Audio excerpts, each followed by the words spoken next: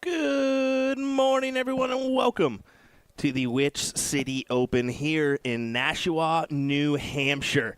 Happy to be on the call this morning for our coverage, and boy, do we have a good match right off the bat. I already had to move my board camera for him. It's Big Daddy Darren Young and his teammates in this triples coverage. And as you're going to see, he's going to take up a little bit of the board here and there. He is pretty tall, and when he maneuvers over, going to have that happen. But, hey, we're trying to make best do of it here.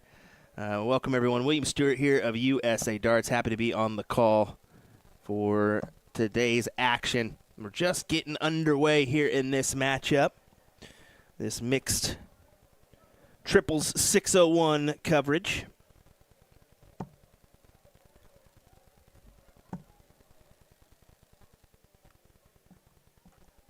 We are in the last 16 stages, so there's a reason why we come on when we do. We kind of time it out pretty well about what we want to cover the whole day. So, yeah, with the timing on this one worked out fairly well that we're going to enter into the quarterfinals next and really play into the money rounds here in this mixed triples coverage.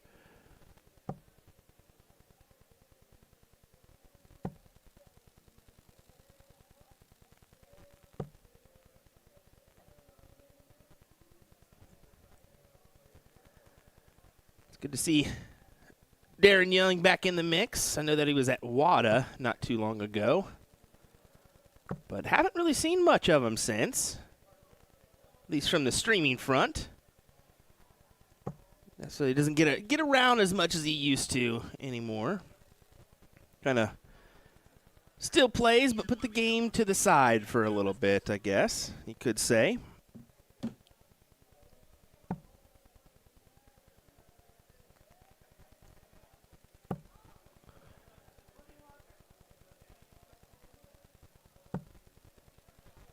Still hammering away, though, his Big Daddy.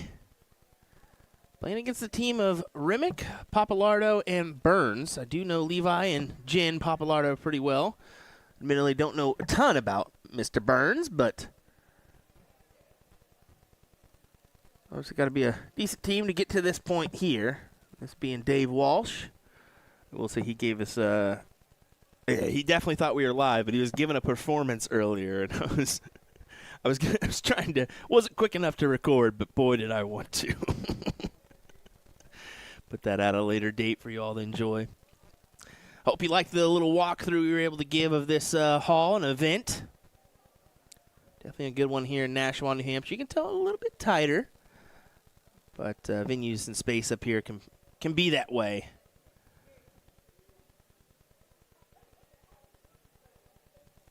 But they make do for this fantastic tournament.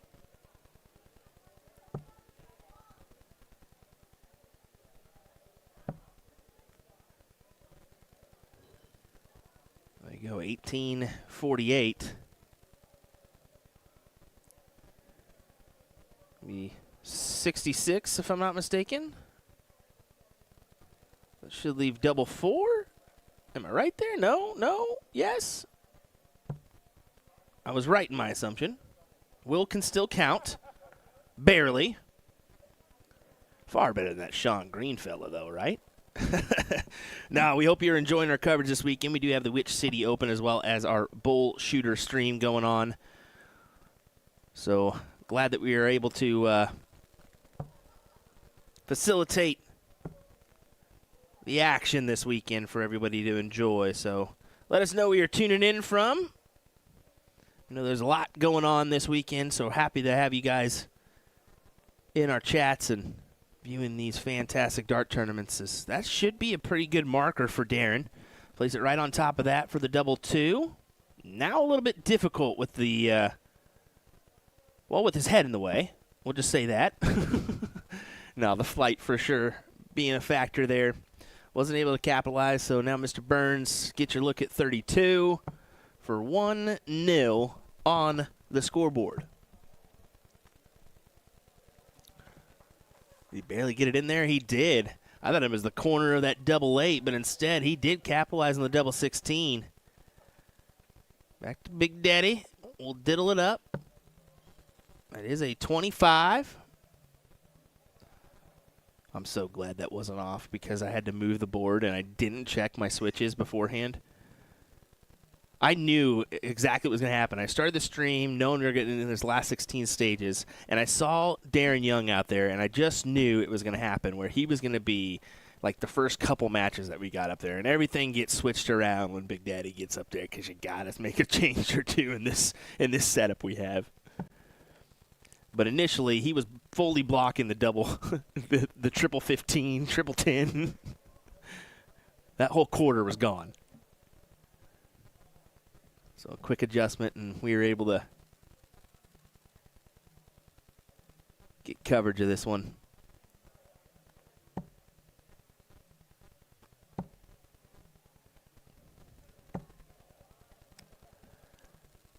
Not quite what Levi wanted. He wanted at least a triple there.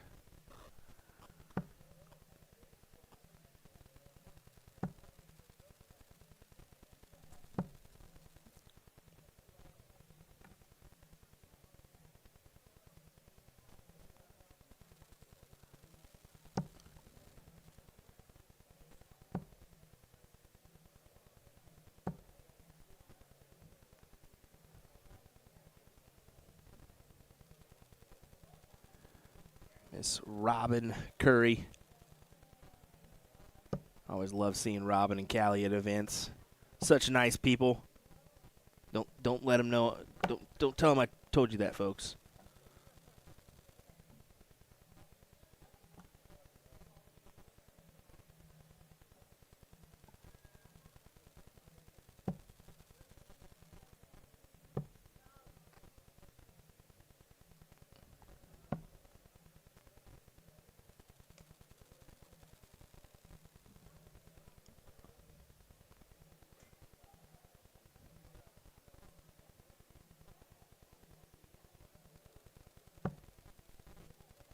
Ooh, there we go. Sorry, working on a couple things in the background. Hopefully that helps us. Maybe, maybe not. Get rid of the helicopter. I'm trying to. I'm trying to get rid of the helicopter in the background. It's starting to annoy me.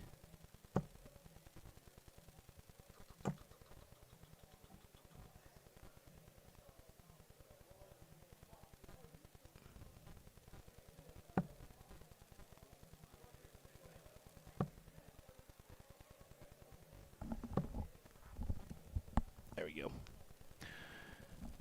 Yeah, a little bit. Anyway, back to this match here. It is Saturday morning, of course. We all know how that Friday evening can go. I can only imagine how tomorrow's going to go. But, yeah, I would say just a little slow this morning. I don't think we're off pace by any means. I mean, we're pretty – I would say maybe 20 minutes max we're off. But we should be in pretty good shape. By the time the next event starts, which is usually your pace you want to be at. Exactly, yeah. We should be in top 4 by, well, maybe top 8 by 1 o'clock here, because it is 12:37 right now, local time. The WDF women's singles event does start at 1. Men's doubles cricket starts at 1:30. 4 p.m. it kicks off our ladies doubles cricket. 4:30 the men's singles WDF event, as well as a men's singles 45 and under event. So good to see that. And that'll be most of our coverage today. We also have the youth going on in the other room. They were round robin into knockout stages in that one. So I'm hearing that the round robin is just finishing up. They'll be approaching the knockout stages, and maybe we'll get the finals of those ones. I'm hoping we do. But happy they have the youth event here. I was actually down here at 8:30 this morning, just planning out everything with the youth director, making sure that we could possibly get that coverage of the little kiddos, because boy, it's enjoyable to see them at the board. And it means a lot to them. Yeah, David Garfinkel right next to me says it means a lot to them, doesn't it? Yeah, it does. It definitely does.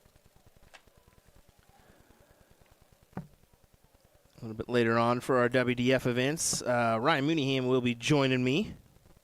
So looking forward to having him in the booth for me. Well, virtually in the booth with me.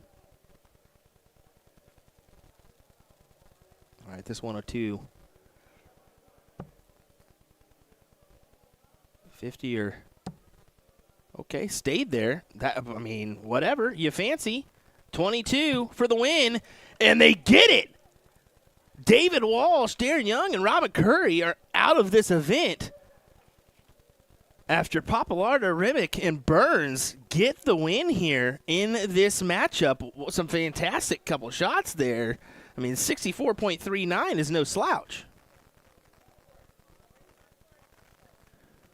Great stuff, as you can see our little finals pit here.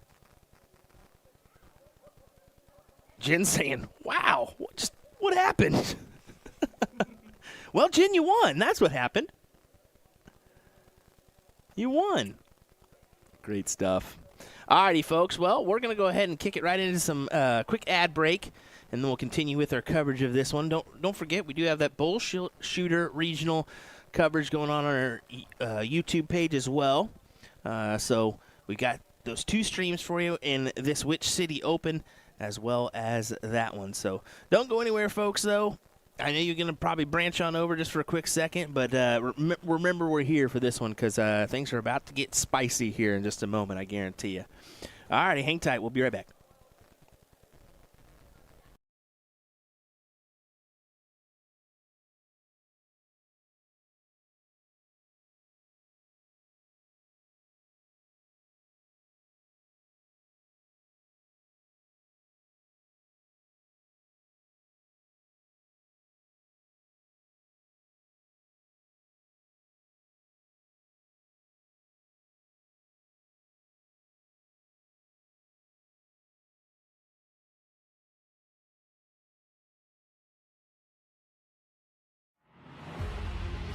Going to be key. You can tell by the way they're scoring, there may be nothing in it. One man misses, does the other man get? Yes! Double 12! That is the most amazing layouts you will ever see in your life! I can't stay! Double 12, and the 9 Dark King lands another one! Covered by Team Michael.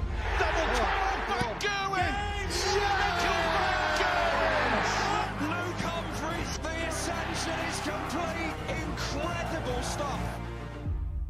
The world number 1 is world champion.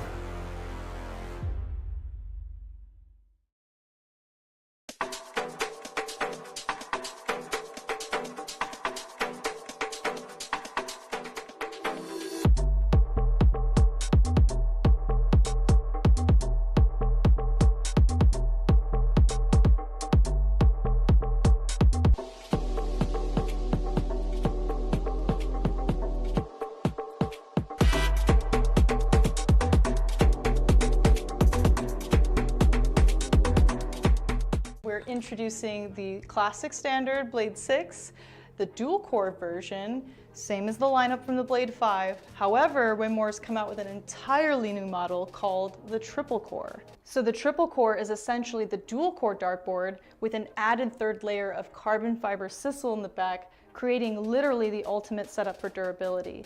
So not only are you paying for an even better longevity of the dartboard, but also enhanced graphics and functionality. All 3 dartboards have a hardened double bullseye and 25 segment to help with durability. So listen up, Americans, we need this because of our obsession with cricket. The most common problems we have with sisal dartboards is the bullseye segment wearing out or some issue with a wire. So let's just say we're not known for wearing out our doubles. All 3 dartboards come fitted with the 3 Rotolock wheels to help stabilize the board to any wall surface. But the adjustable wheels make your life so much easier because they allow you to rotate your board super quick and easy. You just loosen them, rotate, then tighten them again, then of course fix your numbering. Luke Humphries is the greatest darting force on the planet. Bullseye! Oh! We got one! The fish has been landed. We know he's too good. The world number 1, world champion. Incredible stuff.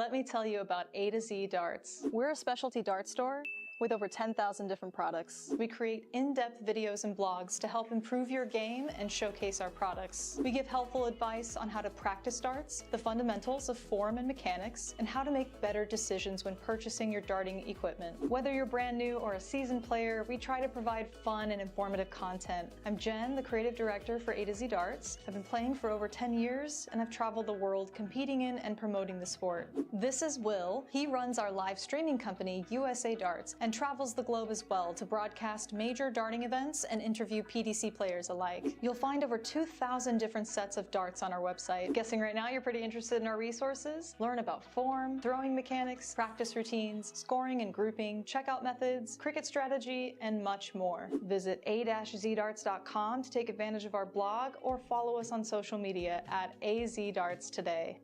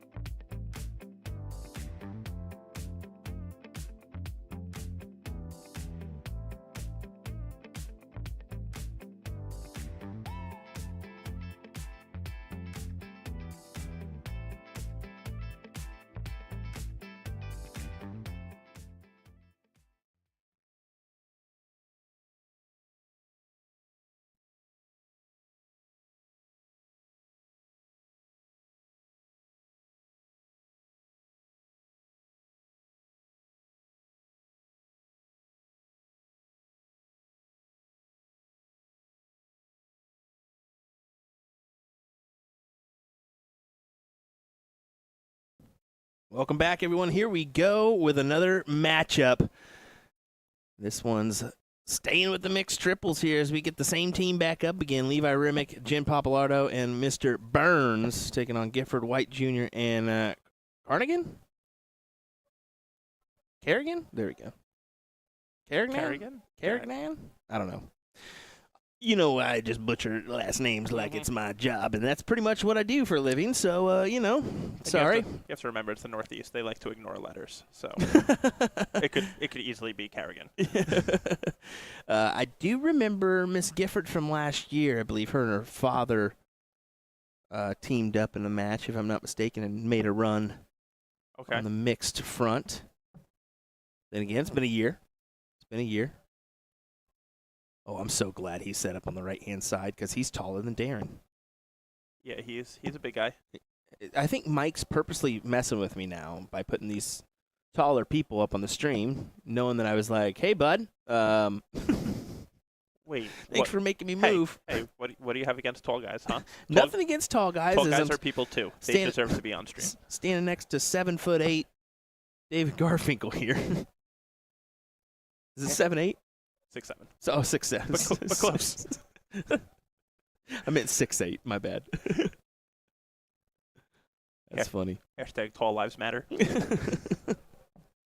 They don't matter here, boy.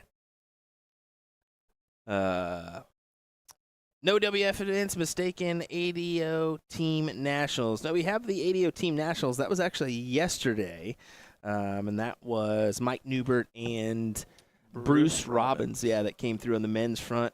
Kasia, did you see what I did? I see Callie West, Asia Jalbert, Kasia, won it on the women's side. So both of those, I guess, duos will make the World Cup team. That's Callie West's 7th. That's crazy. Kasia West and Allie Jalbert. Kasia West, Allie Jalbert. I like it. But yeah, we have the WDF events today, starting at 1 o'clock for the women, 4:30 for the men. Of course, your defending champion on the men's front is going to be Leonard Gates. For the women, it's going to be Callie West. Yep. So, just to let you know. I mean, it's a safe bet in the U.S. with any WDF event to just start off with assuming that Gates and Callie are your defending champions. It would be. And it's surprising they're not playing together this weekend. No. I think Andrea and Gates are playing this weekend, which... The Texas Tandem. Yep. You can't blame them for doing so. I mean, Andrea current top of the rankings, Leonard top of the rankings on that front, so why not team up and try to take it down? We see a lot of you viewers joining us on YouTube as well as Facebook. Appreciate that. We got Liverpool, UK joining us. We got a couple UKers joining us, so appreciate you guys spending your time with us today. Just finishing up supper, getting ready for supper. I would, yeah, you're right. 7 o'clock their time. Want to try that one again? I'm used to Central Time. 6 o'clock your time. My fault. Dang. So close. You're brutal. So close. I'm used to the Central Time. I can rattle off Central Time. No problem. No problem. Yeah, but don't you know in America, us Eastern Time Zone people just decided that is the time that matters in the U.S.? Yeah, exactly. You can clearly tell when Sally Kelly one time, as I put something in Central Time on USA Dart, she goes, most of Americans live in the East Coast, by the way. And I had a couple people in the Midwestern say, who cares? I always find it funny with ads and whatnot, how everything is Eastern, Ooh! and it's just... What a check! Wow. What a check! A 114, just like that. I saw him hit that 14. I was like, oh, no, here we go. For a steal. That is a big steal. That'll work. That will certainly work. Oh, boy. And did that rattle Levi also? Because that was not the best of attempts at a ball either. It really wasn't. Uh-oh. Our buddy's back. Hold on, guys. What'd you say, bud? Jimmy the Cricket is back, folks, so we're hearing him chirp in the background. If we catch it full blast, we'll let him go.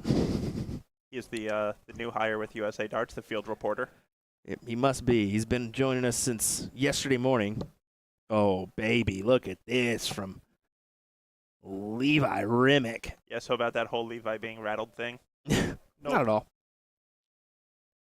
If you talk to the people up here, they will tell you Levi Remick is the best player in the area. I was kind of I've said that last year and I wasn't gonna say it again. I'm glad you brought it up because yeah, there is this little, and I always heard like I think I talked to Tom Sawyer and a few others, that they said, oh, you think we're good? There's a couple people, especially this guy named Levi, who could really do some damage if he just traveled and put in that effort. Yep. But you can't blame somebody for, living life, doing their thing, whether it be family time or just, job, whatever it is. Absolutely. Sometimes darts isn't everything.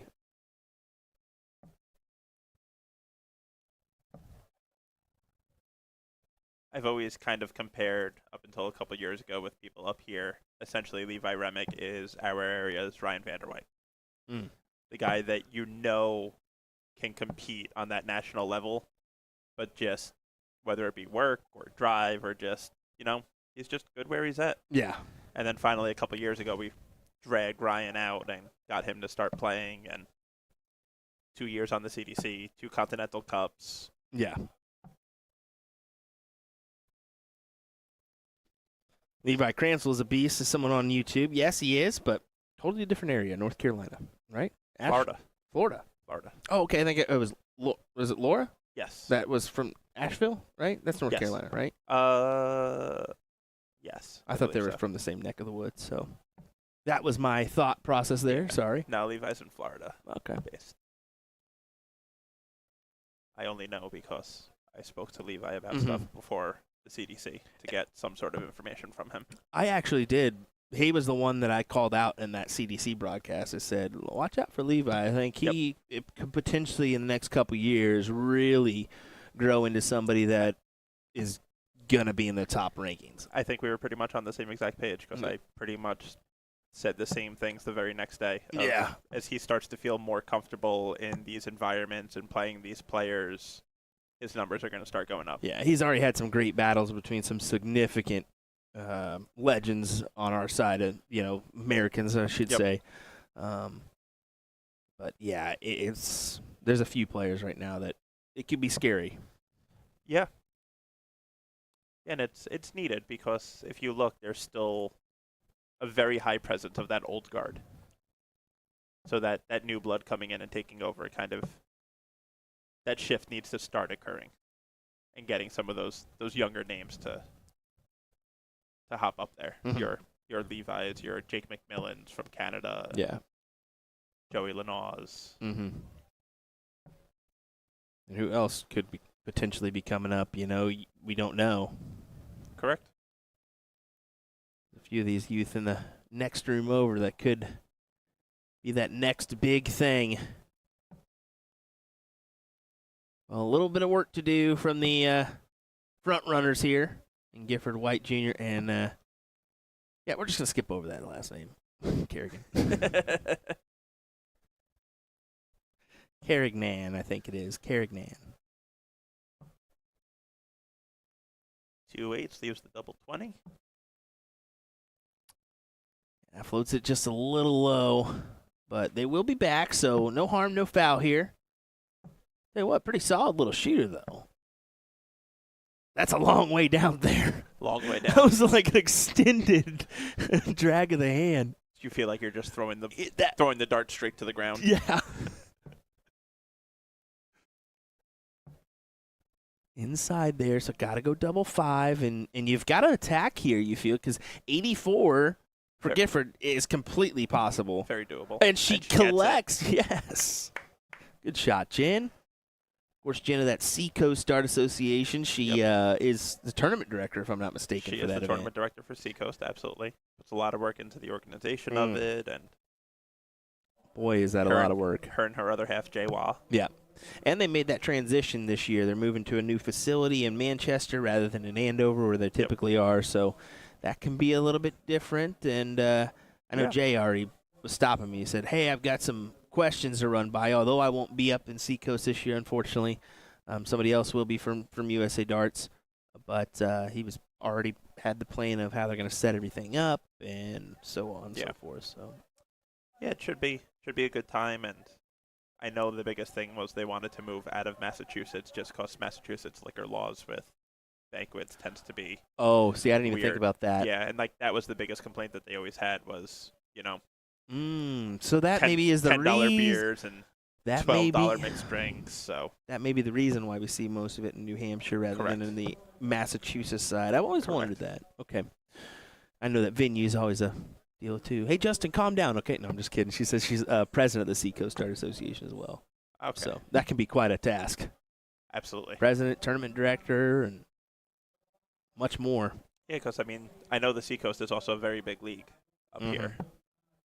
Yeah. So 1-2-1 there from the Yeti. Fantastic stuff.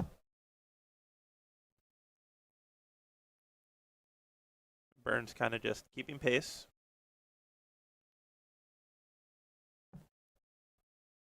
Triples is definitely a fickle game. It's hard to kind of find that rhythm when you're shooting once every 15 darts. Yeah, triples is such a tough, difficult game, and I'll be completely fair and honest. Not my favorite event of all to play in myself. I'd rather play doubles and singles. Just keep it real here. So I will say this. As a player, triples is a nightmare.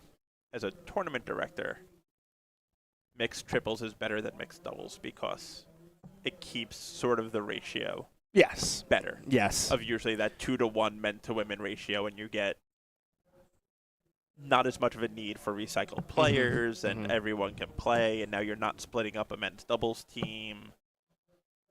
Well, we did see that. I mean, we talked about the 301 event, just the numbers we had there. We had 98. 99 to 50. Yeah, 99 to 50, and one woman played in the Open by Correct. mistake. But So 98 to 51, yeah, I mean, which is almost your 2-to-1, exactly. You're 2-1. which forms perfect trips teams. There you go. Avid lover is not of nachos as well, says Justin for Chin.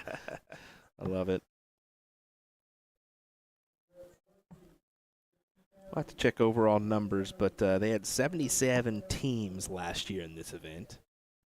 Okay. That did end at 2:30. So they're running fairly quick compared to last year's then. If they have the same amount of teams, absolutely. They're Yeah, and they may have a Cooking little bit with fire. more. I mean, for the mixed doubles last night, they had 114 teams compared to 105 last year, okay. which is great. Always good to see attendance up. Oh yeah, anytime you get attendance up year to year, that's fantastic. And I think, some of that could be the U.S. Team National. Some of that could be, just overall growth of game. There's a couple factors there. Well, interesting last leg here as we get down to the nitty gritty. 154 for the Yeti. Won't go here.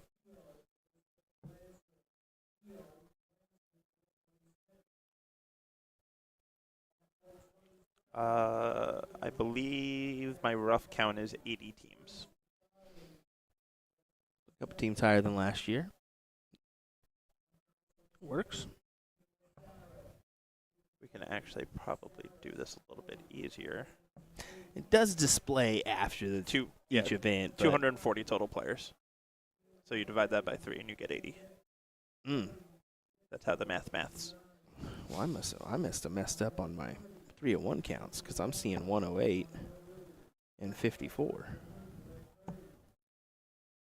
I wonder if when the math was done. Yeah. Still some great numbers on that side. All right, 80 for Jen. She went 19s. I think she was meaning for 16s there, but just maybe floated into the 19s here. Whoa. She goes, that is not what I wanted. She Not goes so much. double 8. But even that, I'm not the biggest fan of 16s on 80 with your opponent sitting on 40. Mhm. I feel like you have to go 20s there to give yourself Exactly. You've got to go 220s for tops. 2 singles for a double. Yeah, and Gifford now needing tops. And look, the Yeti's calling for it. He's going all the way up top. Oh. Got to scramble now. Barely gets that 7. Double 16. Not yet. Levi stepping up, 32 for the match. Book their place in the semifinals. We've already got a few teams there. There they go. Levi manages to do it. They escape it. Some great play from that other team, but managed to etch their place into the semis, and at 66.27 compared to a 68.12, barely got by. Yeah. So right now in your semifinals is Leonard Gates, Bruce Robbins, and Andrea Taylor, Jessica Dreyer, Rick Fortin, and Tony Solomon. And then you got Levi Remick, Jennifer Papalato, James Burns, and then Aaron Wrench, Carolyn Mars, Gino Florian. Which is funny to see because 2 of those setups Happened within the last 2 weeks. Yeah, Gates and Robbins Mhm. and Wrench and Florian were 2 essentially scramble setups of partners not being able to make it or miscommunication. but it's a good team, and they're rolling here. Yep. They're looking for a chance at today's top prize of $900 for first place. Let's see who capitalizes on that here in just a moment, folks. Semifinals of this one coming up next. Don't go anywhere. William Stewart, David Garfinkel on the call. We'll be right back.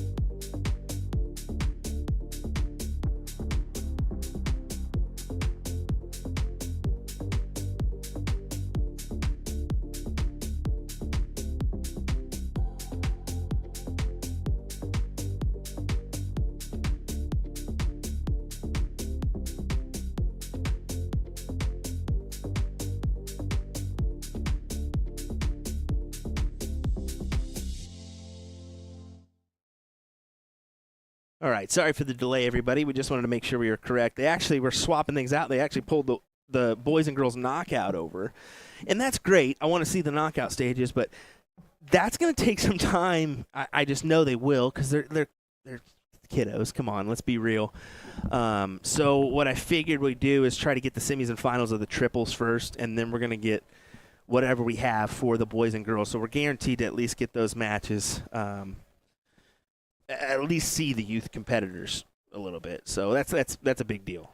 Absolutely, and I think that is the play. Is you kind of finish mixed trips through the way, and Yeah. then you get the finals of the youth boys and the youth women. The matches aren't taking long on the triples front. I mean, you're talking 10 minutes, maybe 15 max. So it just makes more sense. Go ahead and finish out the triples coverage and then do it. And even the tournament director up there was like, dude, I didn't even think about that. That's just, we were just pushing over and figuring it out. I was like, that's why we work together and make sure that we got the plan of attack here. And sure enough, that's what we're doing. So we'll get the semifinal matchup, which they hadn't called yet. So we'll get that on 44. And then we'll get the finals on 45 here next. And then we'll work our way into boys and girls youth finals or knockouts, wherever they're at in that matchup. So Absolutely. yeah, sorry for the delay, folks. We'll give you just a minute, let these guys warm up, and then we'll get back into it. So, just give us a second here, and then we'll be ready to go once again. But, hey, that's standard process of a tournament, working with the tournament director, making sure you got the best plan of attack for the feed. Of course, and when you're assigning boards, you're kind of just you're not really looking at matchups. You're just in that autopilot mode of just. And I guarantee what had happened is French is working on the tournament. Carrie is working on the youth side. And there's two different things, probably just what happened. So, all right, give us a second. We'll be right back.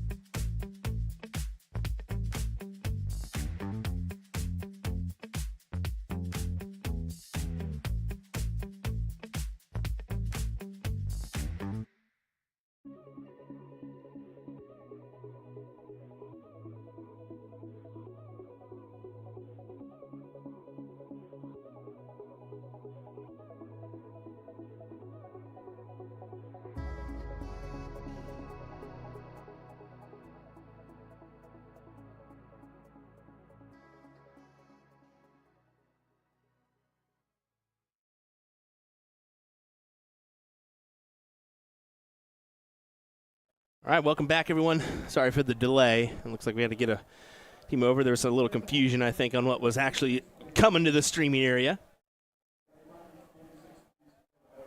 So, looks like we're finding a chalker here for our matchup. Yeah, there we go. Then we should get underway with this one.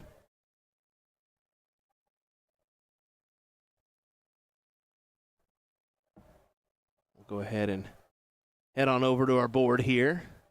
A little bit different angle that we got for you here for this one, but it does work for us.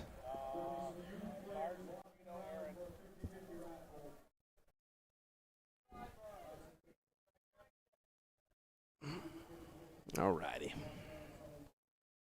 Oh, and of course we get another kick right off the bat, so we're fighting it already.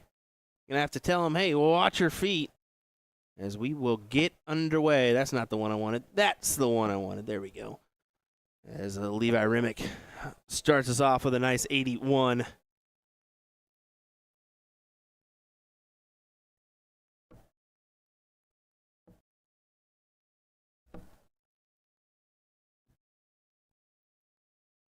There's a lot of commotion around our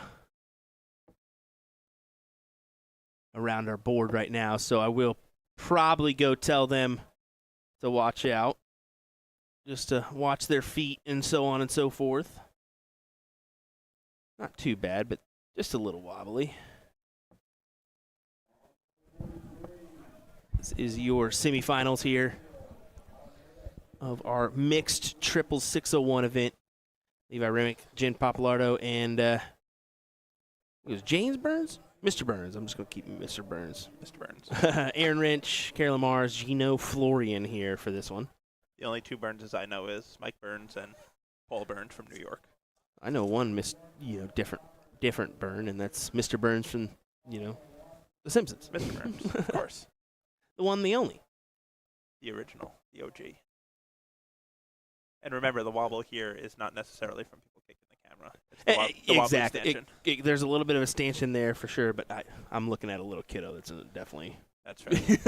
Yeah. That's right. He definitely is giving it a go here. I think watching Pops is what she's doing, so kudos.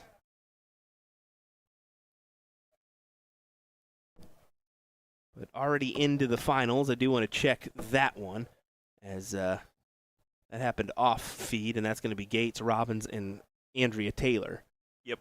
So they are already locked in to the finals. Winner of this one will play them in that next round. What do you say, folks? Share this around. Let your friends know we're live right now with your coverage of the Witch City Open. And you'd have to say two surprise teams are going to join them in the finals. I would say so. I mean, Gino, Aaron, and Carolyn, pretty good duo there, or pretty good duo triples team there. But yeah, based on some of the teams that we already saw in the group, I mean, yeah. But you mentioned it earlier. There were some heavy hitting matchups in the early stages. Heavy hitting matchups, and Trips is always kind of that wild card event. It really is, because you never know how you're really going to adjust to. Yeah. You're never going to really know how you're going to adjust to being up there 1 and 5 times. Correct. Because each time's definitely different. No doubt about that. Yeah, it's kind of one of those, it's hard enough to catch a rhythm necessarily in doubles compared to your singles rhythm, and now you add another 2 shooters on top of it between your throws. It's kind of just your 3 darts is your first 3 darts of a leg every time you throw them. Yep. Capitalize with that last dart. Good savior. Pulls them down to tops. And they return.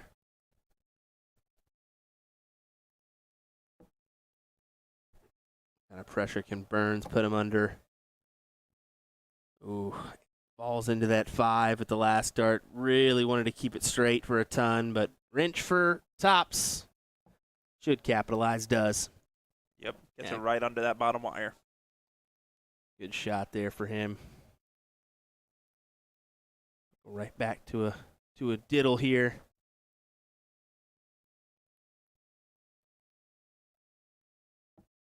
And right in the heart for Levi. I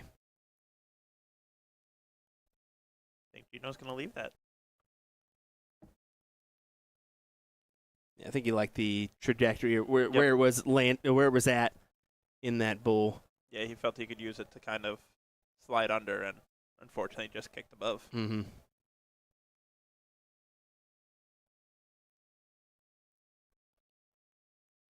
Right back to it. Leg number 2. Look at that great average in that first leg, 81.95.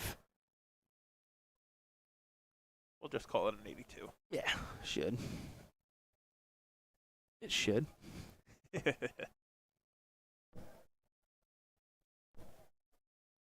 always give Sean Green a hard time on that one. Can't just round up. Come on. You can always just round up. Get in the general area. Yeah, it does go downstairs with the last. He built himself a little wall blocking that trip 20 there with the first 2.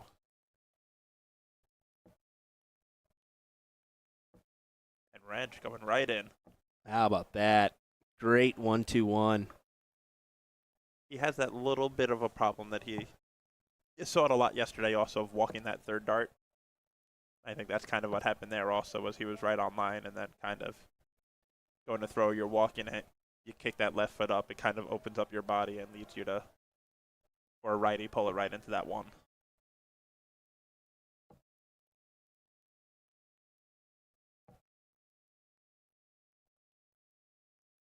Michael saying, is Levi related to Glenn and Carl Remick? I believe they're cousins. That I'm not sure. I know they are. Honest. I know Yeah. they're related, but I believe they're cousins, or there is some relation there. And of course, Carl and Glenn of the ADA. Glenn, of course, no longer with us, but it's pretty much Gloria and Carl now that run that. So, yeah, there is some relation there. Just a little.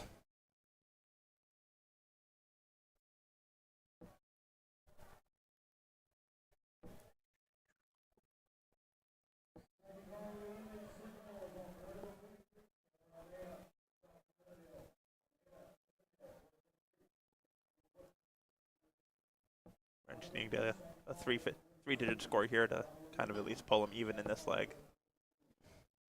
MAGA 180 says, with all the dudes having man buds on stream, I think this is the only guy that's had a man bud on stream is Levi. Yes. And you've just seen him like three times. times in a row. So just maybe focus in on the other features there, brother, and you'll be able to tell that one. Oh, he's talking about the guy in the background. That's what he's talking about, this guy in the striped shirt. Yeah. Yep. That's the only 2 people I think have man buns in the room. I mean, you have Fitzy has a I guess Fitzy. ponytail. Yeah, I guess Fitzy, but he's homeless. He just shows up. No, you're thinking Jeff Roy. Both.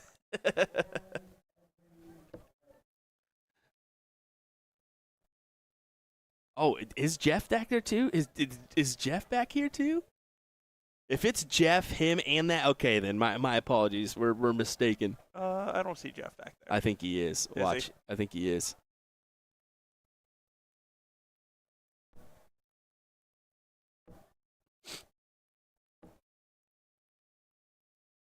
Yeah, there he is back. He's back there. Yep. Yeah. Yep. Just ironic circumstances, I guess. 109 here needed to collect with Wrench, Mars, and Florian back at 194. They cannot take it out in this next round, so really just need to will it down as low as you can go. Set your teammate up. Yep. For the Leaving him on checkout. 72. And it's a 2-3 dart checkout. Correct. It can be done fairly simply, so just got to hope for a miss. Fairly simply, that's good. Going to go 16s here.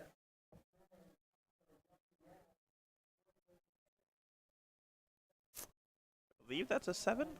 Yeah, it's really just on that cusp right there. But, yeah, fell into the 7. Goes for the bull. Hits 19. 46 left. 10-6 wedge here. Assure that double. And that's exactly what she does.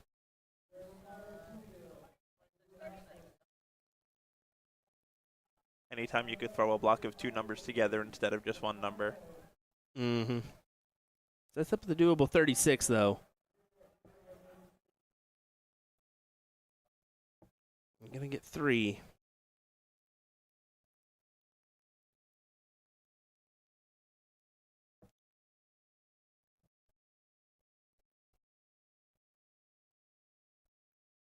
Levi going to look to pin 2 18s here for a level match. Oh, Oh. no. And that is not ideal. One would consider that less than ideal, that's for sure. Yeah, Gino with 98 remaining here. Gonna get 2 at 19s. Oof. That was almost that third one, busting it, Mm-hmm. which is definitely not what you want to do at 98. Not at all. I understand the frustration, but anything can happen here as he chases down to 2s. And he gets it.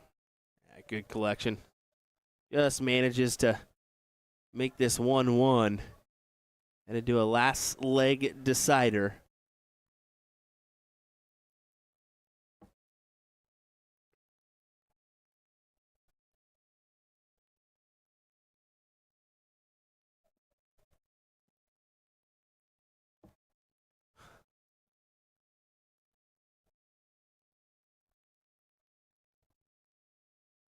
Go through the knuckle process once again. Fist bumps for everybody. You get a fist bump. You get a fist bump. Everybody gets a fist bump. What a start for Levi. Right into the heart of that triple 20. Surprised he didn't follow it in with one more. But a ton is a good start. Good start, but if there was such thing as a disappointing ton, I think That- Levi would tell you that was a disappointing ton. That would be definitely one to Because when say. your darts stand up kind of the way his does and you bury it right in the top of that triple, it just, that whole bed looks wide open for you. You expect to at least get 1 or 2 more.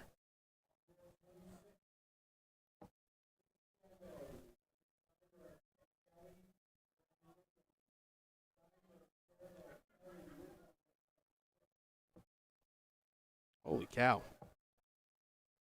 I didn't realize on that youth side it's a race to 5, not a best of 5. Oh boy. So that's smart thinking that we did the triples in front because they are just into the first rounds. They're both in top 4, so we get the finals no matter what, which is kind of unfortunate. I want a little bit more, but at the same time, it kind of makes sense, especially where we're at. Yeah, and especially best of 9s kind of. Especially in the youth front. Not that you don't want to show the youth, but that Yeah. has potential to be. We know how long it can matches. be. Yeah, we know how it can be.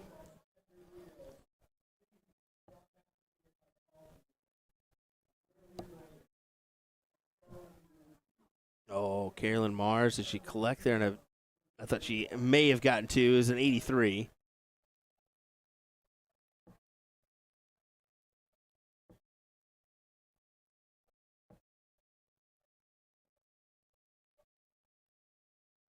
But right now, as we're about halfway through this deciding leg, slight advantage potentially for the Wrench Florian Mars team. Yeah, just a little bit. Just a little bit. I mean, not the greatest of rounds there from Gino, but just a little ahead. Oh, until then. Until then. Good shot from Burns. Big shot there. Sneaks in that triple 20 on that third dart.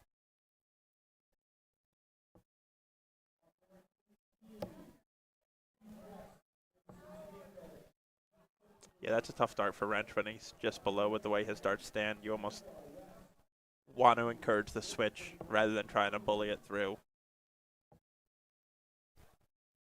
Mm.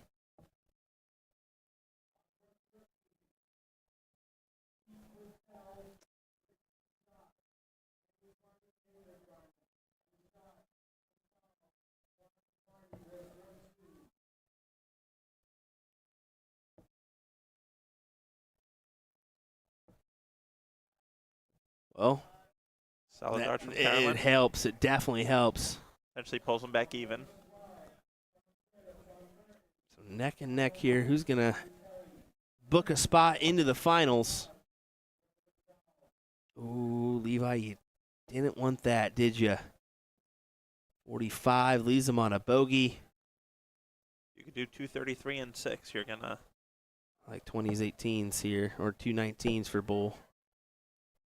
You got to go bull there, Gino. Got to. You got to go bull there, Gino. 25 sets up a look.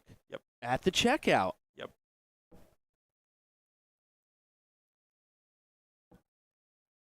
And that's what I was saying. 20s, 18s are bull there, or 219s for bull. You gotta think about that. Correct. Going into this. I need to set up a checkout and steal this opportunity away from the other team. And they're going to possibly get another one because they set up on 159. Oh boy. Oh no! You can see gets to an out, but the tension's here, folks. The tension is here. 100%. I mean, you're talking a difference in, top four, $300. Second place is $600, so an extra $100 a piece here. Yeah, doubling your money. Oh boy. Oh, is this interesting? Got a little stretch of some nervy darts here.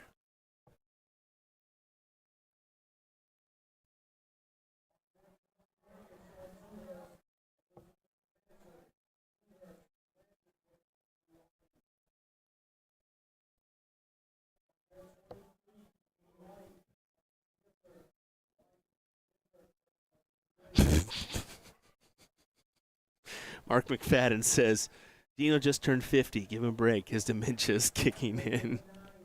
That's fair. That's terrible, Mark. That's true friendship right there. That is. Oh, from around the same area, I believe. I think. Yes. Yeah, he's Rochester. Rochester. Yeah. Forget all the how Probably you guys about pronounce it up here. Hour-ish from Syracuse. Yeah.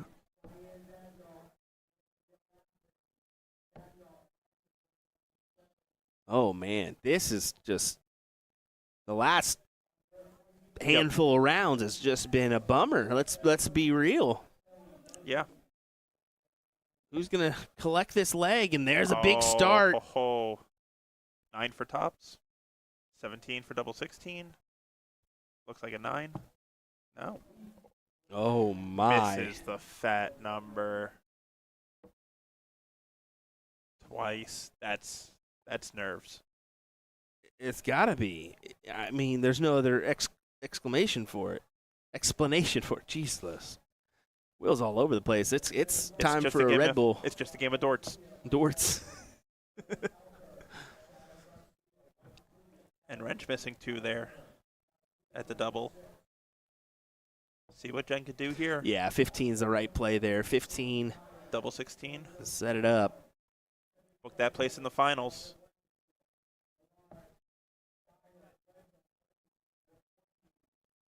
Better attempt than Wretch had. Look at the teams watching on for this one, too. I mean, Brucey definitely looking on. Oh, that's a beautiful marker for Carolyn if she could play right off of it. Oh, she does. She says, I don't need to play off of it. Well, there you go. Carolyn Mars, Aaron Wrench, Gino Florian going to take on Leonard Gates, Andrea Taylor, and Bruce Robbins next. I think it's safe to say they're going to have to tighten up a little bit on the back end of legs there. Florian, Wrench, and Mars to... We got another question here. Are y'all going to live stream the youth finals? Yes, we've already talked about that. We will be streaming the youth finals as soon as we can.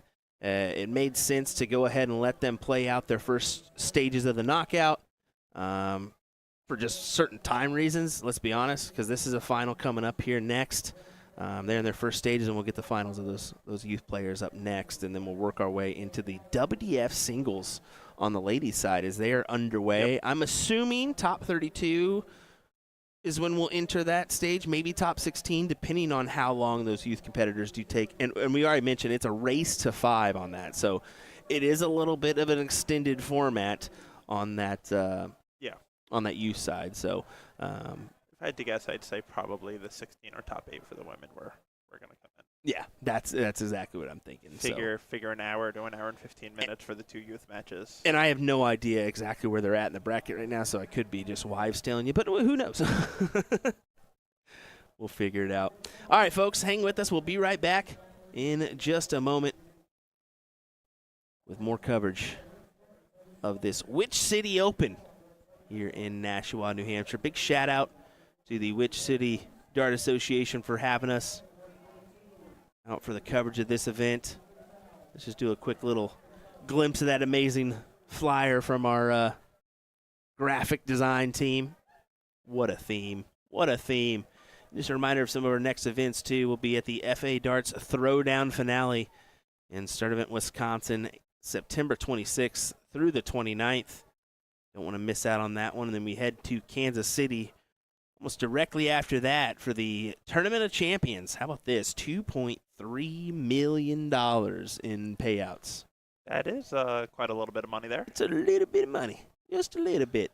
Yeah, some of those matches are going to be $30,000 up for grabs. So that kind of money really puts you under pressure, don't it? I'd say. I would definitely say so. Okay, well, we're going to head on over to board number 1 here in just a moment, and we'll get underway with that action shortly.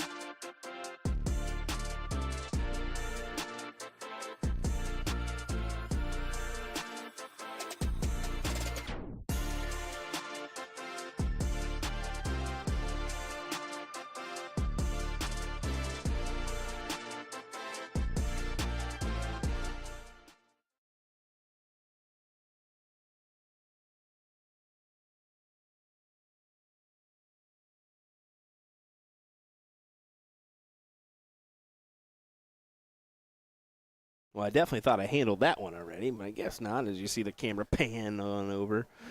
All righty, here we go with your finals. That's right, finals time once again. Leonard Gates, Andrea Taylor, Bruce Robbins takes on the team of Gino Florian, Aaron Wrench, and Carolyn Mars. I hope you are ready. William Stewart, David Garfinkel on the call here.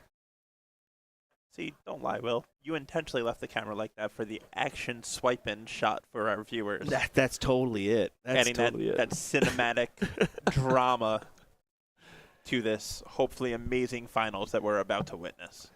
I'm hoping it's going to be a top-notch one as Aaron Wrench starting off with a good one of 99 there.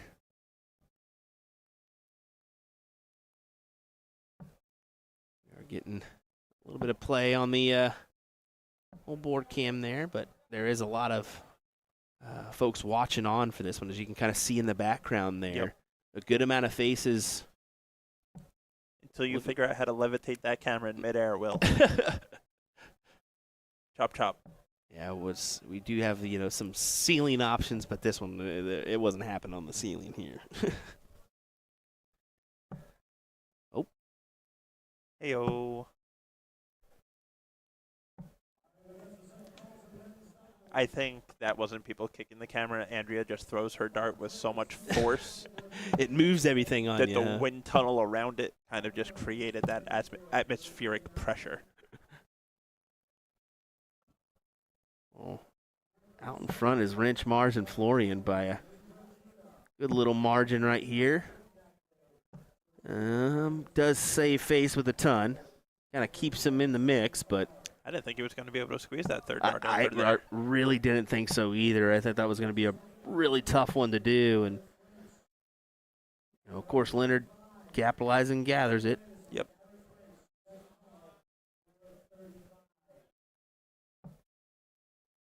Bruce got to be feeling comfortable this weekend after his great run yesterday in those that team event. Absolutely, and that was the biggest thing for him, was he really wanted to qualify for South Korea and qualify for that team after going last year and representing, and I believe he finished top 8 in the singles event there, but he wanted to prove that he deserved to be there and do it on his own. Last year, the only reason he got the invite was because Alex Spellman declined it, and he was the next one on the ADO Order of Merit to go. Yeah. So actually, pretty fantastic setup job here. 100 to 140 sets up the 170 for Andrea to steal that advantage back. Yep. And now they will be first to a double. That is a big last start there by Gino, though, to at least get to a somewhat workable out.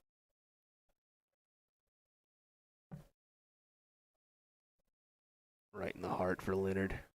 He'll go 39 or 57. You got to go 57 there, just because if you do miss the trip, you want to leave your partner on a single dart out. Yeah. And it's kind of one of those things when you're playing a team game versus solo game. Solo game, if you're feeling the trip 13 and you want to do it, You're all's well fine. and good. Yeah. When you have two other people relying on you, you got to take the percentage shots. You got to take the smarter options, and there's the smart option. 1-0 in favor of Andrea, Leonard, and Bruce. It's definitely a decent leg of darts there, 81.95. 82. Yeah, exactly, 82. And yeah, Gino threw that one off knowing, well, Leonard's going to probably best this one, and sure enough he did with a red bit on the bowl.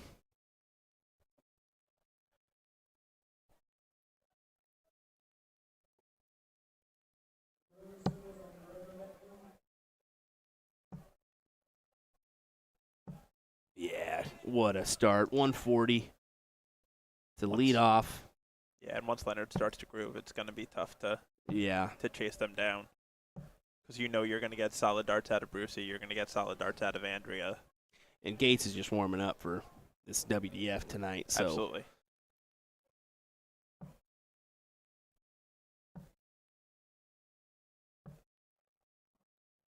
And Brucey at this point has to be feeling like he's playing with house money. Right. Like I can't lose no matter what I do this weekend. Correct. I've already came out on top of what I wanted to do, and he did tell me about that. We were kind of talking outside. I don't care if I make one event a year. If it's the World Cup, count me in. Yep. He said it was the best event that I've ever played in, Yep. just because of the whole atmosphere behind it, playing for your country, the walk-ons, the opening ceremony, ending ceremony, the dinners, all that stuff. And it's so awesome to hear because the WDF World Cup is literally an event that's just about the love of darts. Mhm. There's no prize money. There's nothing. You're going there and playing for pride of your country. Yeah. And that is it. That is the only thing you win is pride. And these people have so much passion to go over and play Yeah. just for that, Mm-hmm. which is awesome to see. Oh, look at this advantage they have now. Pretty good advantage here. 266, 407. Looking promising for a 2-0 win here. They can just do exactly what they've 19 done with here the second. before. Yep. Back up to 20s. He stayed Oh, there. Stay there. Yep. 167 it's okay. versus 170. Yeah, exactly. Whatever you fancy. Both are tough outs.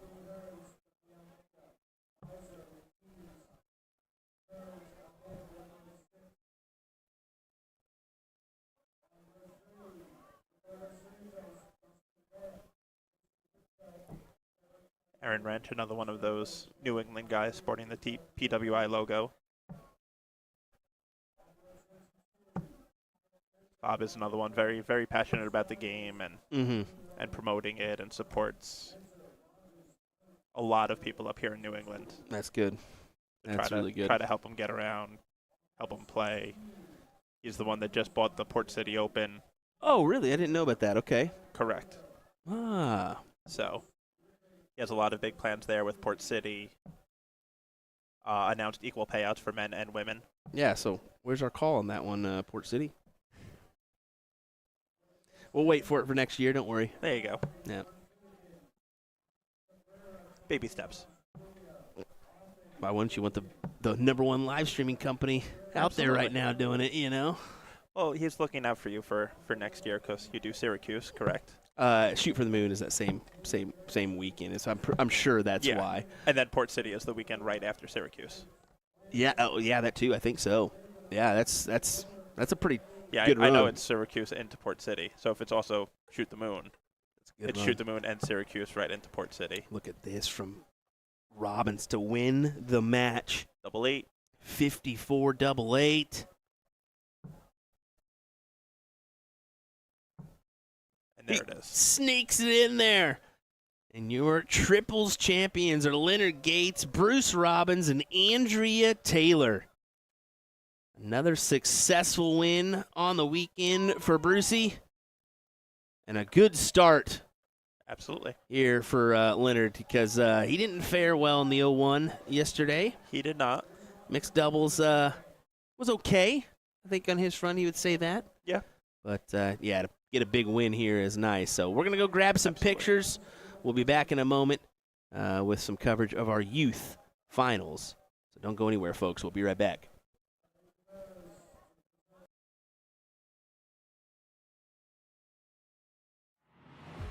This game is going to be key.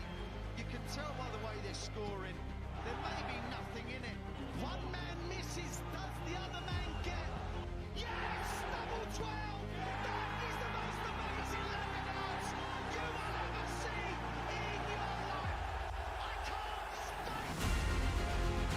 12 from the 9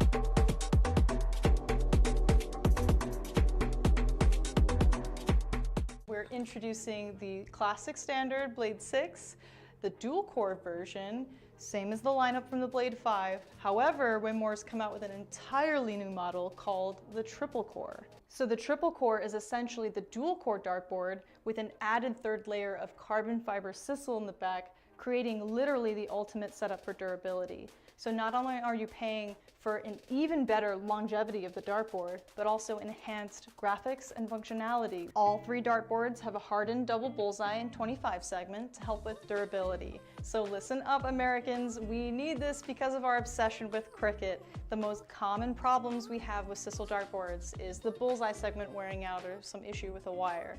So let's just say we're not known for wearing out our doubles. All three dartboards come fitted with the 3 Rotolock wheels to help stabilize the board to any wall surface. But the adjustable wheels make your life so much easier because they allow you to rotate your board super quick and easy. You just loosen them, rotate, then tighten them again, then of course fix your numbering. Luke Humphries is the greatest darting force on the planet. Bullseye. Oh, we got one. The fish has been landed. We know he's too good. The world number 1 world champion. Incredible stuff.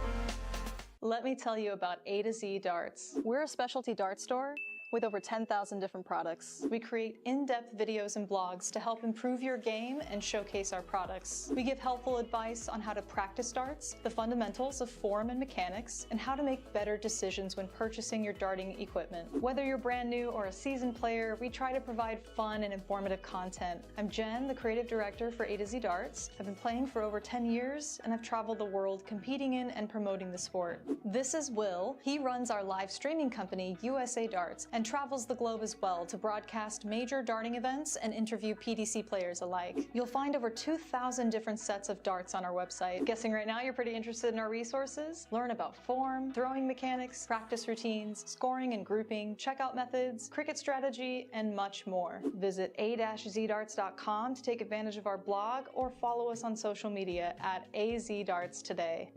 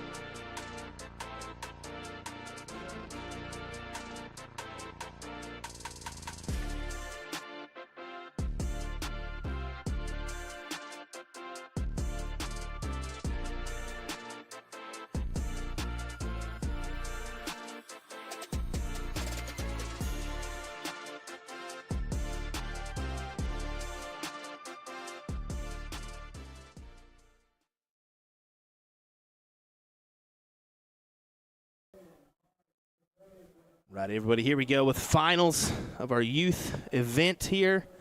This is the ADO Youth National Championship, if I'm not mistaken, actually. So it is Colin Finnegan taking on Timothy Welcome here in this matchup. William Stewart here of USA Darts happy to be on the call for this one as we get underway with this matchup.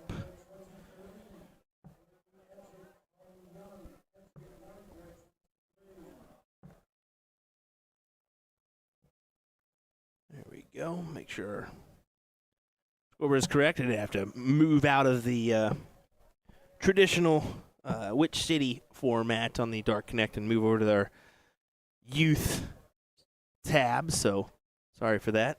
I had to take care of that one, but we are underway with these two gentlemen.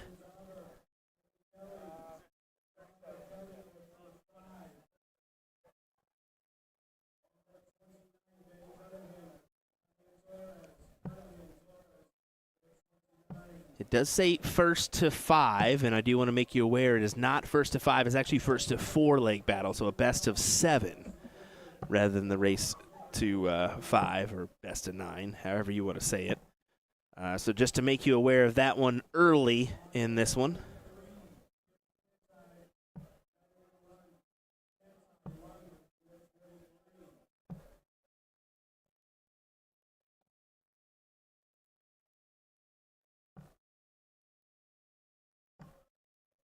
How about this? Good round of a ton. That's a good starter for him. He can kind of build off of that.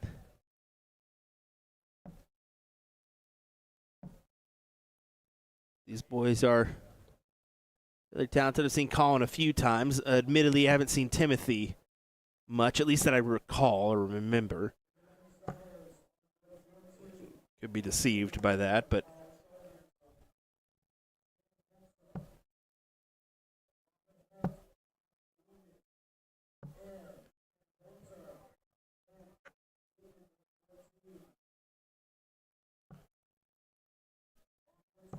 can see a couple camera kicks of the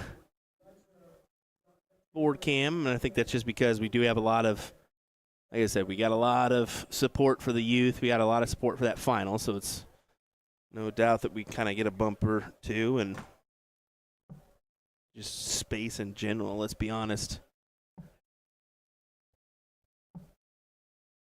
Yeah, good 60. Good 60 to pull him down to 104. Timothy's got to collect on a triple or two, and unfortunately won't do so this round. So a clear look at 104 for Colin. He's going to get 6 from that number, so does not need to attack this and go out necessarily in this round.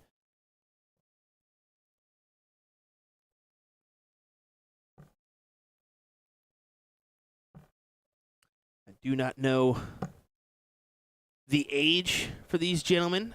That's another thing I do want to mention. I should have asked him when I was out there. I just blanked as I was setting everything up. But 18 for tops. If you have that information, let us know in the chat. I'm sure there's a few people, supporters in here that could lead us in that one. So we get a big kick. But I'm going to go with 14 to 16 range. Maybe 13 to 16 range for these guys.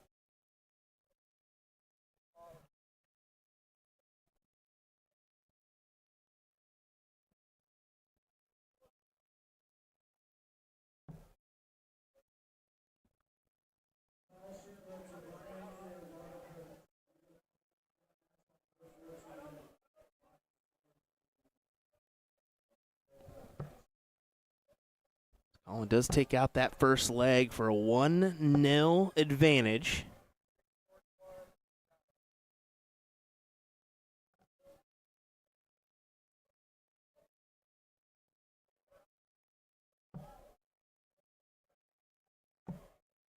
What's Timothy's nickname there? Is that the tornado I saw?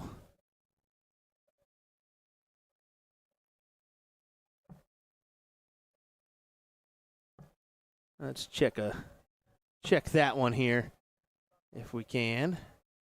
Yeah, the Typhoon. The Typhoon welcome. I like that. I like that. Thought I saw a tornado in the background, but no, it was a Typhoon. Good stuff. Starting off right here in this leg.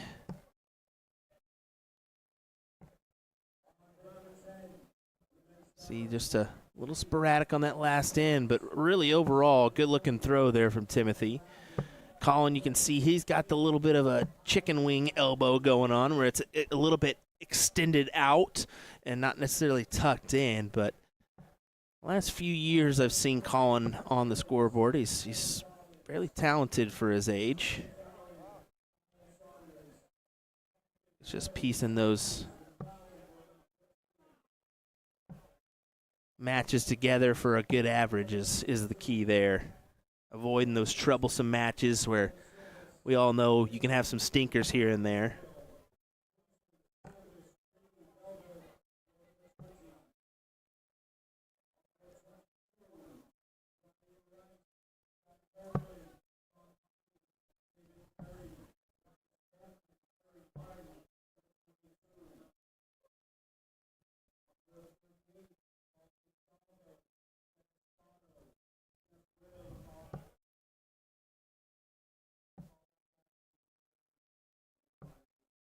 Really wanted to capitalize on at least a triple there. Kind of add some pressure here. It's Colin's throw. Wasn't quite able to do so. But no harm, no foul, as Timothy's going to should get the first look at a check here. Just, yeah, keep it straight. There you go.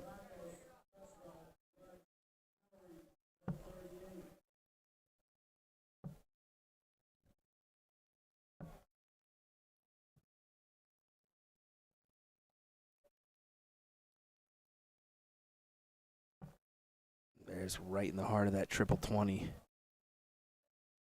can see people in the background calling for it. They wanted it. They wanted that big check.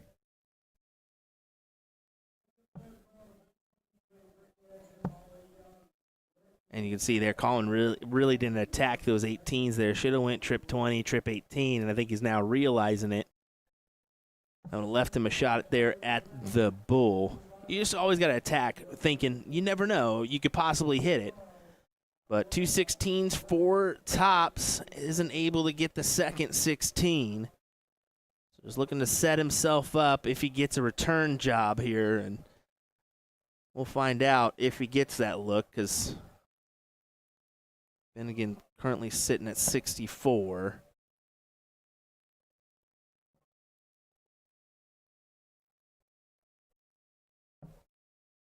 Yeah, big triple 16 for the double 8. What a fantastic check. Fantastic check out from Colin Finnegan.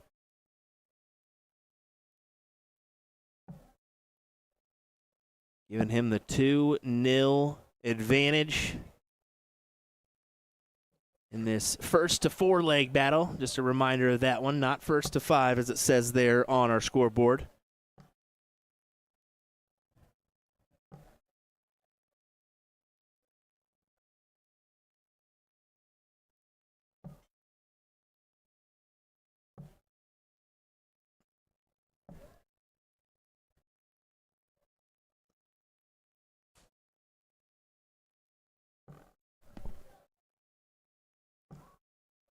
Oh, that is unfortunate. That is very unfortunate. Only a score of 7 as he finds the 2 trip 1s.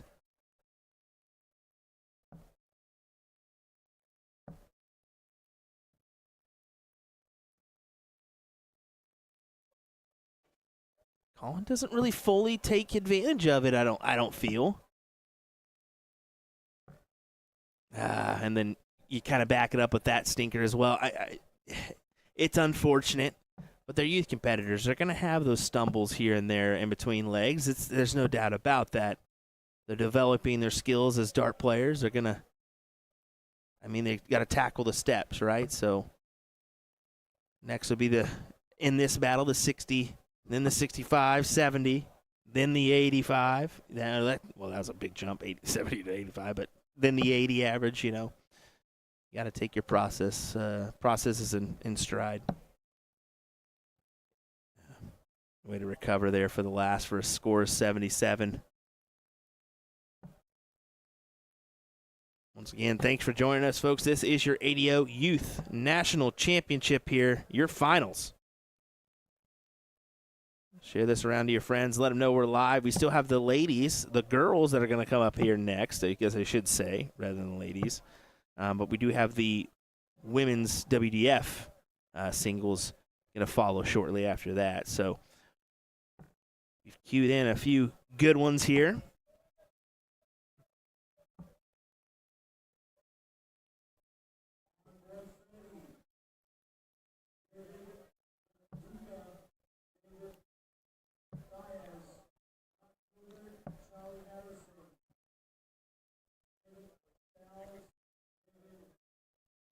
It does look like your girls will be Kelly May Buzzell taking on Nalani Terrell. Hopefully we got those right. We'll make sure that we got the names corrected for our final. I believe that's going to be matchup we have next for you folks.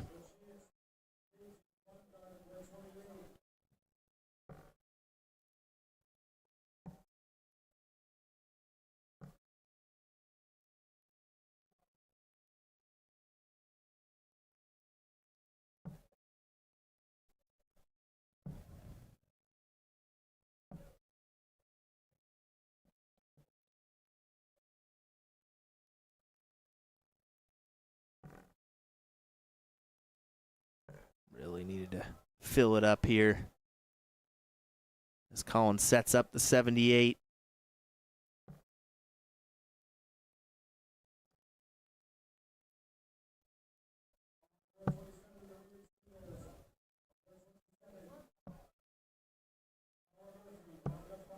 Yeah, did attack that the proper way. Sets the tops up.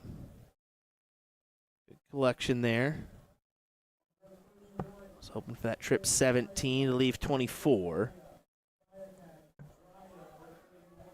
Yeah, good round for Timothy though. Puts him in the mix still, just in case, you know, Colin messes around with this double. Gives him the opportunity. He may do so. He will do so. So here we go, Timothy. Get your leg on the board here, son.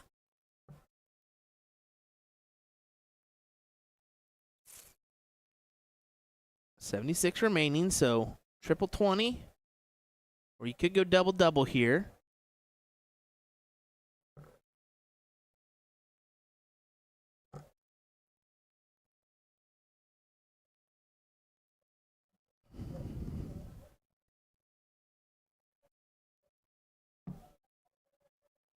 Yeah, unfortunate there for Colin. He was going for the 3 to leave double 1. Ended up hitting that double 3, and that unfortunately will not do here in this one. One more than your intended target.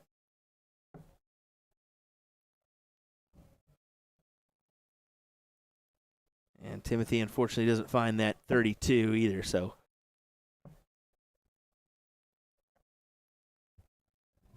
Coming back.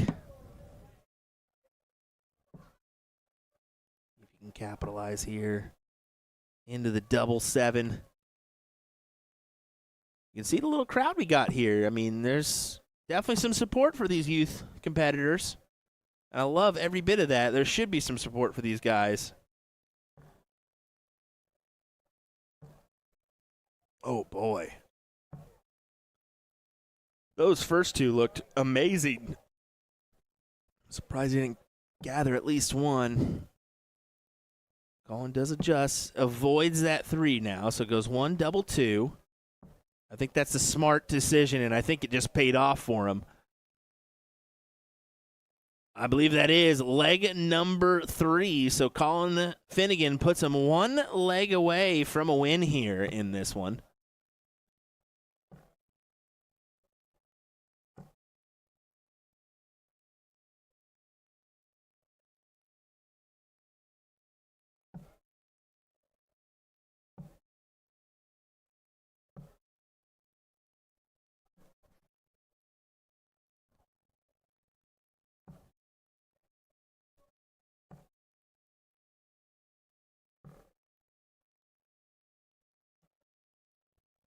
Good.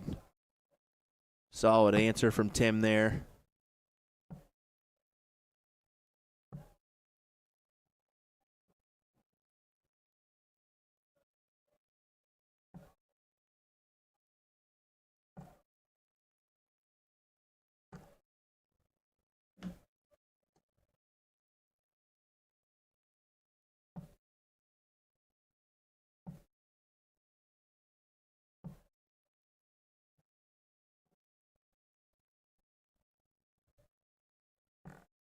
So really promising opportunity for Timothy to get that leg on the board.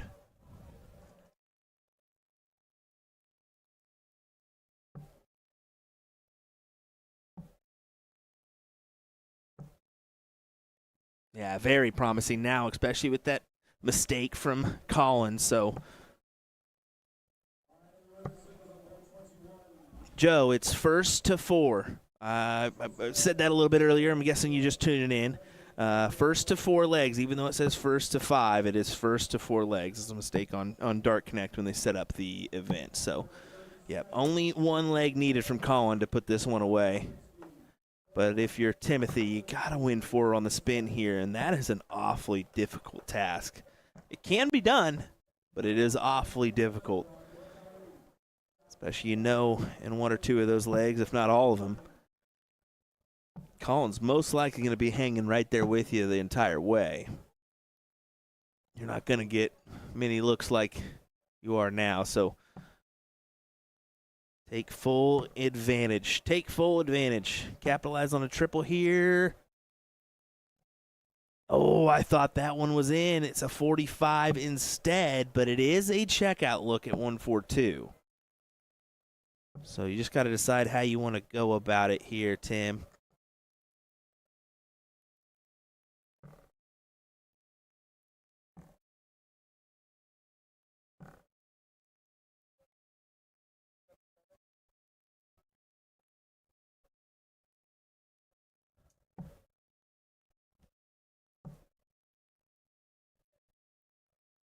Yeah, that one is unfortunate for Colin. Yeah, won't get a look. So 6 for Timothy.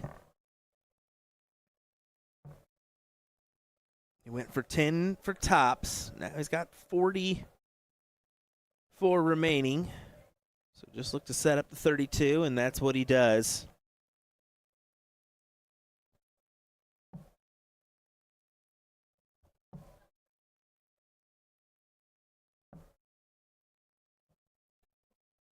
Right, Timothy. Double 16. Good marker. Great marker as he utilizes it and gets one on the board for 3-1. Brizzle Adams, what's going on, sir? Thanks for joining us. We appreciate it. Viewership a little bit lower today than I imagined, but I'm guessing that since Bull Shooter started first, maybe they're pulling some of our feed. So if you can, share this around. Let your friends know we are live right now with this coverage of the Witch City Open. Some good action coming your way as we do have the women's WDF event going on in the background. Let me just check and see where they're at in that one. Looks like top 64 stages. Yep. We do have a top 128. So, yeah, perfect timing, honestly. We'll get these 2 youth nationals in, and then we will head to that women's WDF front and the men's doubles cricket side. Hopefully, most of our coverage will be of the women's WDF side of things. There's just more up for grabs on that WDF singles front than there is on the doubles front.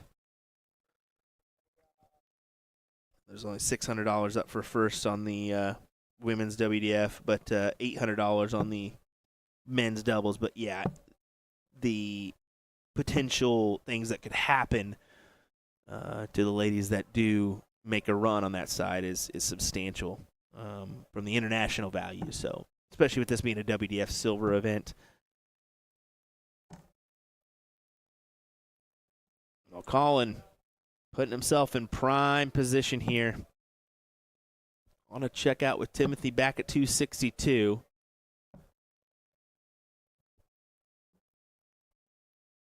Just got to set yourself up.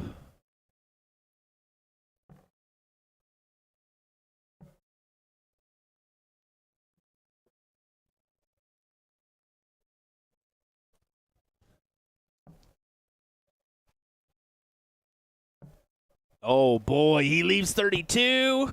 I thought that was going to be in there. What a shot from Finnegan. I was wondering if he'd go 42 or bull, and he elects the bull route there.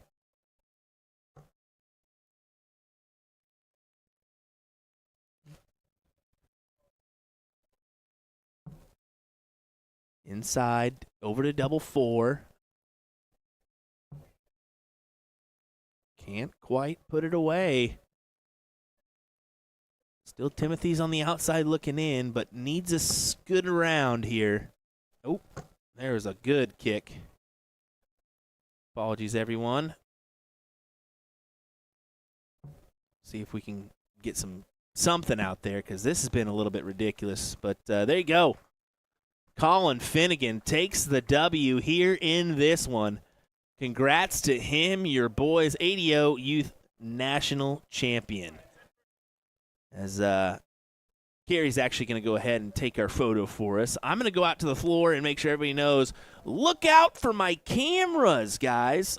As we'll do that, and we'll get back underway here shortly. Thanks for joining us, folks. William Stewart, USA Darts. We'll be right back with your ladies, or girls, however you want to consider it. I'll consider it girls. ADO Youth National Championship.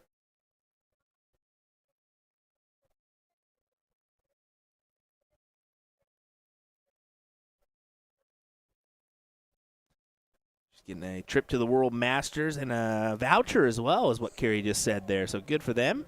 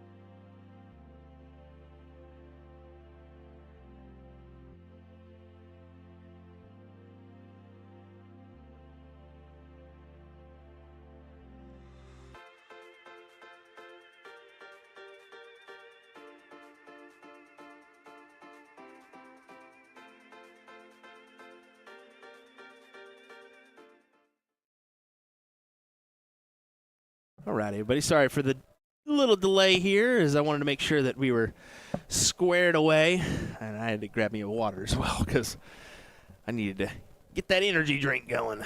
As we are underway with our girls' final here in the ADO Youth National Championships. Nalani Terrell taking on Kelly May Buzzle here in this one. William Stewart alongside me is the one, the only, David Garfinkel. I'm just kidding. David Garfinkel. That is fair. This should be a good one, and we'll kind of square away our player cam a little bit for him. I should have done it for the guys, but, you know. Yeah, I believe Kelly May was part of the World Cup last year. Yeah, well, is she related to Brittany? I believe so. Okay, that's right. Okay, that's what I was wondering. If maybe she was related to Brittany Edgett. Yes. Yeah. Yep. But yeah, she was a part of that World Cup last year, so has a little bit of experience on the world stage. Now, Lonnie, on the other hand, I believe Texas area for her, if I'm not mistaken. And the only reason I said that is because I happened to see a Facebook deal. So if I'm wrong, blame Facebook, not me. Blame the facey face. I'm pretty sure I'm correct on that one. Yeah. Happy to get him on the feed here.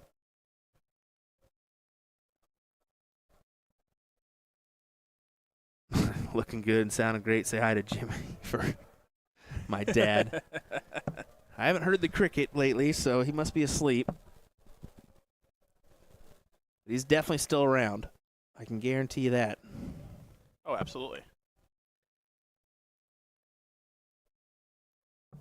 This is, once again, a first to 4-leg battle, not a first to 5-leg battle. So I wanted to reiterate that one. It is same circumstances from our last matchup, where it was just, I think, an error that I got put in like that, or it was automatically set up like that, and they changed it, either one.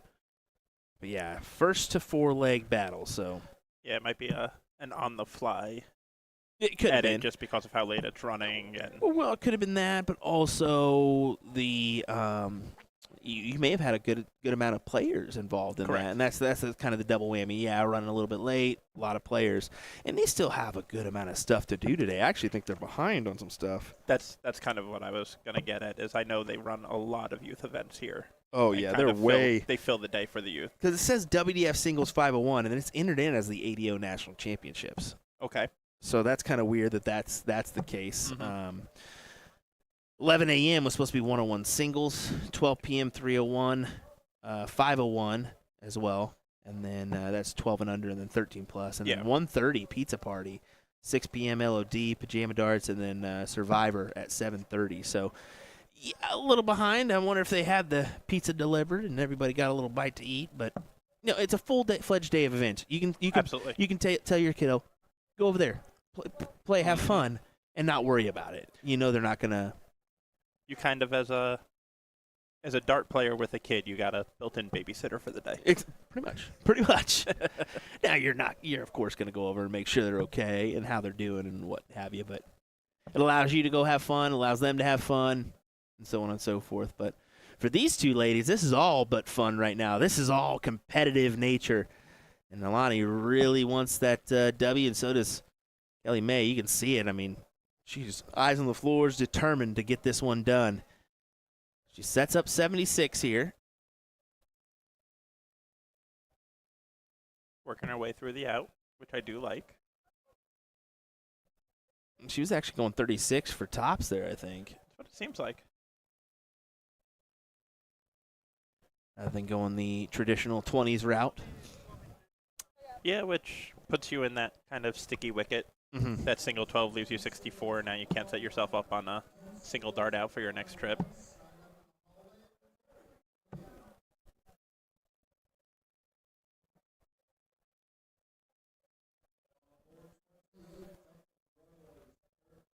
But I also love that's one of the great things about youth events is watching the kids kind of work through the outs and kind of work through that math because they're still mostly relatively new to the game.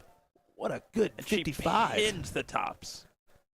She gave us a big hit there on her hand, and she knew that was a One look, 1 for 1. Yep.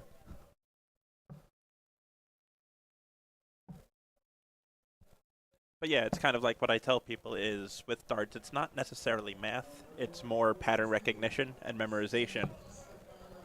But for these youths, they're not at that stage yet of seeing the patterns enough to be able to recognize them and Yeah. memorize them, that they're kind of working through that math, which is They need another few years Yep. under their belt before they're able to really capitalize on that math. but it also creates the great problem-solving skills and critical thinking, and all of that is involved in the game of darts for these kids as they're growing up.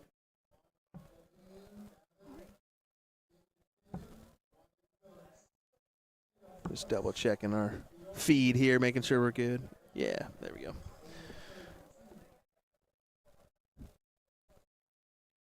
Let us know once again where you're tuning in from. There looks to be a little support system here for both these ladies, so I'm sure there's in the respective area. Yeah, there's Brittany right there, Yep. actually. So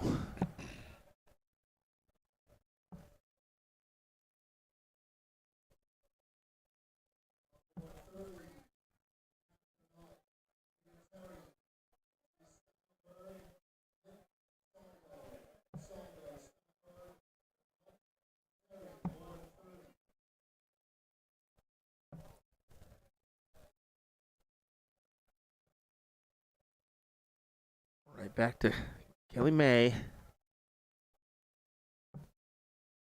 They obviously have to be feeling a little bit of stamina, a little bit of tiredness there. Absolutely. I'd imagine. Been a long day so far for both of these ladies. You go round robin into knockout, and then you got this here. This is extended long format. Yeah, I would say. Yeah. You got to be feeling it. I can tell you one person that I'm sure is happy that it was round robin into long format is Mr. David Fathom. True. Very true. Not a big proponent of the round robin into round robin. He expressed that yesterday, didn't he? Yeah.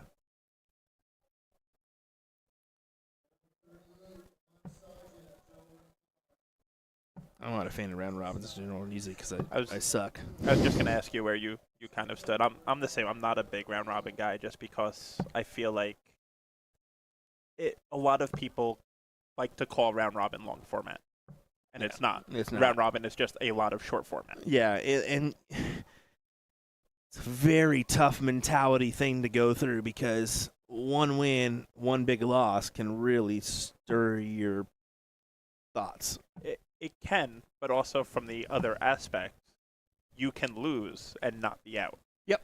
So it kind of it doesn't build that killer instinct of that winning mentality. And for me, it's getting over the 2-1 loss. Yep. And thinking, all right, I'm still in it, even though you don't know if you are, you don't know if you're not, you don't know where you're really at, and then usually Yep. by the end of the day, I'm even, and I'm like, well, that definitely didn't do. Yep.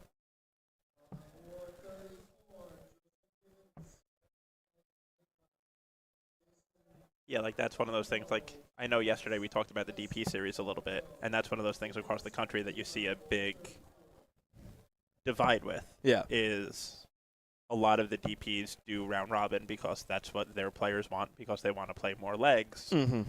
and then a lot do knockout, long format, starting a best of 9, best of 11, because that's kind of the spirit of the DP series was your PDC formatted, assigned to a board, long format 501, play Mhm. down to a board winner, merge the boards.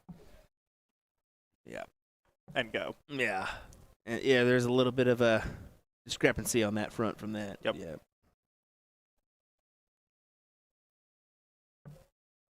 But that's the wonderful thing about the game of darts is there are multiple ways to play it, multiple formats to set things up, and you got to do what the people around you like to do and what Yeah. they enjoy, and it's all about loving the game that we all playing the game that we all love the way that we love to play it. Yeah. Well, big shout out to everybody just joining us from the Bull Shooter feed. I know they're on a little bit of a break right now, so appreciate you joining us as we continue our coverage of this Witch City Open. This is your ADO Girls Youth National Championship is what it's labeled as in Dark Connect. Yep. This also has some WDF um, uh, ranking points in there as well. So Yes. wanted to mention that, as I believe Colin Finnegan did get an invite to the U.S. or not U.S. Masters, the World Masters Okay. for that win, and then it gets a little voucher as well. So I'm assuming the same will Awesome. be brought to the lady that wins this one. I think that would be a valid assumption. Yeah, 1,000. So staring at 67, should go 17s here. Yeah, needed to set up that opportunity at bull, even though you know your chances of actually hitting that bull finish may be low, but a chance is a chance, and sometimes you got to take Correct. that chance. It's what I say to everyone that's just starting out that I'm talking to that gives that same, well, what are the odds of me hitting a bull finish? And I always tell them your odds of hitting a bull finish is still greater than the odds of you hitting a 62 finish with one dart. Yep, you're right. You're right. Hit my first big fish a couple Did you weeks now? back. Yep. Playing on the old Scolia. And a big She put that 89 away. out. Wow. What a checkout. And you can see Nalani saying, oh, okay, so much for my checkout. Yep, We are 2 for 2 on doubles, folks. we are. We're 2 for 2. Not necessarily your textbook 89 out, but Or the 55 out. But it's an out. It is definitely an out. and that goes back to that problem-solving, critical thinking. Yep. Get a little nudge there. Apologies, folks. Minor earthquake here in New Hampshire. It's okay.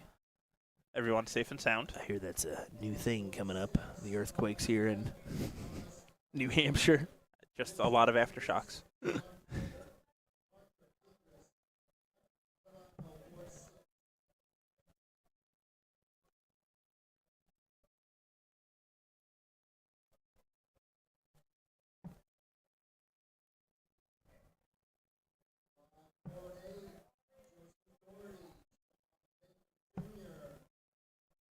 Tough round there.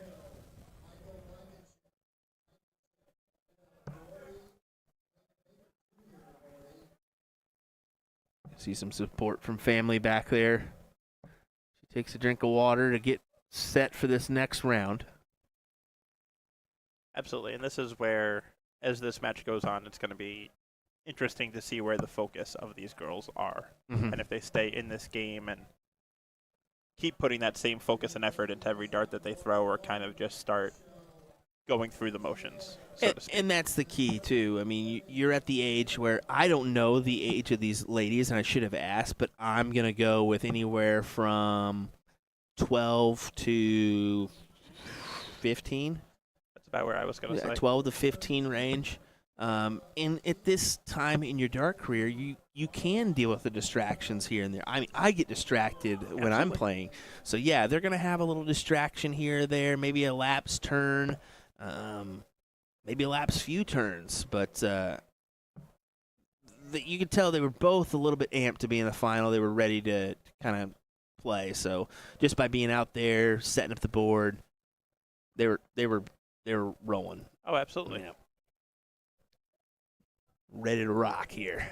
You can see Nalani taking a deep breath, closing her eyes, making sure she can kind of forego those last 12.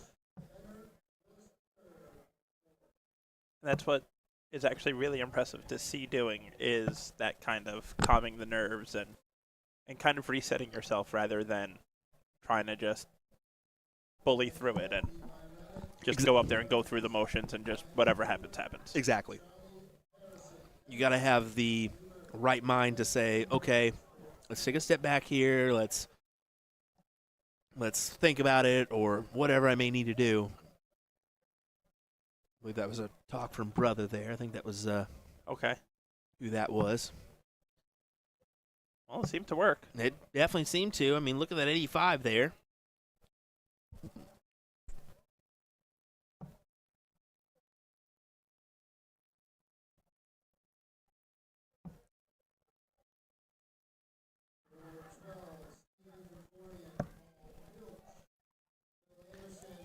Looks like she just slipped into the trip 7 there.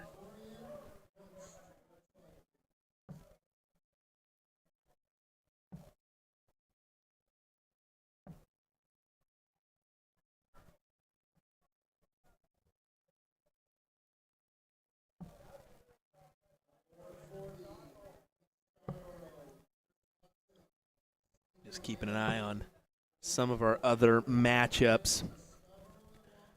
Looks like we're top 64, top 128 for our men's doubles.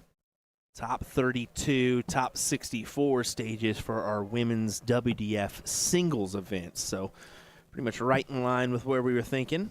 Yeah. Ooh, I just saw Bethany Bartoletta. Bartoletta's playing in this, huh? Wonder if Buddy's going to be here this weekend. If not already here this weekend. Yeah, that'd be nice before Buddy gets ready for.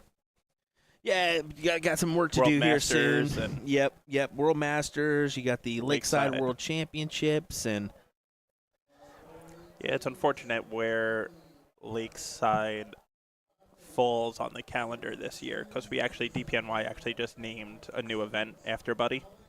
oh, really? We now have the Buddy Bowl. Oh, I like it. It's a 3-man team double elimination event with the Anthony's NYC Cup format that he created, which is my favorite format in darts. So it's Yeah. 3-on-3, and it's split into doubles and singles, and you play every possible doubles combination and every possible singles combination. I like it. So every possible pair you can make on your team plays every possible pair on the other team. I love it. And every singles matchup happens through it. So it's a true team event where everyone plays everyone. I like it.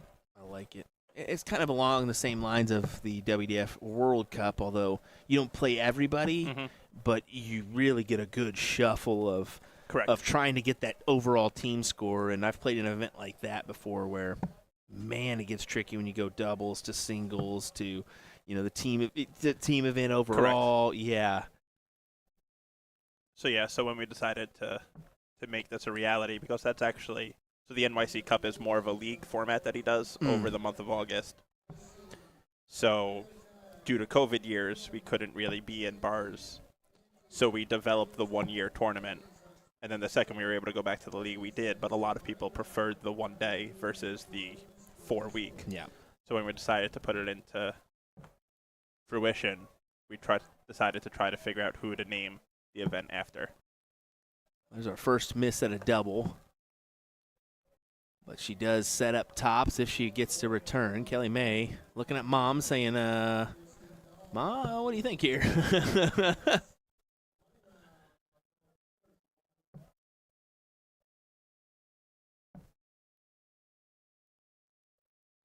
I will say that's great in some aspects. Yes. I think in certain aspects she needs to look at the floor and be like, "You figure this one out yourself." Just to let her know, this is your game, hon. This is your game. Yeah, I like that decision, and I don't know if she meant to do it or not because of where she was, but almost a double one setup, but went ahead and busted. Yep.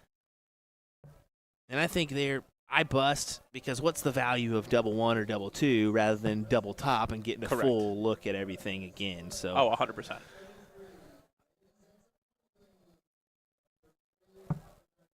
Yeah. What you doing here? I think she was think she going was gonna 8 for split it. 32. Yep. We actually saw that yesterday. David Fathom did that. Yep. And had the same exact results. Yeah. Well, Left himself on double three, and it became a little bit of a of a problem number for a him. difficult one.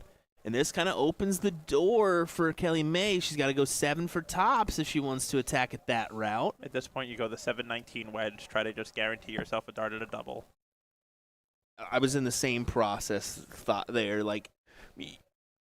process there, I should say. Jesus, I am all over the place today. But yeah, you've got to give yourself the best opportunity at a checkout there. Oh, and and was that it. is a bust, Yeah. unfortunately. Tough. He's not on a favorable checkout number, though, at least in my eyes. You have to remember, though, these are kids. They're a little bit shorter. They're a little bit shorter. I was So about this to is say, almost like a double 20 for them. I wanted to call him out, but every time I call him out, he's in the chat, so I can't do it. Yeah, I'm going to. That's the Richard Ashdown signature. Yeah. I happened to say that at a previous stream, and of course he just says, gives me the winky face on there. I was like, uh-oh. Gotta love little Richard. All right, leaves herself tops and a little bit high there.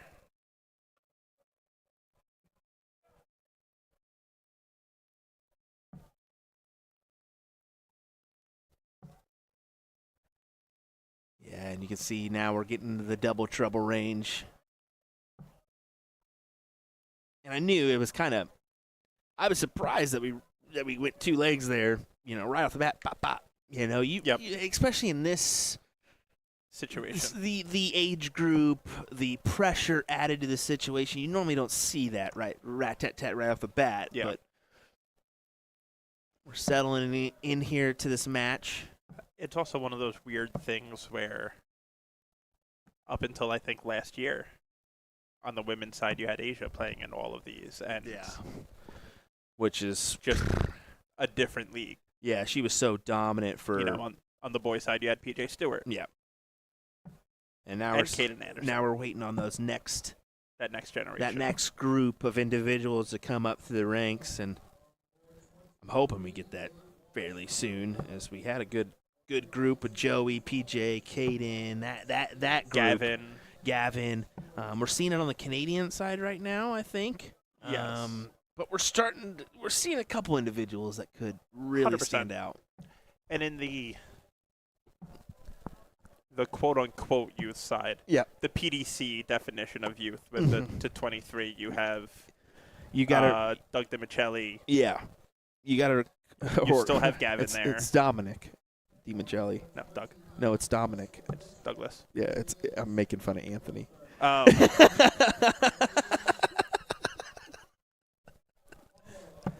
was not listening to that one. He goes, Dominic DiMichele. He says, not Italian. That's fine, because the next day I called him Douglas DiMichele. Oh, that's good. That's good. And he corrected me with it's actually DiMichele. But that's another guy. He's actually took his chance on the CDC side this Correct. year. Got invited on the affiliate tour. No. Was it regular He got tour? his tour card. Oh, I didn't know that. Okay. He earned his tour card at the Early Bird in Sweet. Mississippi, the Good. last Q school of the year. Sorry I misspoke. Yep, him and Brandon Goddard, Ben Goddard's father. Okay, yes. They both and earned their he tour made card. a pretty good run at a few events. Absolutely. Taking second in Music City this year as well. All right, Nalani in a good position here at 271 with Kelly May back in the 300s. Yeah. Yeah.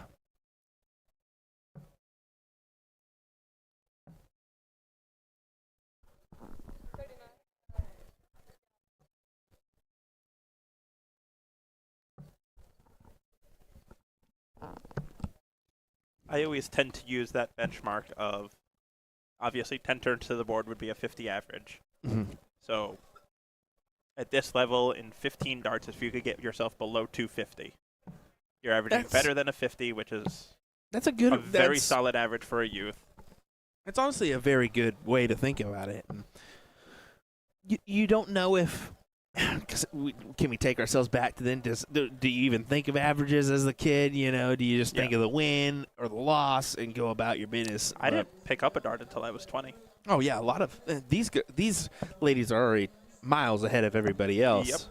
Yep. If you can pick up the game in your teens, Yep. rather than your 20s, chances are it's easily picked up throughout the rest of your life. If you want to, 100%. go to college or whatever, then get back into it. It's also how much the game has evolved over the years and grown, and the level of play has increased. Because I remember my first leagues playing in with friends, the adage was 40s or better.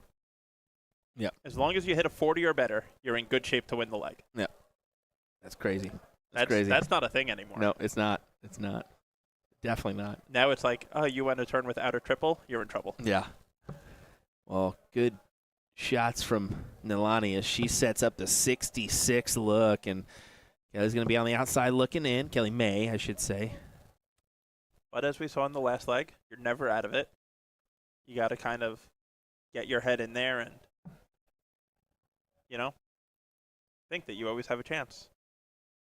46 here, going to want to go that 10-6 wedge, give yourself that biggest part of the board. Mm-hmm. Aim right at that wire between the two. Ooh. Instead, she was going 14 to leave herself 32. Yeah. Which she gets there in the long run, which is great setup with the opponent on 242. You know you're coming back.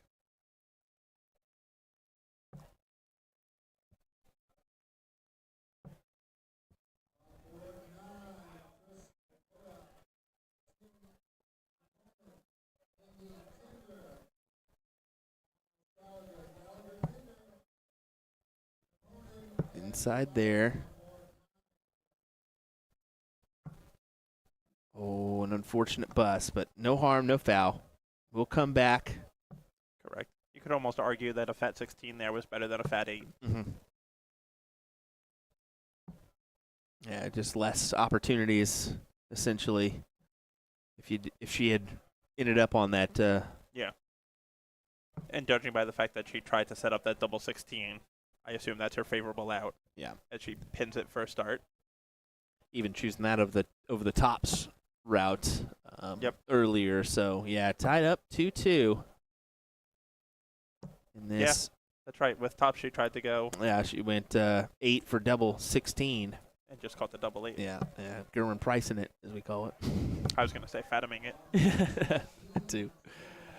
So 2 legs needed to take the victory from either one of these ladies. A little bit of false information there on the first to 5 leg information. It is first to 4 legs, so best of 7 here in this one. And a big third dart there by Kelly.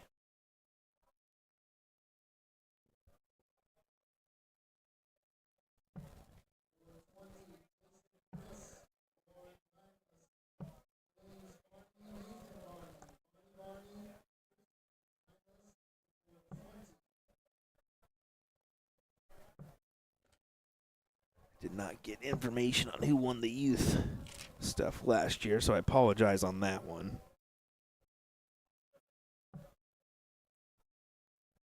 Well, let's see if we could quickly dart connect it. Sure, possibly could.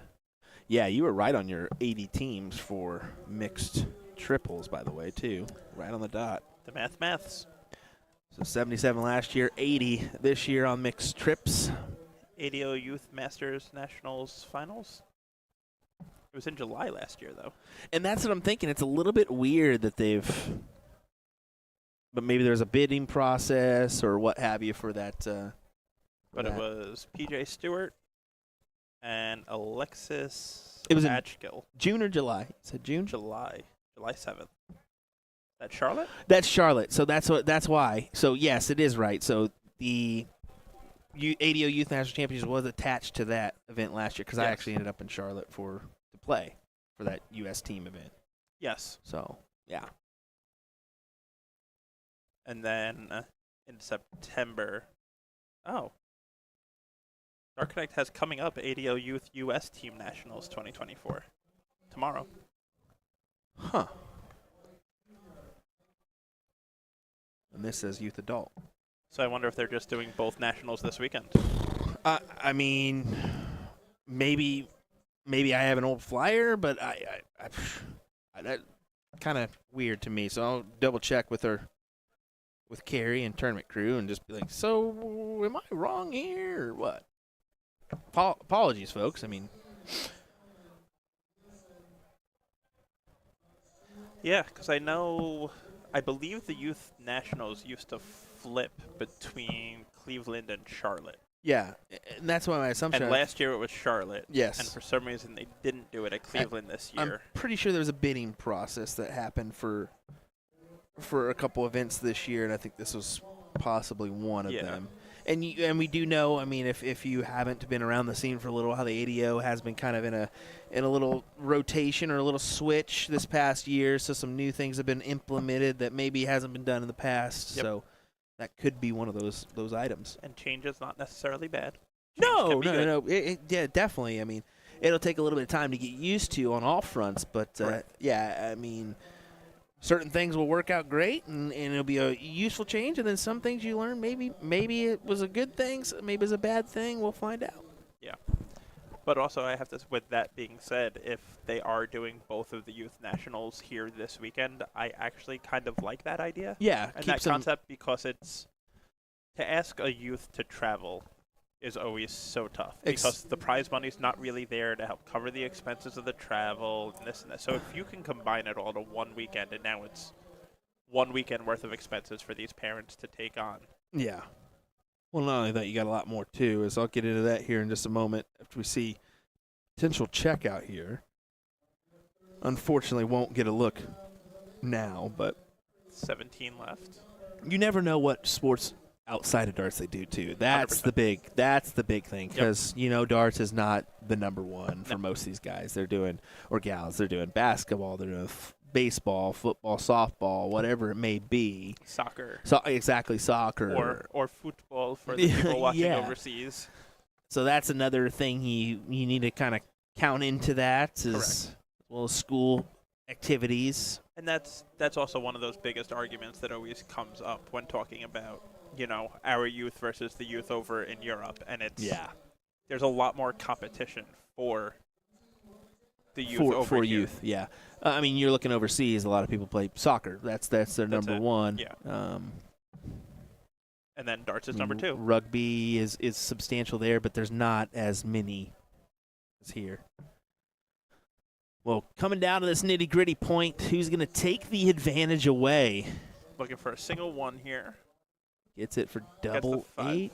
Double 6. Oh, sorry, double 6, yep. I went off your 1 and just went with it. Well, I think she was trying for a 1. Yeah, and I think it just maybe floated over. 56 left. Gonna go 16 for tops.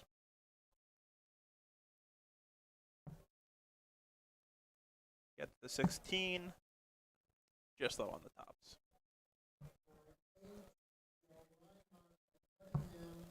There you go. 3-2.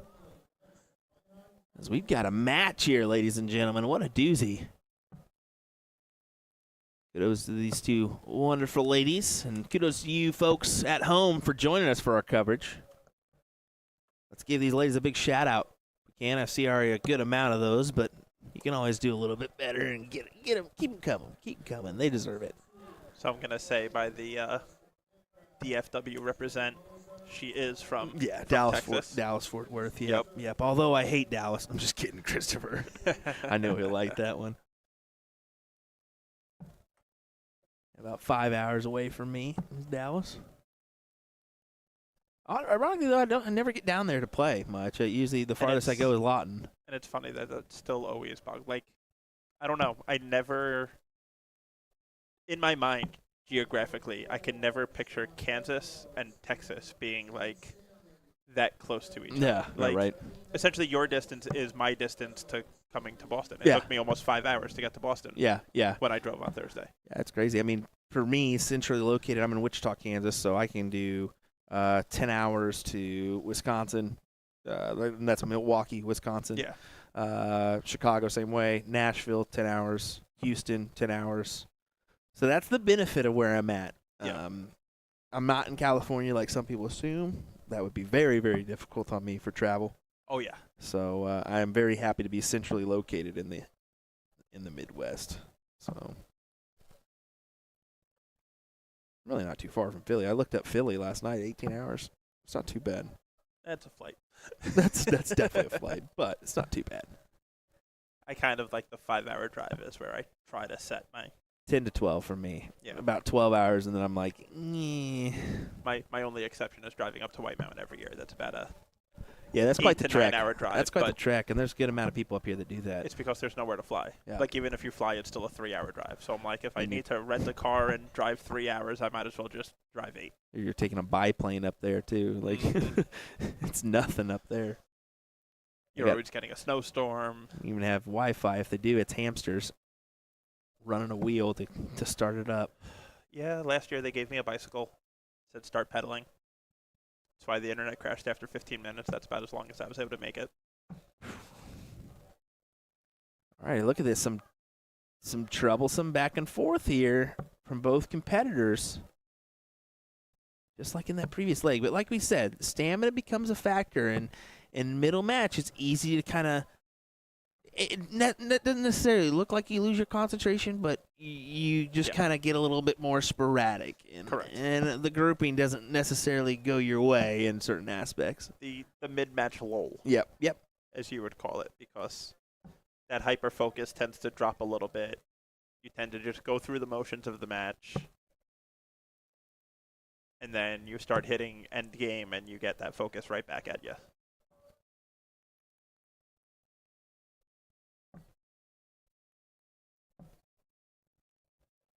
Mark Lacombe saying, in 2018, Asia Jalbert won her first ADO Youth Championship in Charlotte at 13 years old.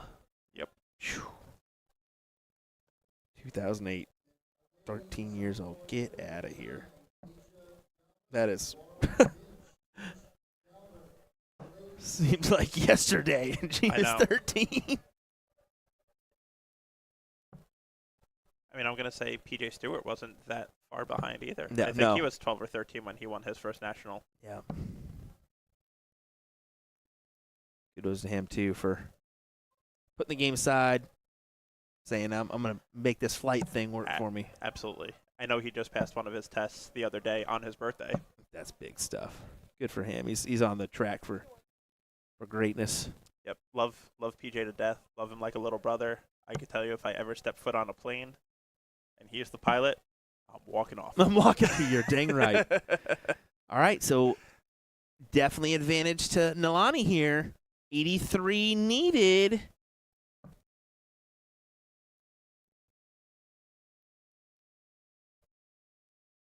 $77 left. Stay right at that trip 15.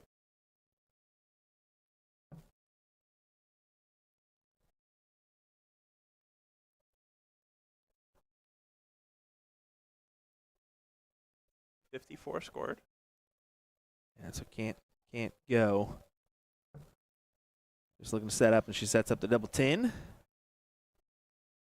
I'm not mistaken. Yep. Christopher Ford says, thanks, Morgan McCormick won a senior national as a teenager, 17. That name I do not know. I do not Open either. and admitted I do not know that one. So that is a fun fact if it is one. Absolutely. Yeah. All right, double 10 for 3-3. Inside, got to go upstairs. She chooses to attack, unfortunately, into the 12, giving Kelly May the look at this 113. I don't mind that, though. I feel like second dart there at double 5, you have to be aggressive Yeah. because you'd rather miss inside than outside to Mhm. reset your score to 20 than if you miss outside and then miss inside with your third dart, you're coming back with 5. Yeah. Yeah. It's good thinking. Score of 45, leaves herself 68. If she comes back, I think that's the same dart as the last round. It looks like the same exact That's deja darts. vu. Same exact darts, and unfortunately, it gives Kelly May the look. And 16 for the bowl. oh, Was she going bowl for double 8? she was going bull for double 8. Love it. Love the moxie. Heck yeah. Heck yeah. Are we set for a last leg decider?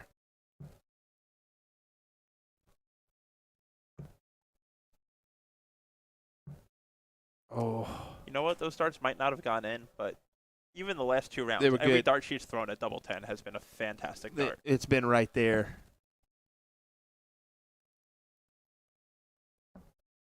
Oh, unfortunate for Kelly May, too. So back-to-back double 2s.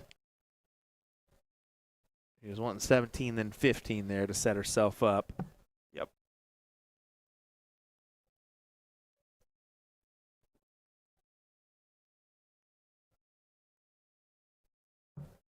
Oh, my goodness. How close can you get? Apparently just as. Oh, Oh. my. But Right again, there. 3 fantastic darts at that double 10. Amazing darts, and she does sneak that 17 for double 4 here for the match. And nails it first dart. Wow. You know what, though? Fantastic back and forth between these two. Of course, Nalani's going to want that one. You know, Absolutely. whenever you take the L, you know where you could have made your runs and where you didn't. But fantastic stuff from both the ladies, and kudos to you folks for joining us and watching this one because it was an entertaining one. 100%. Yeah. 100%. And the biggest thing is to take the positives from the matches. And they're also getting experience here with cameras in front of them. That's another key because guaranteed down the road they're going to have to experience this once again, maybe even numerous times. So congrats to both their competitors here. No doubt about that. Thanks for joining us. We'll be right back with some coverage of our WDF singles and men's doubles cricket events right after this.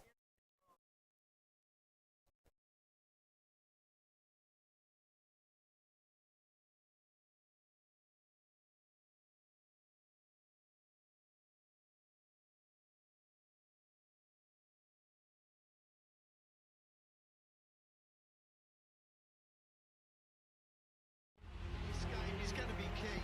You can tell by the way they're scoring. There may be nothing in it. One man misses, does the other man get? Yes! Double 12! That is the most amazing Lariats you will ever see in your life! I can't stay! 12, and the 9 Dark King lands another one! Covered by Team Michael. Double 12!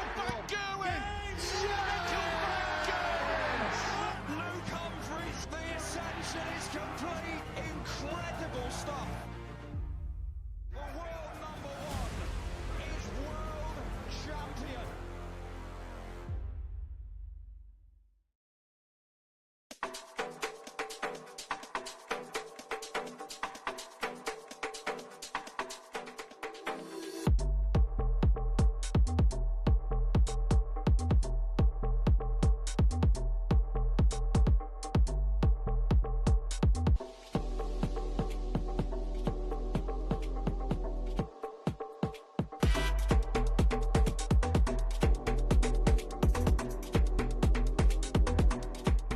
We're introducing the classic standard Blade 6, the dual core version, same as the lineup from the Blade 5. However, Winmore's come out with an entirely new model called the triple core. So the triple core is essentially the dual core dartboard with an added third layer of carbon fiber sisal in the back, creating literally the ultimate setup for durability. So not only are you paying for an even better longevity of the dartboard, but also enhanced graphics and functionality. All 3 dartboards have a hardened double bullseye and 25 segment to help with durability. So listen up, Americans, we need this because of our obsession with cricket. The most common problems we have with sisal dartboards is the bullseye segment wearing out or some issue with a wire.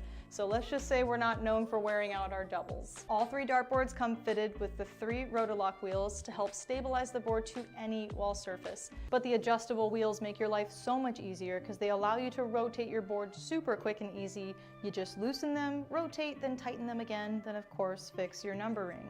Luke Humphries is the greatest darting force on the planet. Bullseye. Oh, we got one.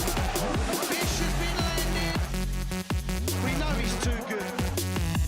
The world number one, world champion. Incredible stuff.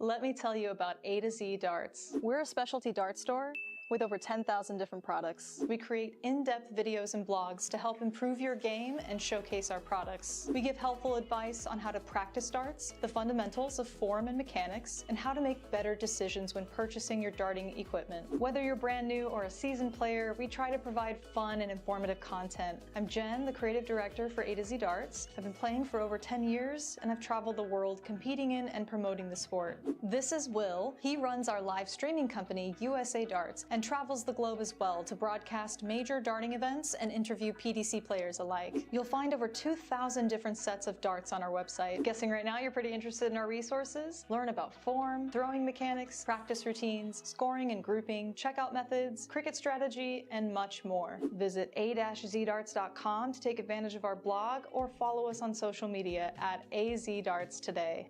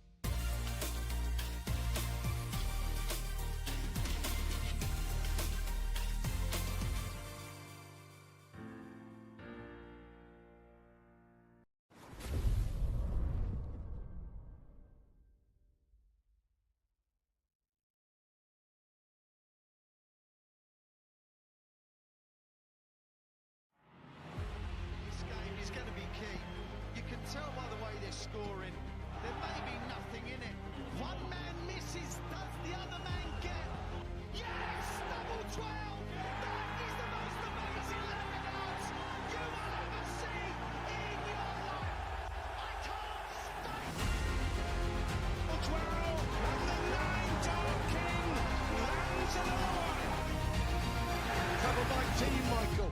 Double 12, Van Gerwen. Michael Van Gerwen. Luke Humphries. The ascension is complete. Incredible stuff. The world number one is world champion.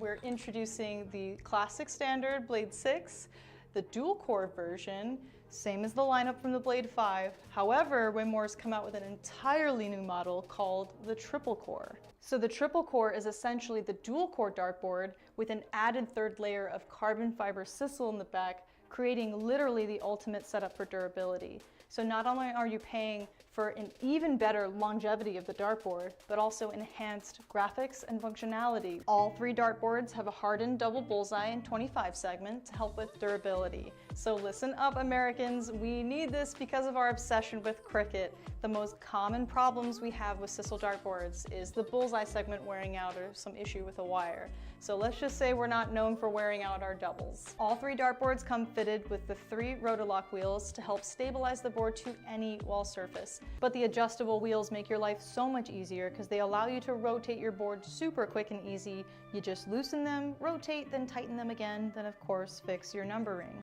Luke Humphries is the greatest darting force on the planet. Bullseye. Oh, we got one. The fish has been landed. We know he's too good. The world number one, world champion. Incredible stuff.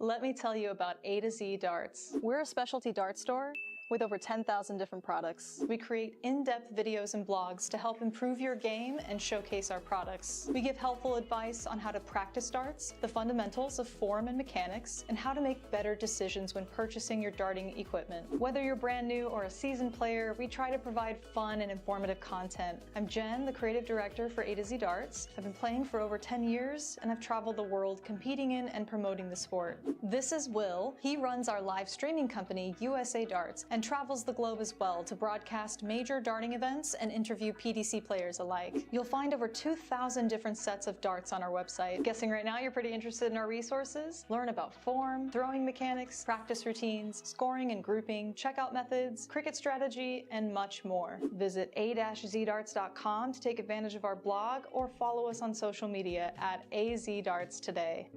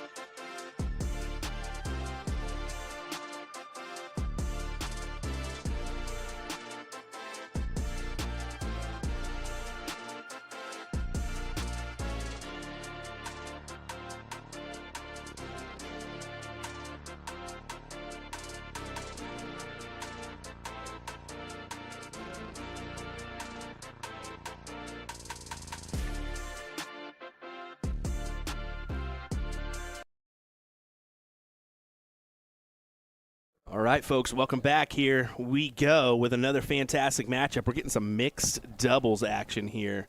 Men's doubles. Mixed doubles is what I said. Goodness gracious. Folks, you can tell Will's not fully here yet, okay? And another kick of the camera. I think that's just because somebody, dragged you out to Denny's at 11 o'clock at night last night. True, I could have got some beauty sleep, but can't get that.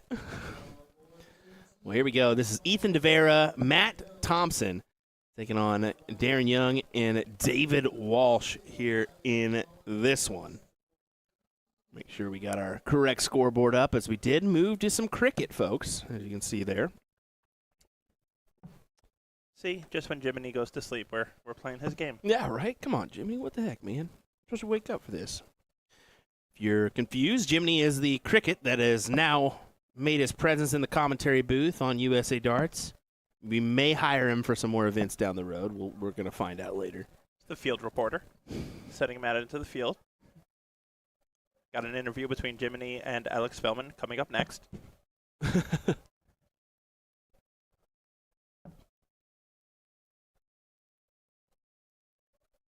Darren attacking those 19s and then over to the 18s. What a 7 mark there for him. I feel like Which City is one of those 6. tournaments Darren Sorry. always comes to play. Yeah. It is. I mean, he showed up, I believe.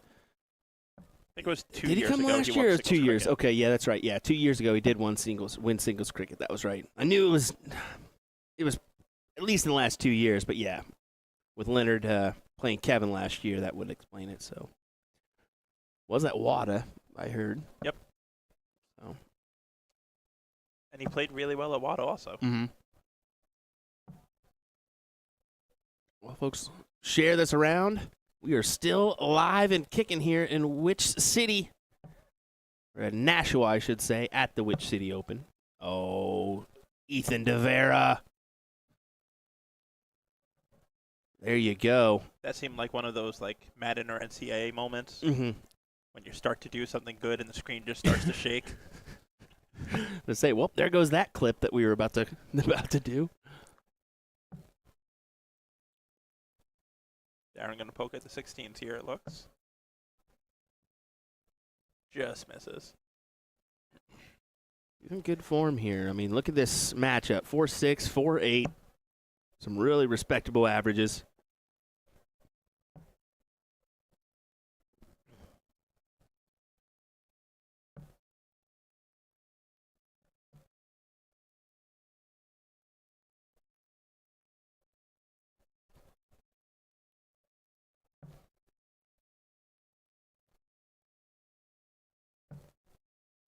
Oh, David Walsh.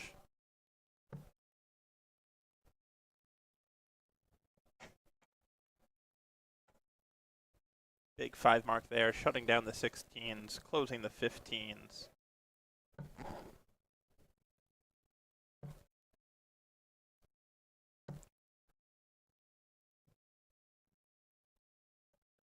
Yeah, this is just back and forth. Good battle, but definitely in the hands of Darren and David here.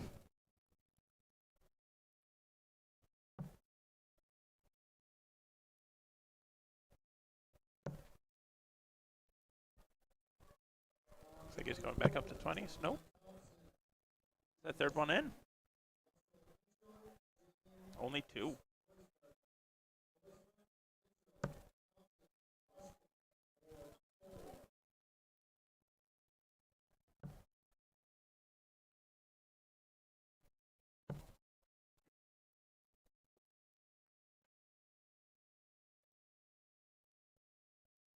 Will gonna see who he has to go yell at. Yeah, there's a kid right next to our tripod, so that's definitely it.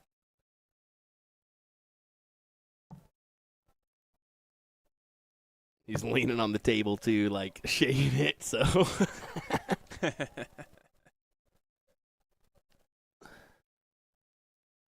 Got winning darts. Take the shot with the first. go ahead and take your opportunities when you can, and he elects not to. Take a shot at 1. No. I don't love that. What did he put up? He put up a ton.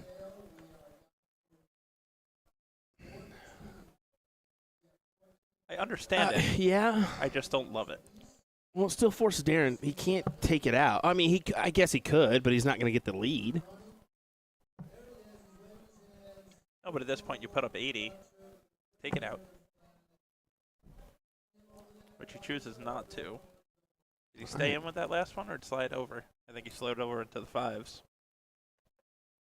No better time than now, man. I mean, take an opportunity here at least. Take a shot. One dart.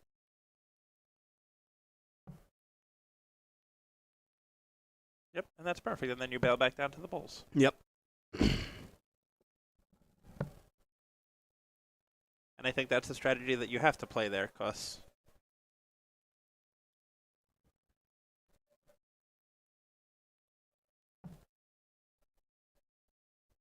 that's a big first start by Walshy.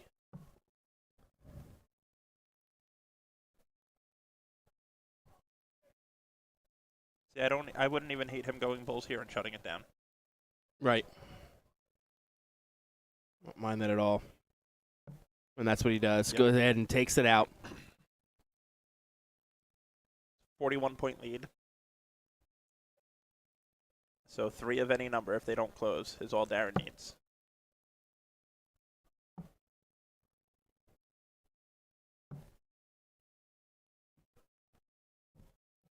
And he closes 2 of them, but 3 15s.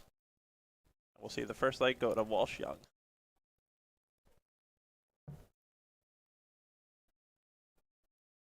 Boy. Ethan's over here hugging Matt, thinking they're going to get away with this. He's saying, let's go. Come on. Matt going to look for a little bit of retribution here after mixed doubles yesterday. Yeah, all he needs 3 fats, too. Just go ahead and get her done. Yep. What an escape job this is. What an Goodness. escape job. That is just Darren, no messing around, just shakes it off and goes right back up to the board knowing, well, we slipped on that one. Yep. Darren just pulling off the board as there's an Board announcement call. being.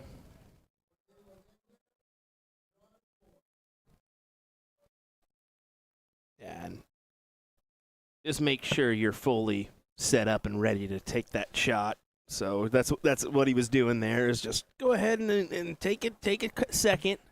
100%. Darren is no stranger to this environment. Been playing the game of darts for quite some time.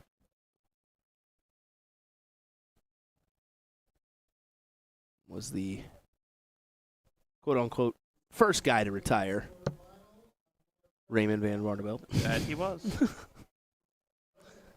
And then Raymond got directly back in 2 years later, but whatever. You know, sometimes you gotta Michael Jordan it, Tom Brady it, Brett Favre it.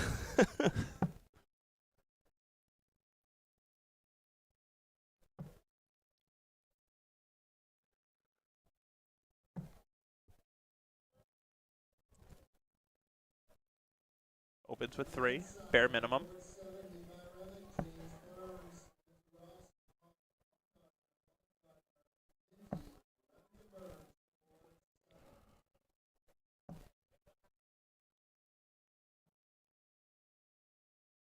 Big last there by Matt Thompson as he squeezes in that trip 19. Put some points up on the board.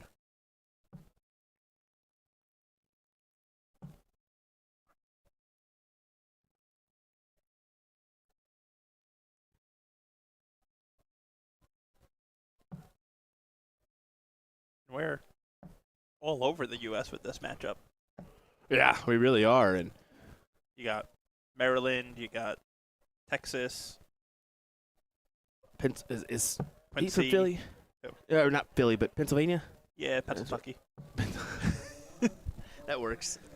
He is what fits him perfectly from Mountaintop, Pennsylvania. Oh, okay. That does fit him perfectly, yeah. Uh-huh.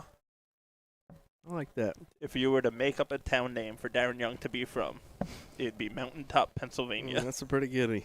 That's a pretty good one.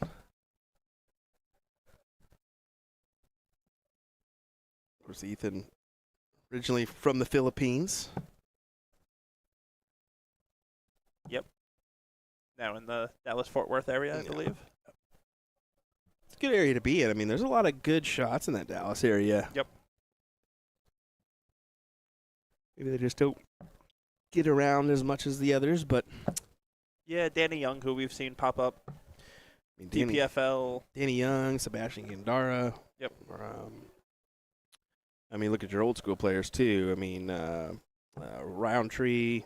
You had Swift, Chris Yep. Swift, who's still kind of hit and miss on some of these tournaments.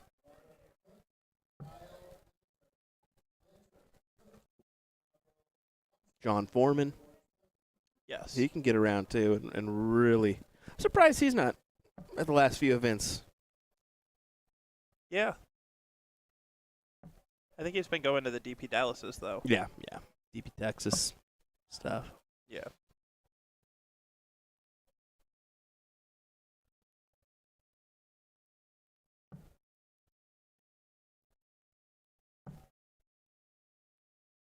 Fargo, North Dakota, joining us in the chat. Stason Albert's country. Yep.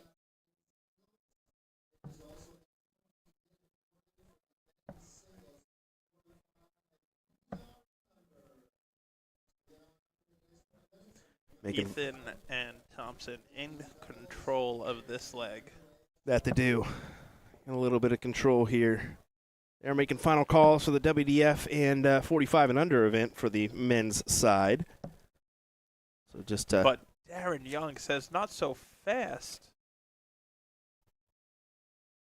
that was clutch.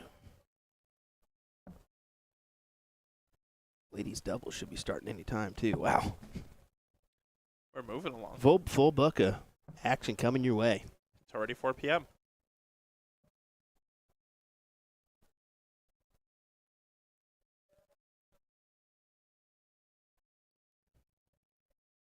We have a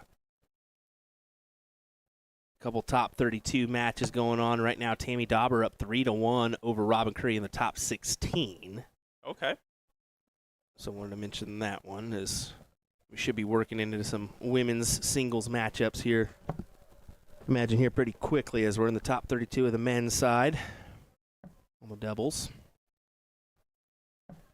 Yeah, good attack there. At least able to close the 16s. Gather the point advantage.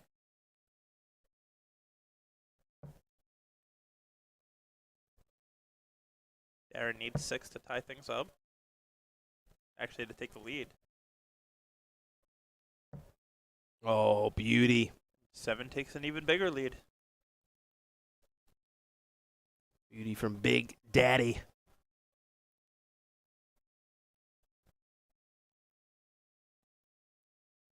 Thompson really not happy with that dart. He knows he's got to maneuver around it now, and you can just see the uneasy. As he's dancing up and down the Aki. And you could just see by that camera angle how far over he was by how far kicked that dart was in the board. Kind of a little advantage here for Walsh. If he can capitalize on a triple. Doesn't even need to. 2 fat 19s here. Yeah, I guess he really doesn't need to, does he? And that's it. That's the Yeah. close in the Hey, lead. that works. That does get the job done.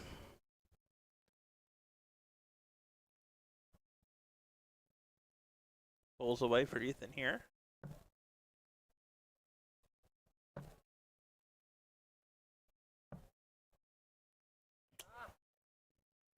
See the grunt there for Ethan. Gives this to Darren to go ahead and put away for a 1-1 score line. That's 1. That's 2, I think. Yeah, that's I think that's 3. There you go. Yep. Ties us up.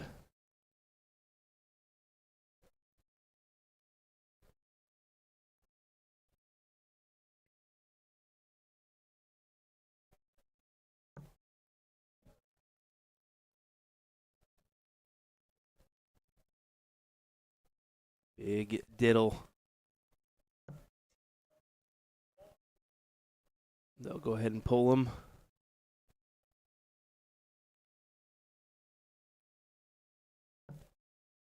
Oh, clutch. Right in the center. And Thompson's not able to back it up, so the start will go to Dave and Darren once again. Yeah, I think they've started every leg, They have. which is definitely a big advantage in cricket. Yep, you can see they're just having a little conversation, doing a little cheers action too before this one.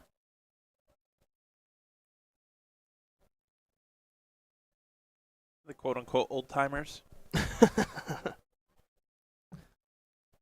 They ain't getting any younger.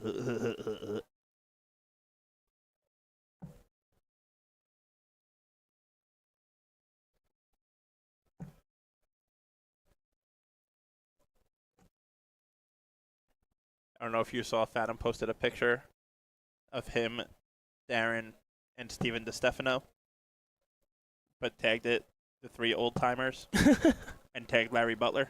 Oh. That's good. That's So good. Steve being, Yep. shorter, bald guy, mustache, glasses. I love it. Yep. That's good. Have a little fun at it. That's how I always say, if you're not having fun and enjoying the game of darts, you're doing it for the wrong reasons. Yep. You're correct. Yeah, you need to just need to sit back and enjoy sometimes. You know, you're not always going to come up with the W. If you think you are, you're wrong. You're going to lose more than you're going to win. Yep. It's just a fact. That's why life is easier back here in the comms booth than out there on the playing surface. Yep.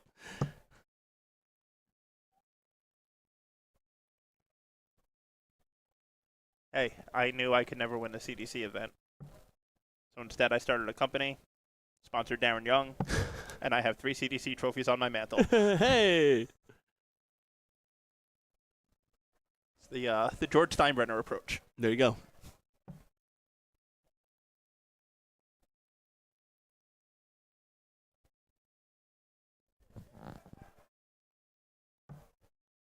Oh, that's a big first trip for Walsh. That is huge, and he can attack these 20s now. Just 1-2 pop to get him done. Yes, sir. That'll work. And once again, Walsh comes up with that big start for the point lead and the close to take control of the game. Still very much in the early stages, though. As we saw in leg 1, how quickly things could flip around on the bowl and just how some strategies play out. We'll take a look at the women's brackets here so we can cue in our next matchup.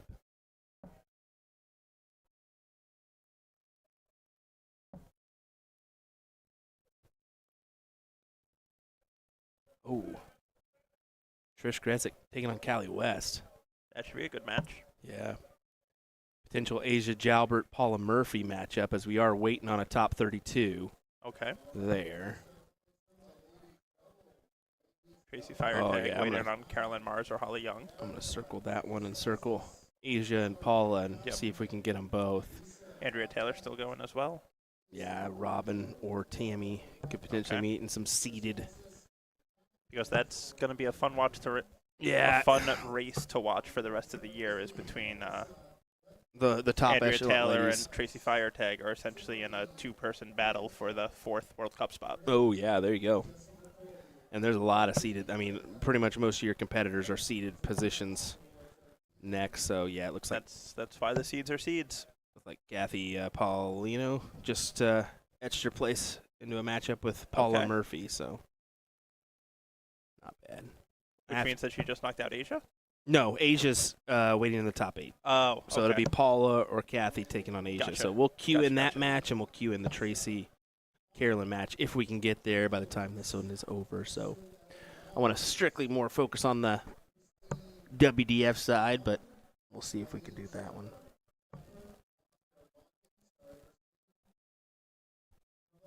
Looking to make a comeback here on the Bullseyes again is going to be Matt and Ethan. Where they get there? Is that a 4? Yes, it is. Walsh going to look to shut it down right now. That's 1. I believe 2, and I believe that is 3. That is, and that will do it. Darren Young, David Walsh will go into the next round here. Of course, Ethan and Matthew will bid adieu and hope for a better performance on the singles front, as well as tomorrow's doubles action. But we'll go ahead and go up there, run up to the tournament crew, make sure we got our next matches queued in. Give us a moment. We'll be back shortly with more action from the Witch City Open. Jared Martin saying Jim Longside, and he is in attendance this weekend. Jim and his wonderful wife, Rhonda. Yep. All right, bear with us. We'll be right back.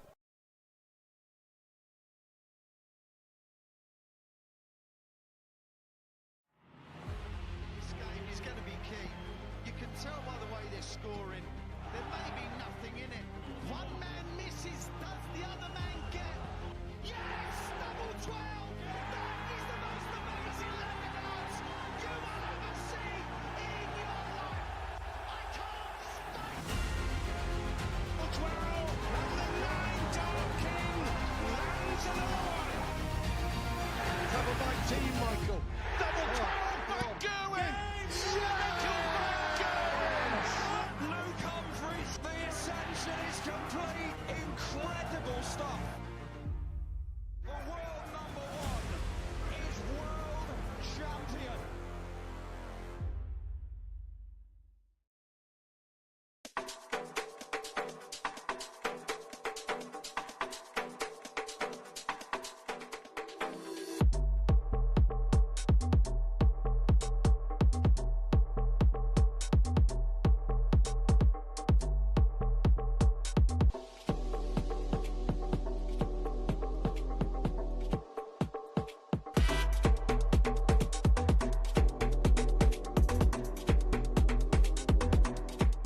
We're introducing the classic standard Blade 6, the dual core version, same as the lineup from the Blade 5. However, Winmore's come out with an entirely new model called the triple core. So the triple core is essentially the dual core dartboard with an added third layer of carbon fiber sisal in the back, creating literally the ultimate setup for durability. So not only are you paying for an even better longevity of the dartboard, but also enhanced graphics and functionality. All 3 dartboards have a hardened double bullseye and 25 segment to help with durability. So listen up, Americans, we need this because of our obsession with cricket. The most common problems we have with sisal dartboards is the bullseye segment wearing out or some issue with a wire. So let's just say we're not known for wearing out our doubles. All 3 dartboards come fitted with the 3 Rotolock wheels to help stabilize the board to any wall surface. But the adjustable wheels make your life so much easier because they allow you to rotate your board super quick and easy. You just loosen them, rotate, then tighten them again, then of course fix your numbering.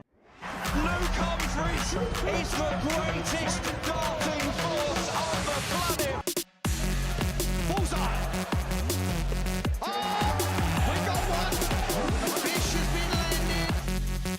We know he's too good. The world number 1, world champion. Incredible stuff.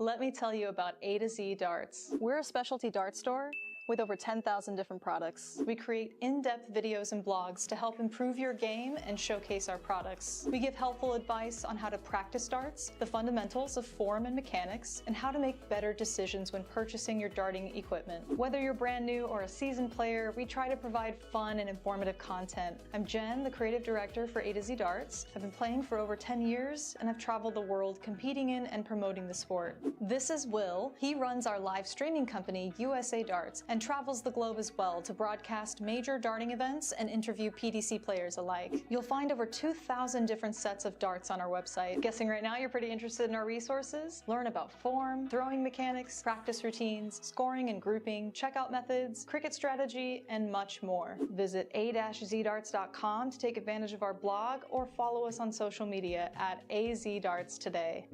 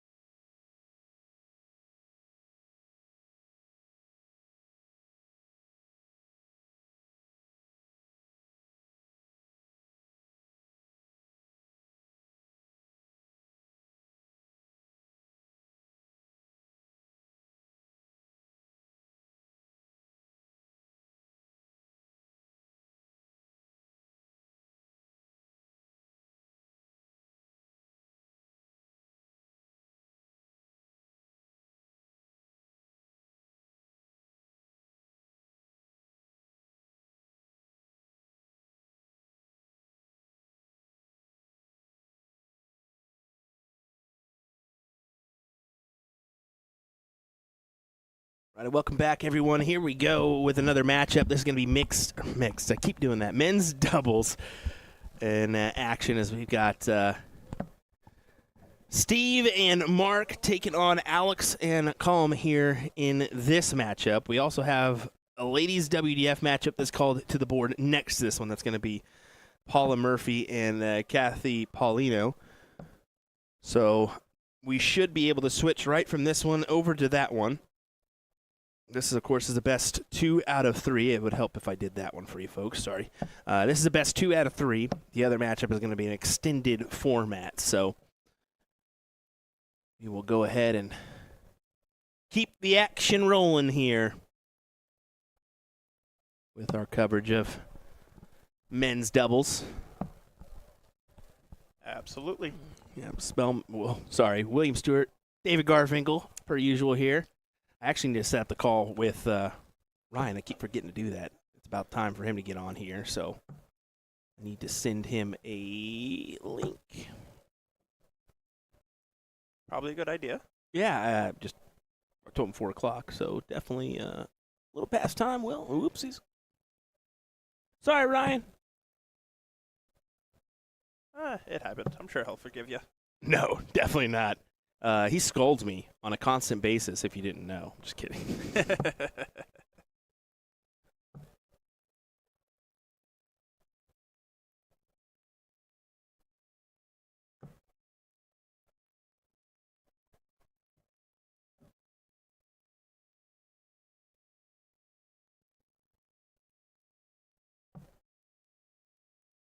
Back and forth, back and forth.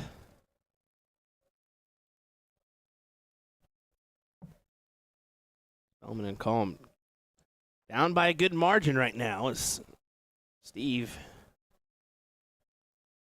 going to try to take advantage. Absolutely. Just close the 20s here.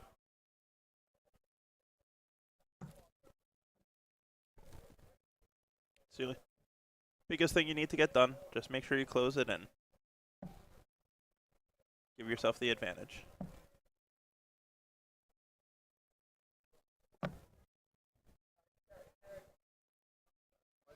Unfortunate last for Calm as he falls onto the floor.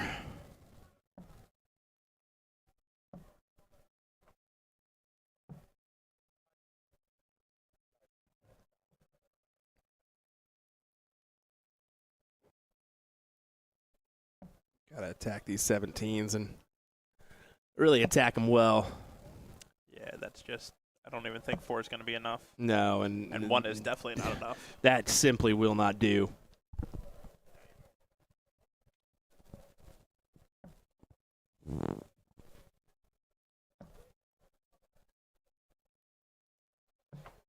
Steve, another one of those shots from this area that is just another one of those top-level guys that doesn't really travel much.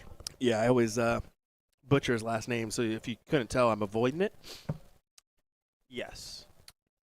Is I it don't Cyr? remember if it's St. Cyr or St. Cyr. That's right. That's it. No. I think it's Sear, but I think I've always said that, and then they correct me, so. We're just going to keep avoiding it, Steven. Steven and Mark. Super Mac. There we go. I like that. I like that. You can see over the 16s for Alex, and you can just see that he's not really thrilled with how his darts are landing right now. How can you tell?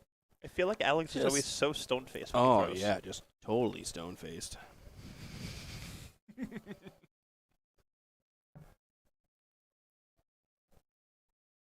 See, the ladies were just getting underway, I do believe.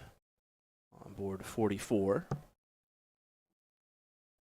That is a big last start there. That's, yeah, huge.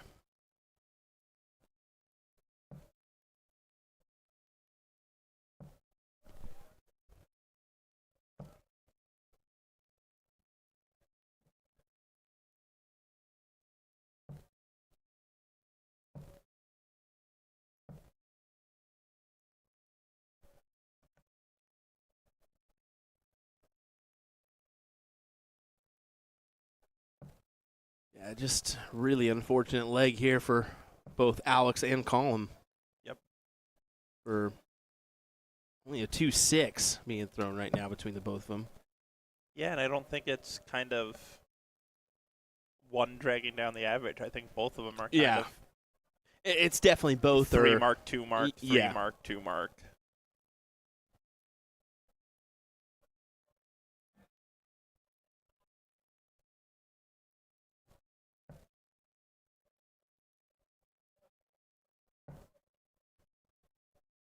Go at 18s for points here, I'd assume. He does not. Picks up a second bowl. I'm just going to go ahead and say this, too. The Music City is the Igloo. But this is a hot box back here in this comms booth. It is. This is, It is still not as bad as Music City in the old hotel. oh, yeah, I heard about that one. That was rough. That was about a 95-degree room. The only room that had air conditioning was the youth room. Ooh, especially that So I- humidity there. So I bet you could guess where I spent the majority of my time at that tournament. I would have, too. I Yeah. would have, too. Yeah. I've never met so many dart players that were just willing. Is he going to take the shot? He Tripping. should. He should. That was a good double there to leave himself a look at it. But yeah, I've never seen so many adults willing to not drink to be able to sit in the youth room. Bruce Robbins says 2 underestimated players. They're dangerous in regards to Steven and Mark. St. Cyr. Yep, and it's St. Cyr as John Rodgers helps us out there. Appreciate it. Yeah, it's something when you got Bruce Robbins saying 2 underestimated players. If anybody would know, Buffalo's been around for a while. Yeah. I mean, No offense, Brucey. it was the Union back in the day when he was, a part of the Still took Cole that takes look. that stab at the double 18. Yep, and right back to Mark, and now he just needs two to grab the leg. There's the 18. Oh, and you see the aggression there, knowing, okay, I just let this leg slip away. Yep, And yes, you did. Potentially. potentially. That's a Awkward. little bit difficult. I Oh, don't think he got in with that second one. He did not. Did he go 18? He did slide the 18 by chance. What a lucky dart. Oh. What a lucky dart. Sometimes it's better lucky than good. Oh, my. Wow.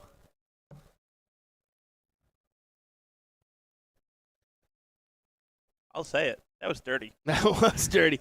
To get lucky off that on that last dart. I mean, it's a 5% chance. Wow. Wow.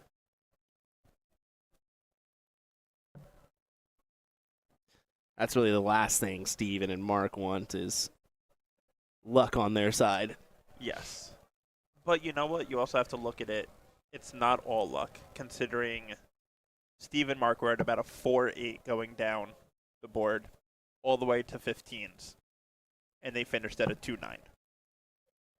So that's kind of that being able to close the game, especially when you're going against someone like an Alex Spellman, and being able to hold your nerves and hit that leg-winning dart, that match-winning dart.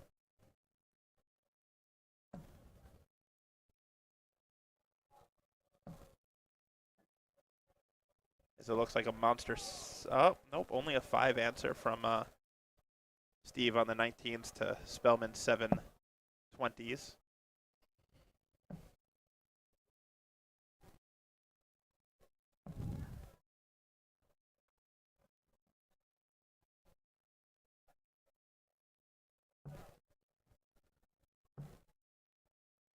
Ooh. Uh-oh. I feel like uh-oh is never a good. Well, just a little mishap with Ryan's in the background, but it looks like we're having just some technical difficulties on that front, so I'll make sure that he gets the correct feed. Okay, good. Sweet. Looks like we're good to go back there. But yeah, Spellman and Calm here. Good start to this leg, as they just need to just finish up and pretty much forget about the first half of that first one. Absolutely.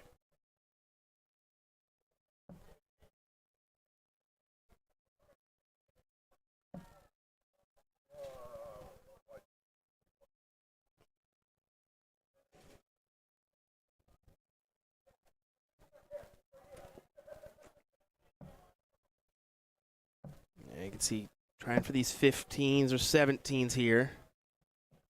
Definitely 17s, my apologies. Just a little bit more towards the scattered side of things there. Yeah, there you go. I was assuming that's going to go anyways this next round, as Spellman should put 2 into the 20, go down. I should say 2+ into the 20, because he's definitely capable of that.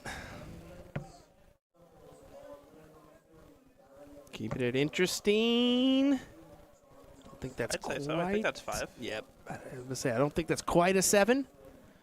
It still asks a question. Yeah, it does.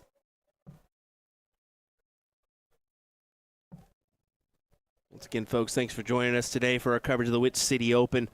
We are live in Illinois as well for the Bull Shooter event. So if you're jumping in between the both, forget about them. Just stay here for a little bit.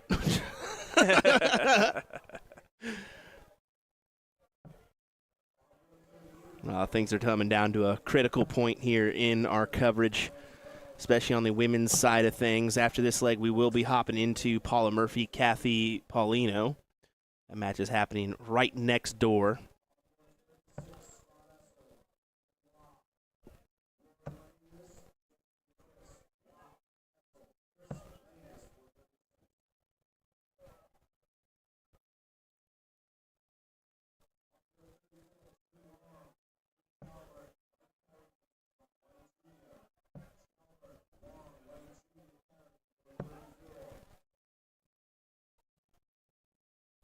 just doing their part here to close it out.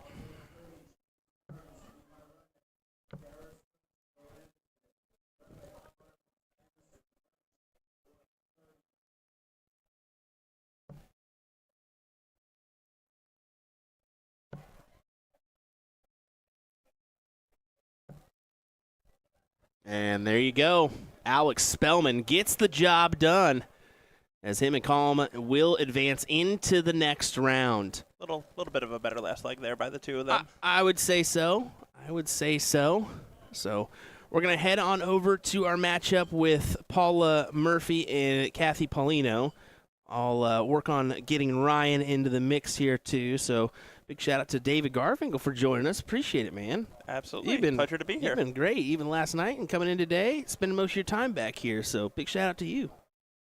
Appreciate it. Yeah, Thank you for having me. Anything you want to say before we end our coverage here? Do you want to give a big shout out to No. Of course, DJD? You got to do that. Come on now. Get out of here. That ain't what it's about. I just enjoy being able to be back here and talk about the game I love with another passionate person about the game like yourself. Well, I appreciate it, man. And I mean, we're trying our best here, aren't we? We're all trying our best to put on a good show here. So, all righty, let me cue in this board and get Ryan situated here. We will get this match going as well. Looks like Kathy is up 1-0 right now in this one.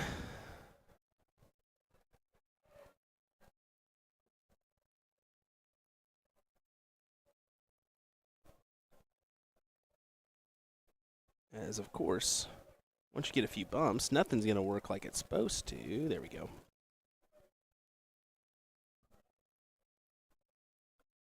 Put that in the mix. Take away that bad boy.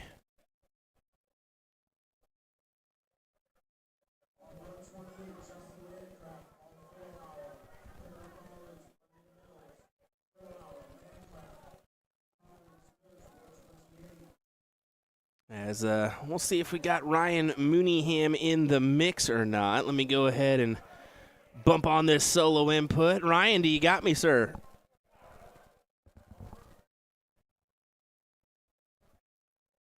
Nope, because he doesn't have his headphones in. That's why, of course. So we'll just keep on rolling, and eventually Ryan will jump in the mix with us here. We'll see.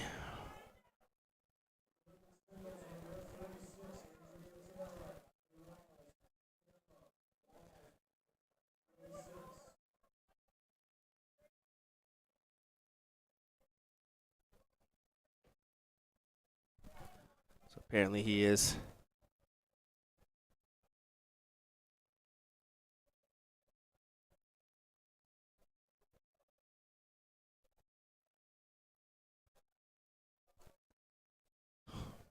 That's all right. Well, I'll figure it out eventually here. I'm just going to continue to commentate this match. We need to do that one. This is a last 16 here. As you can tell, Okay. First to 4-leg battle here between these two. Paula does have the upper hand in this leg, but Callie, I think, maybe just outright stole one there in that Yeah. first leg. Absolutely.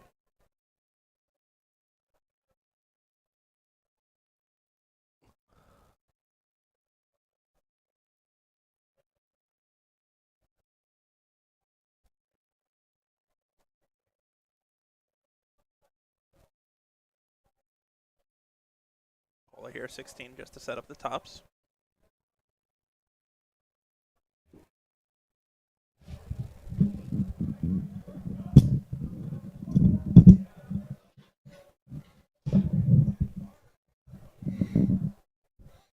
Well, we definitely can hear Ryan.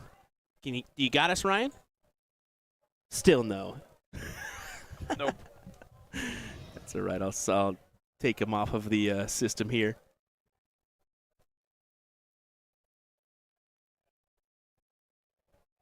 That's one of those things with doing remote commentary is both parties got to be making sure their stuff's good to go. So tops for Paula here to take a 1-1.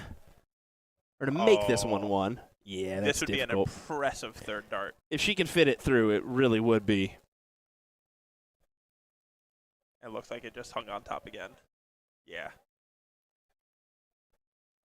Yeah, it looks like she built a wall there that just wasn't feasible to get around.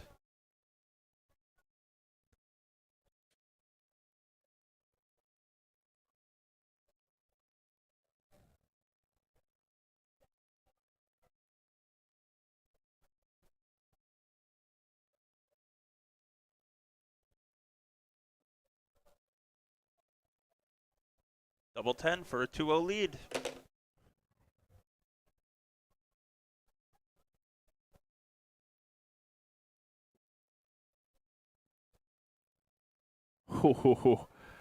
She wants that one back. Yeah, you know she does. Yep.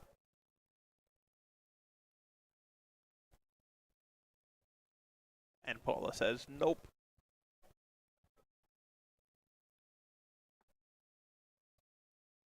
Yeah, she does make this 1-1, and you can see that just a little grin from Paula. She's doing Paula things here. Your defending champion in this bad boy is going to be Miss Callie West. So we do want to go ahead and mention that.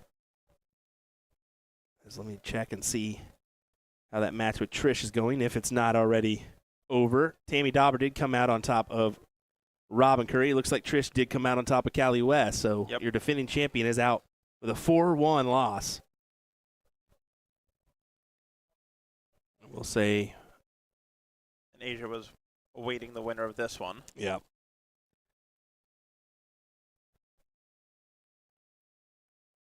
And Tracy still waiting on the Carolyn Mars Holly Young match.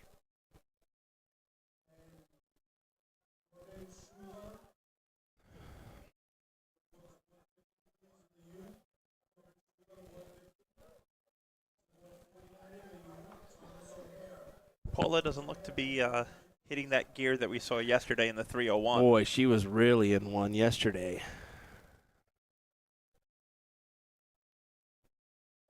Really, really looked promising. Yeah, she was flying on all cylinders at that. Yes, last night.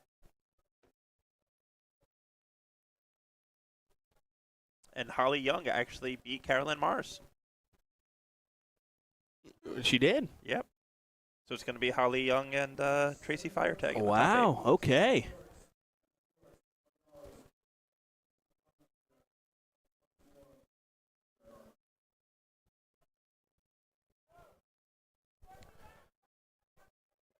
As Tammy Dauber awaits the winner of Andrea Taylor and Patty Waltz to set up the last quarterfinal match. So kind of in that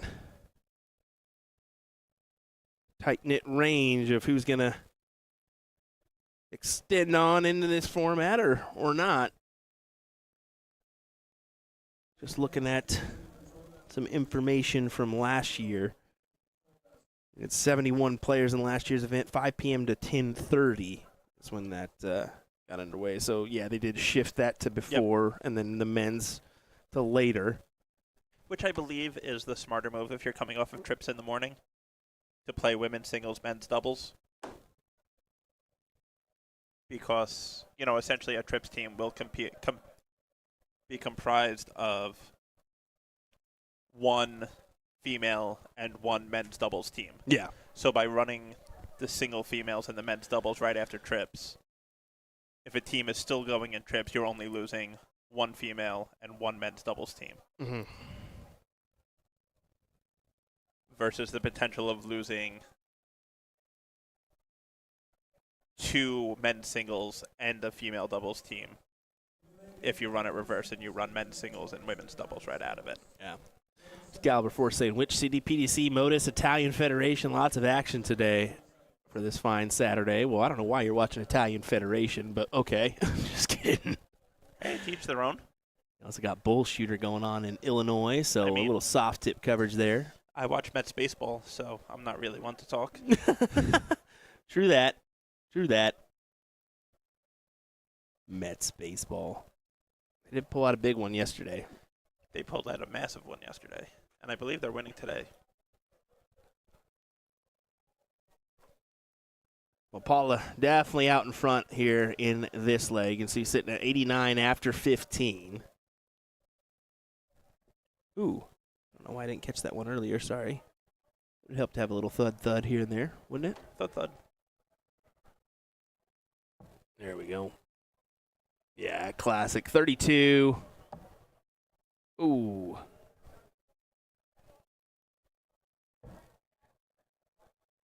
Still leaves herself on 16, and with her opponent at 3:05, she'll have time.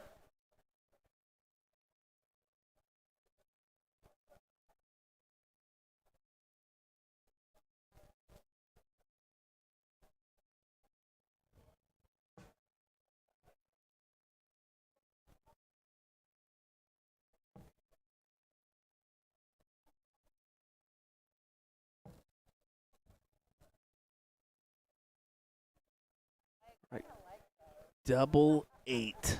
Scathy says, I kind of like those. Or to the threes. That should be a pretty Beautiful decent marker. marker. Yeah. Good stuff for Paula. Paula says, that was better. Andrea Taylor warming up on board 46. And we do have the over-the-shoulder shot for that one. No, she's not warming up. She's playing. Oh, okay. So sweet. Against Patty Waltz.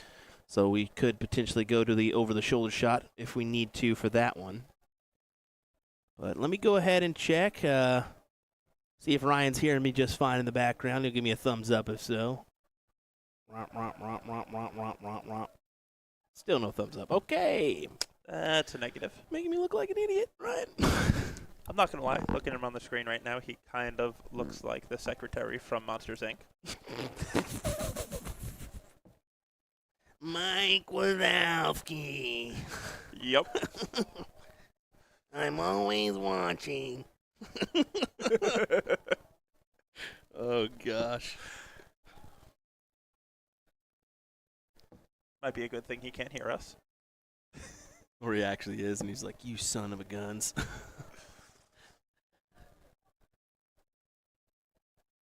See that 10-point advantage in Paula's favor now.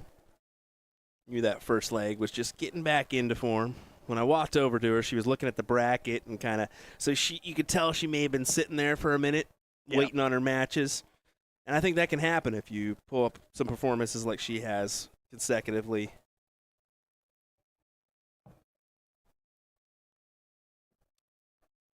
Yeah, that's definitely the tough thing when you're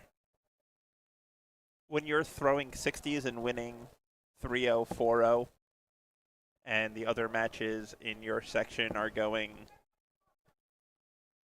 3-2 or 4-3, and they're shooting in the 40s. You're going to be done with a match in 10 minutes, waiting for a match that's going to take 20, 25, and it will create those longer wait times sometimes, and you got to kind of learn how to balance your routine to be able to cope with them.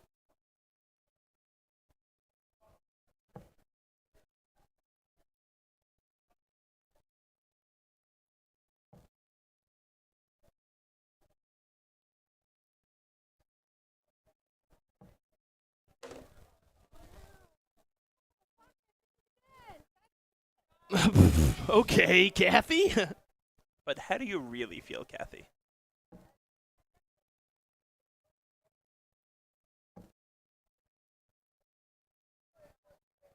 And Patty Waltz takes the first leg from Andrea Taylor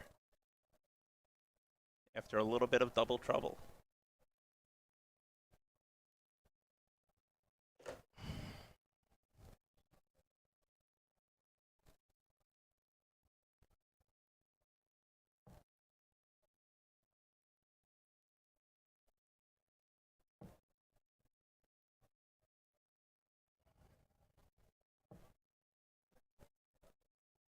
Solid 79 there out of Kathy. Inches her a little bit closer to Paula in this leg.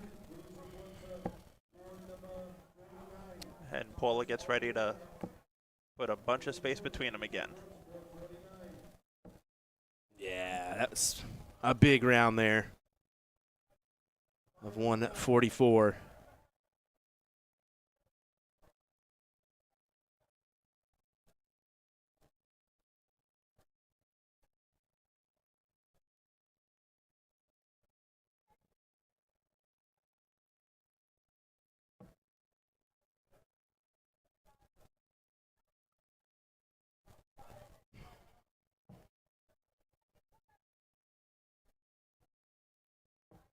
Kathy right back into those threes again, unfortunately. That has tended to be her miss.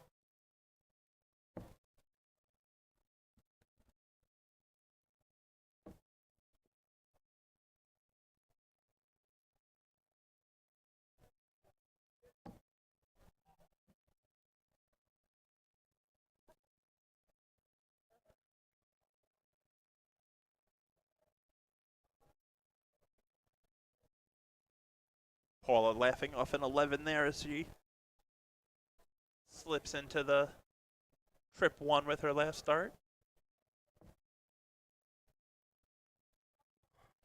But still in control of this leg.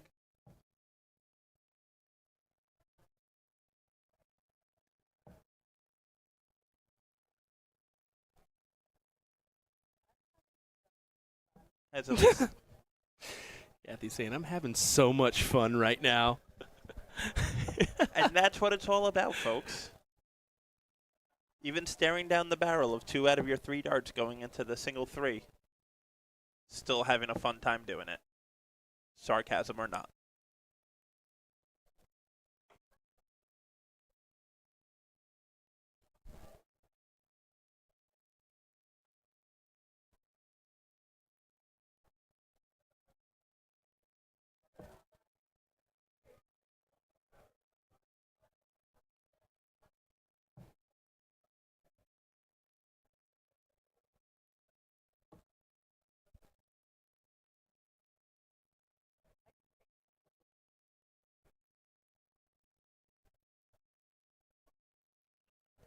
Sorry, working in the background, trying to get this figured out.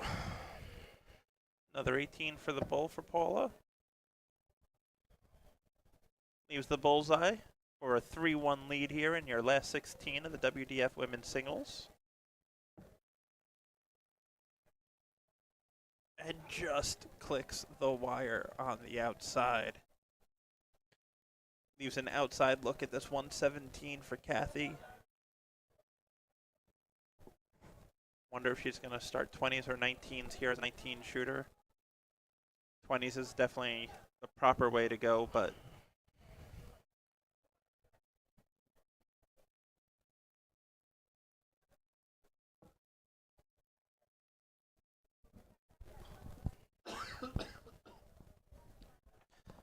lucky miss with the 7, still gives herself an out. Now, unfortunately, she does not.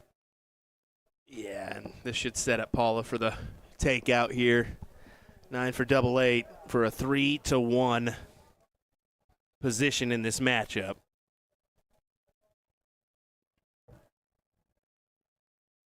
And it will also give her 3 legs on the bounce.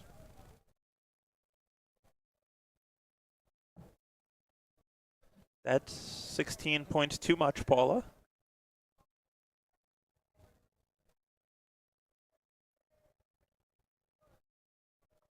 Kathy takes a deep breath, composes herself as she attacks a triple 19 here. 57 will leave her 32.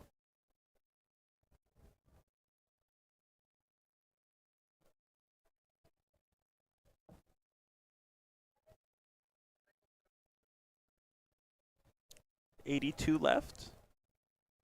With only 2 darts in hand, opponent on a 25, I'd say trip 14. Mm-hmm. Yeah. I think she went trip 18.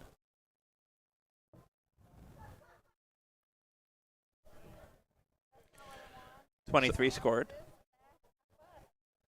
She says those were not the darts that she wanted. So 25 here. 9 double 8. I'd expect a firmer dart of the double 8 here from Paula. That's exactly what we get so that she doesn't slide into the double 16 like last time. Throws 2 really good darts at it, just a little unlucky that they'll stay on the wrong side of the wire. And gives Kathy another chance for a steal.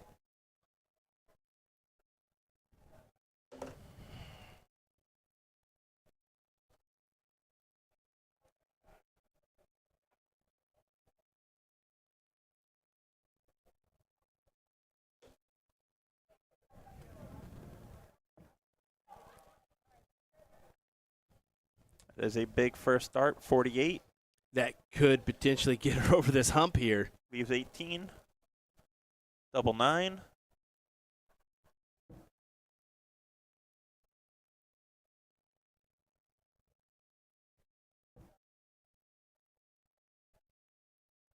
Looks like a single 12, which will leave double 3. Yeah, that's. Boy, do I hate that double 3. I feel like we've been seeing the double 3 come up a Yeah, lot, though. We've seen it come up an awful lot today. And yesterday.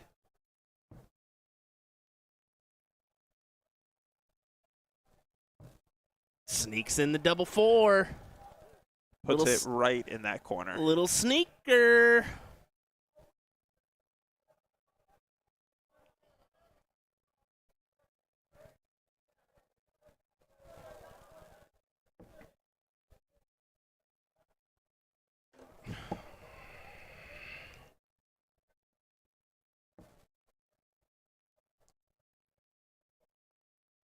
And Paula now throwing for the match. Race to 4 in this top 16 match of the WDF. Ladies singles at the Witch City Open.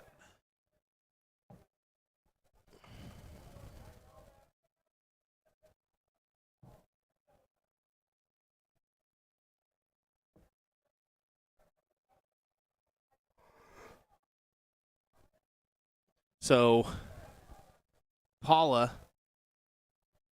capitalizes on a big round here. Definitely the front runner, and see if she can do it. I mean, with that second dart treble, I think it's safe to say she did it. I mean, Kathy now looking at needing a 133 just to kind of get herself back into this leg.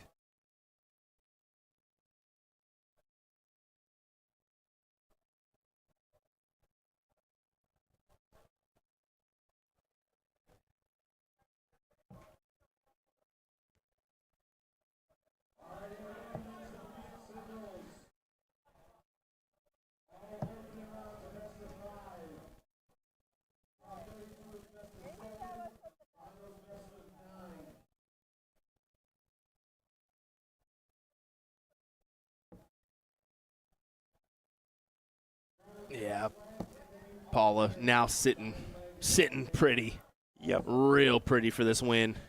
And this is just comfort at its finest from Paula. 81, 100, 100. Just moving her way down the board at that lightning speed that we know that she can do.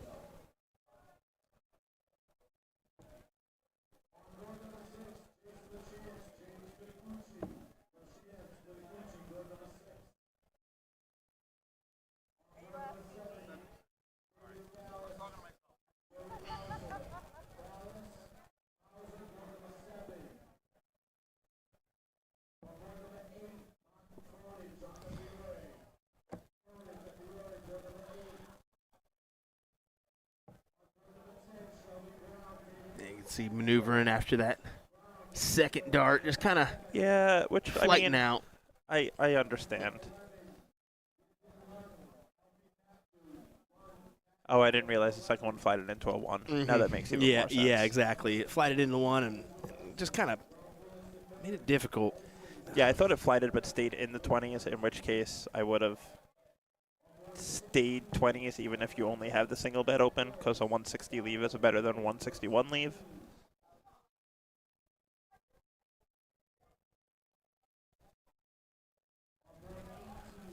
She's looking ideally for a 140 here, leave herself on tops. I think that first one slipped into the trip 5. It did not, and there's the 140 to leave tops.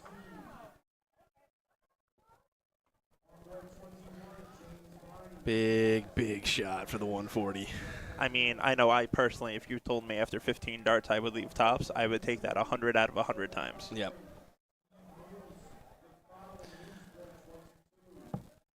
So definitely in prime position to go ahead and take this leg. Yeah, she'll have bare minimum 6 darts at it, but probably some more if she needs it. Little awkward on that first one. Switches to 10s.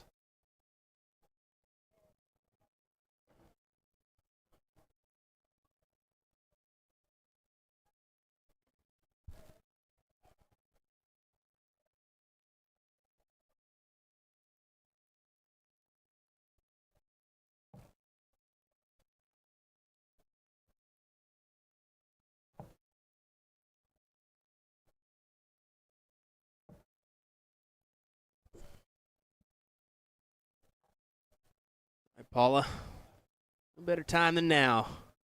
Take it out. 1 and done. 2 and through. Oh, she's splitting. 3 and flee.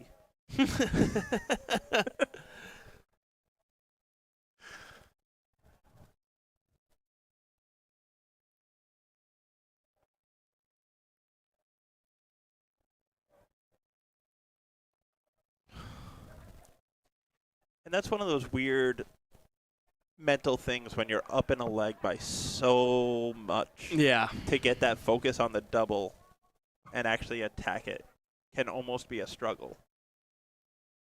Versus in a close leg, going up there and attacking that double, and you tend to have more of a focus on it. And not get into these kind of situations that Paula's in right now, as she's been chasing a double around the board. As she now chases it down to 2s.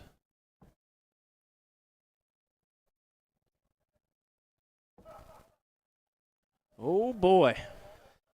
And now all of a sudden you're on double 1, and the doubt is kind of, It's starting to creep in. you just missed 9. 9 at the double. You're not throwing the dart with the utmost confidence anymore at it.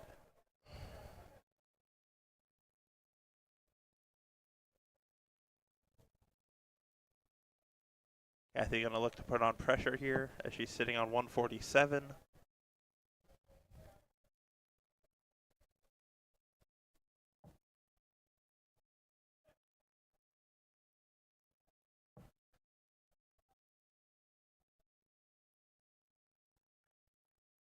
And Patty Walls takes a 3-1 lead over Wow. Andrea Taylor. Impressive. I can't say I didn't see that one coming. I mean, pretty like. I think it's been massive double struggles for Andrea. Andrea. Yeah. Yeah.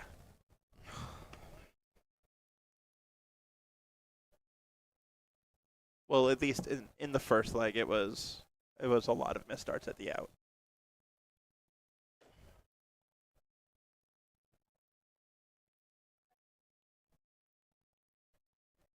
Up at that 40.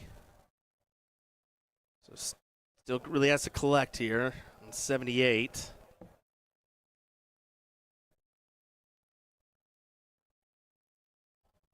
.58. Single 18 to leave tops. Or if she comes back. And she hits it. So you almost feel it's now or never for Paula. Yeah, you've got to collect here, Paula. Don't leave it to chance. Don't leave it to chance, because then you're going to go another leg, no doubt. And Oh, I have a feeling unlucky. you're going another leg here, Paula.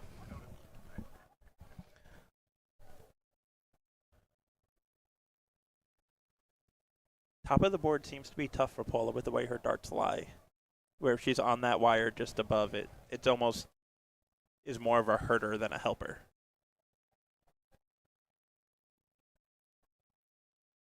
But we'll see if Kathy can pick up 220s here.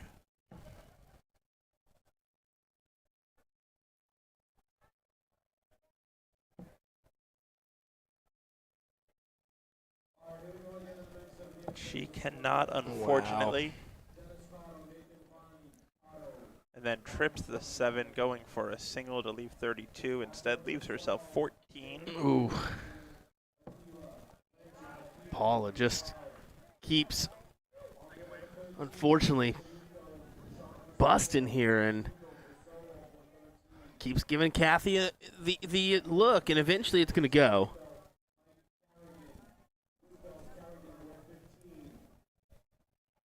Yeah, this is there's a bit of a rat race of a leg. Oh, yeah, I would definitely say so.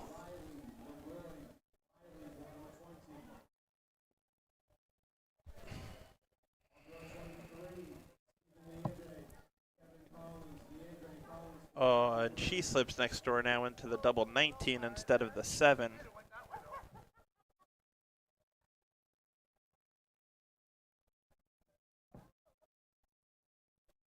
Paula just high, gonna look to work it off it.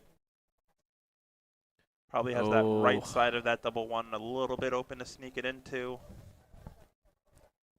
Unfortunately, unable to sneak it in there.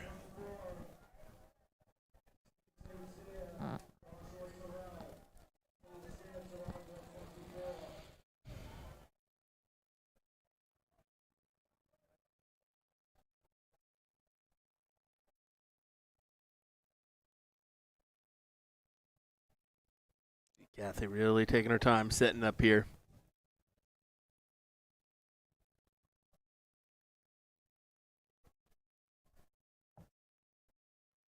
And we're going another leg. Yeah, good way to capitalize on that one is Fitzy's going to get out of there. He think he's got called to a match, so.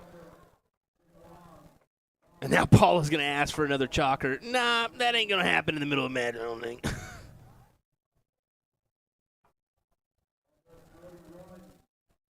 We'll see if somebody will. I think Kim will step up there, friend. You can see a lot of action around that tripod, so I do apologize for the couple bumps and whatnot, but. The bumps, the kicks, the flips.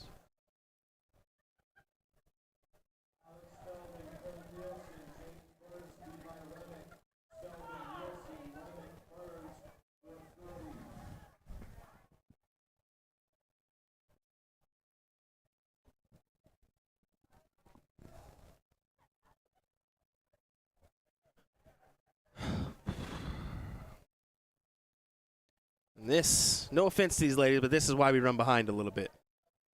Yep. This, go ahead and keep playing, girls. Come on.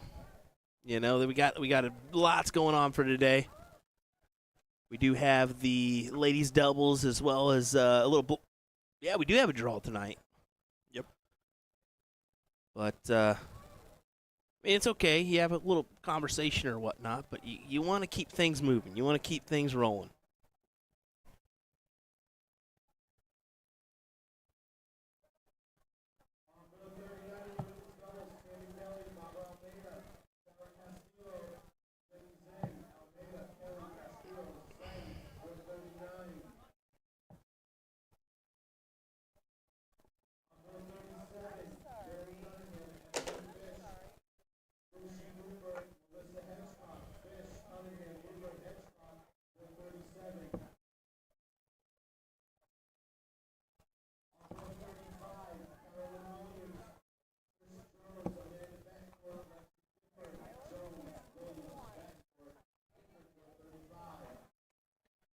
So Paula starts off well. Scoring an 81.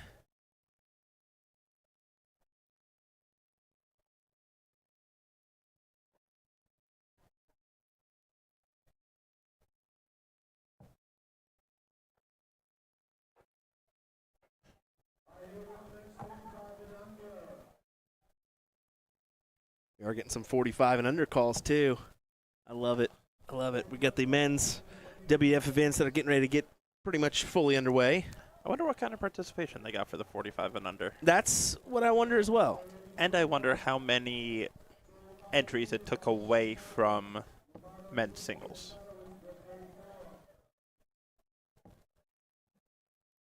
Yeah, that's another factor that you got to kind of think about there. I mean, they're starting in a round of 64 bracket. That's really 4, 5, wow. 10 matches in the round of 64. So 42 players. That's really not bad. So I wonder how many of the Minuteman Dart League, players, Correct. maybe didn't come out for the weekend, showed up for that. But now I wonder, like, if the average for the weekend was attendance was up, say, 10%. Yeah. So if the men's WDF say that 10% would have put them at 170 people. I think by math, if they're at 140, even 130, it was the right call for the tournament to do that because they're still up attendance by essentially it's those two events added up against the one singles event of last year. Yes. And that's kind of it's nice to see that trying to get more people to play. Yes. And that's what it's all about. Well, that's exactly what it's about.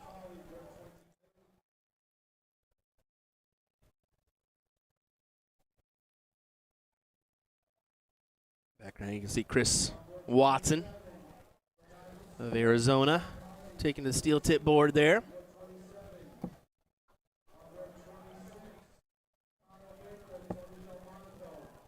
I'm actually shocked Paula still attacked the 20s with that last start, with the way the second one was kind of hanging.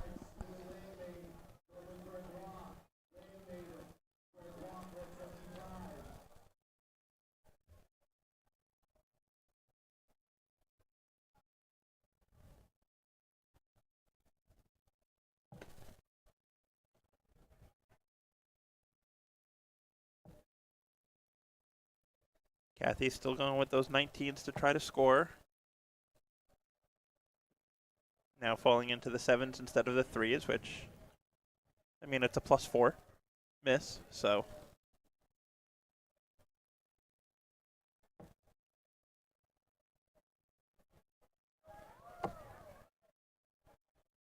Biggest thing here is Paula kind of just recomposing herself after all the missed doubles of the last leg. Yeah.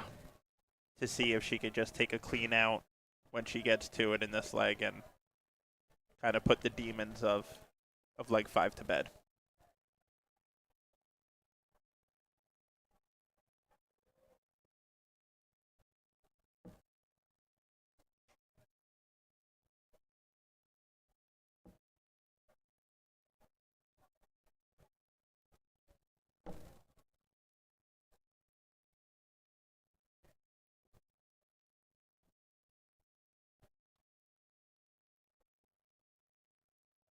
Again, welcome everyone to the Witch City Open coverage here. Brought to you by USA Darts. William Stewart. Joined by me is Mr. David Garfinkel here.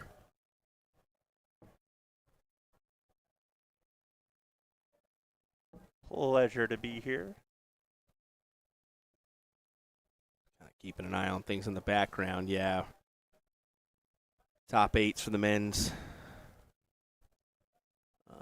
Doubles. It does look like we got that's a youth event in there too. Interesting. Top 16 on the men. Are you sure it's a youth event and not a under 45? Yeah, Matthew. Well, it could be that Matthew Thompson Jr. versus Logan Welcome, but that's a top 8. Okay, yeah. No, that's where I was like, "There's no way, right?" Yeah, that's a youth. Yeah. Because I mean, that's one of those good things, an under 45 for the youth to play in. Yeah. And they should. I mean, why wouldn't you go ahead and play in that? Correct. I mean, you're getting to play some experienced players.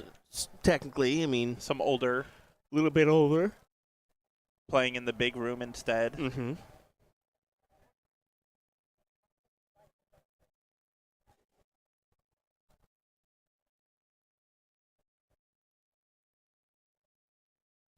Kathy going to look to set up this 172.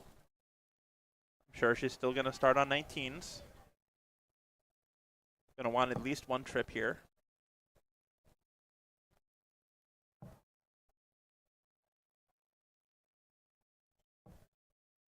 And she gets it. Score of a 79. leaving herself 93. With this 55 for Paula. She wants this to just be a Yeah, clean she needs pop to. pop. First art, double 20, put it in the middle. Oh boy. You can see she's really down on herself right now. Yep.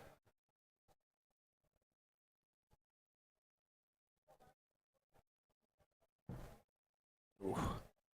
And she's kind of talking to herself as she's going up there to throw it, saying, come on, Mm-hmm. come on. It's like Patty and Andrea are still going at it over there. We're seeing a lot of onlookers. Let's take a look at that score line, try to find it. It is currently 3-2, Patty Waltz with 5 left for the match. She did Ooh, not that's- take it, and Andrea Taylor is in the madhouse. And she forces the last leg decider. Wow.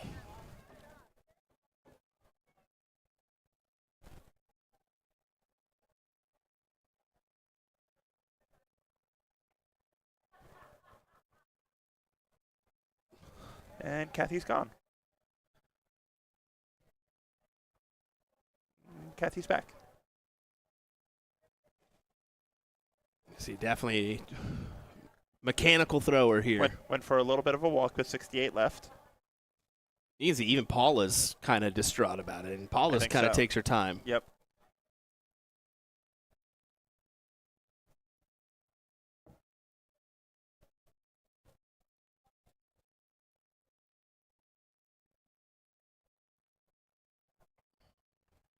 And 2 10s for Paula. 2 5s for Paula. Oh boy, she tried to split it, and Now she's got to now attack. she's got to attack the 5s. And she And it was collects. meant to be. Oh, my goodness. Well, there you have it. Paula Murphy finally gets the job done there in that one, as we are going to head to an overhead view of Andrea Taylor and Patty Waltz for that last leg decider. I'm going to try to work with Ryan in the background to get whatever's going on figured out, because who knows at this point. So let me do that one. I'll get a scoreboard for you folks as well, and then we'll get back underway. Thanks for joining us, David. Appreciate it, man. Absolutely. Thank you for having me, Mr. Stewart. That's not actually a bad image. You can see the score right there. So let me Absolutely. make that one work for us, and then we will get underway in just a moment. Thanks for joining us, folks. Witch City Open 2024. William Stewart, David Garfinkel. We'll be back in a moment's time.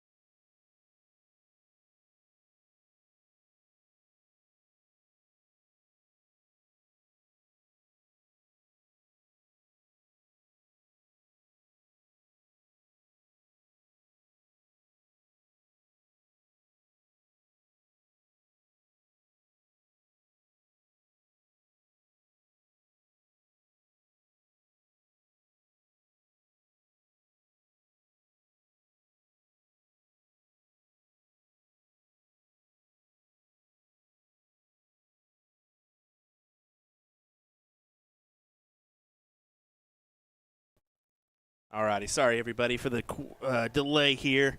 I'm gonna get this Paula match and Asia Jalbert underway here. We're still hard at work in the background trying to make everything work on our production side with Ryan. It's unfortunate timing, but I mean, I guess it's technology, so we'll make it work. I figured we jump on over here. As you can see, Paula did grab this first leg, so we'll get this working, and I'll be right with you here in just a second. I do apologize once again, folks. Just one of those things. So bear with us.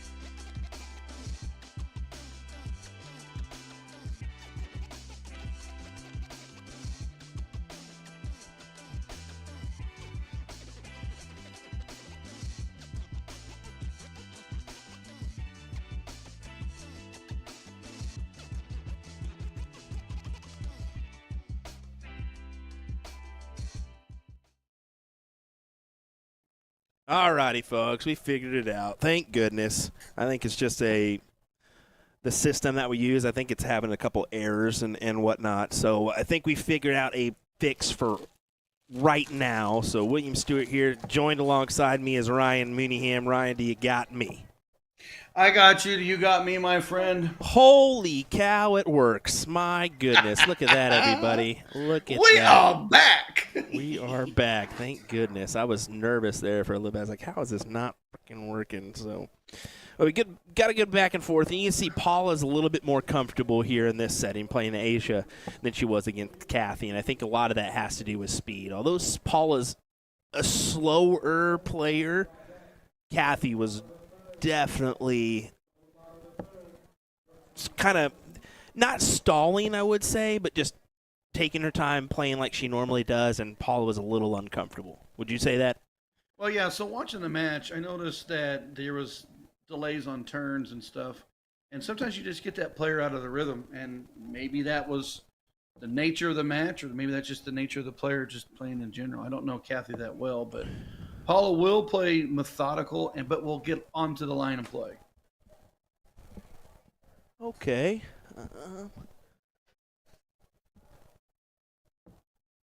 Well, I've loved watching Asia play over the years. I watched her for the youth all the way up into winning yesterday. That was exciting for her to see. Oh, yeah. I mean, Asia just we talk about her all the time as, I mean, smooth, relaxed throw. but just a quality, talented young player. And where she could go in this game is really, really up to her. I mean, Yeah, I was going through the bracket while we were working on our technical brackets, and I was like, "Oh, look at that, Paula and Asia. That's a 1-8. That is a juicy, juicy matchup." I pretty much queued that one in. I talked to the tournament directors. I said, if Paula Asia end up playing, let's put that one up here. And I potentially asked for Carolyn Mars and Tracy, depending on how that one went. Holly Young won, and they just happen to have Andrea and Patty already up there. So No, it's a very nice top 8. I know, yeah. it's a good one. really good top 8 here on that side. This is WDF, a silver event. So, the points are big, and I know that Andrea Taylor, who's currently playing Tammy Dauber, I was reading on she's real close to the World Cup team, but she's battling Tracy Firetag on points. Yep. So it'll be that is very right. interesting. So those two go head to head. It will be a lot on the line for that. As you can see, Andrea Taylor in the background taking on Tammy right now.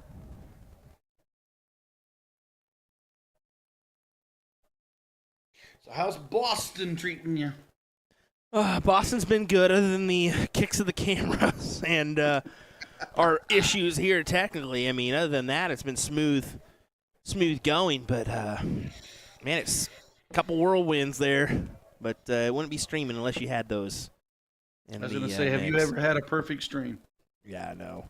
And we do get a wow shaky board. That is not the board. That is our camera that's getting kicked and obliterated by everybody back there right now. And I am livid right now. I could be completely honest with that.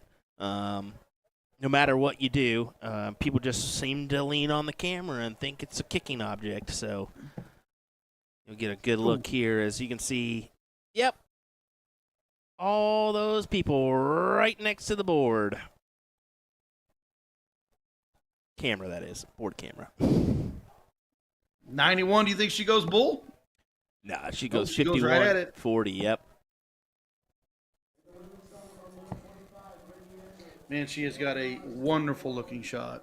She does, but she's potentially going to go 3-0 down right here with Paula queuing in double 10. And I will say, I don't know if you caught any of the stream last night, buddy, but Paula Murphy was on a mission, and she proves to be on a mission here. She does take out the leg. Yeah, Paula had an 8-darter and a 9-darter in a 301 match last night. Threw a 95 average in a match. With a double start, double finish, 95. Yeah. Wow. Yeah, buddy. I would quite That's impressive. Cruising. That's cruising. Paula starting on the 19s. We've seen her do that a lot. 95 on that turn. Some of the things I've seen Paula, she'll be hammering that 19s early, and then she'll switch to 20s late. So let's see what she does in this leg.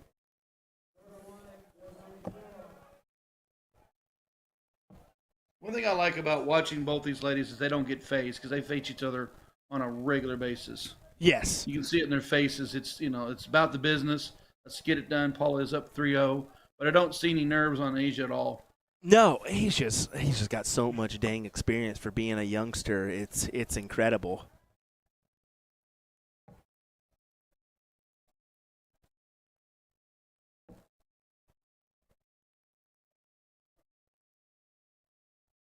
Working around the board is Miss Paula. Asia's going to have to do something here. That opening start was not ideal. Not in the slightest.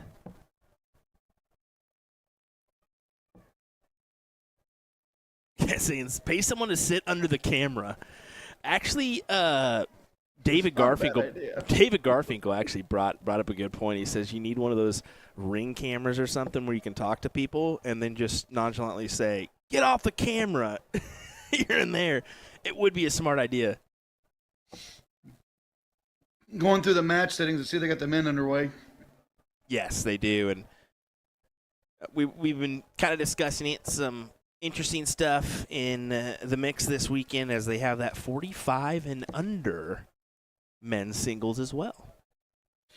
That's actually turning into more of a It's popular thing that is, as we've seen divisional play for a long time on the soft tip round, but because of Dart Connect, they have the ability to start that avenue.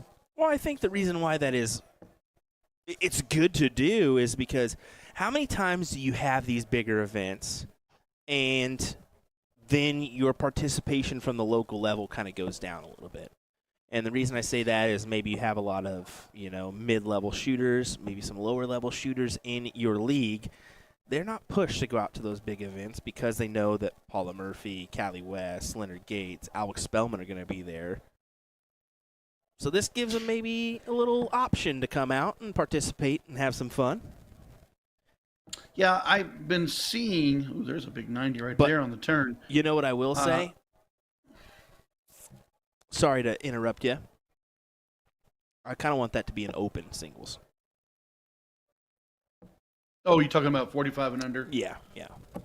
But I get why they're doing it. They're trying to keep the ladies doubles teams rather than having the ladies go for the 45 and under. Asia putting pressure on Paula for 75. Last turn 31-35. That turn 140. Tops needed. Oh, just drops it just a hair. Again.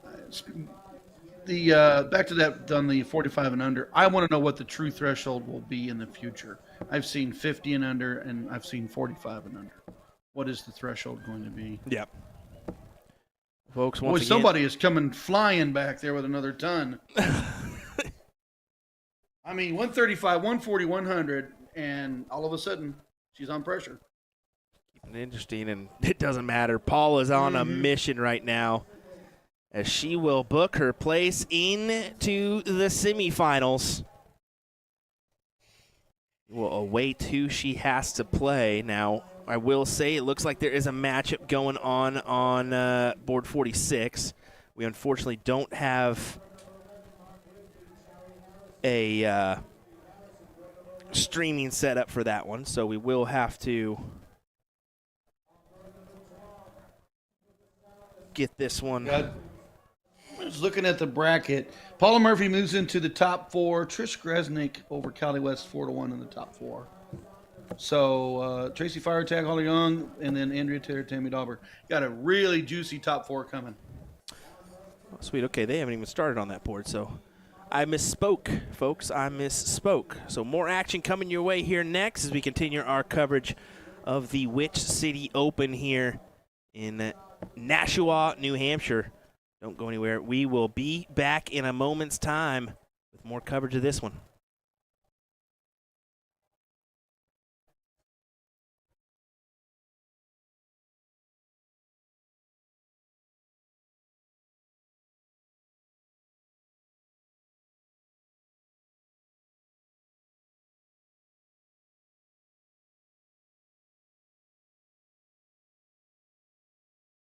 This game is going to be key. You can tell by the way they're scoring. There may be nothing in it. One man misses, does the other man get? Yes! Double 12! That is the most amazing Lagos you will ever see in your life! I can't stop! Double 12 and the 9 Dark King lands in the line. Covered by Team Michael. Double 12 back going! Michael back going! Luke Humphries, the ascension is complete. Incredible stuff. The world number 1 is world champion.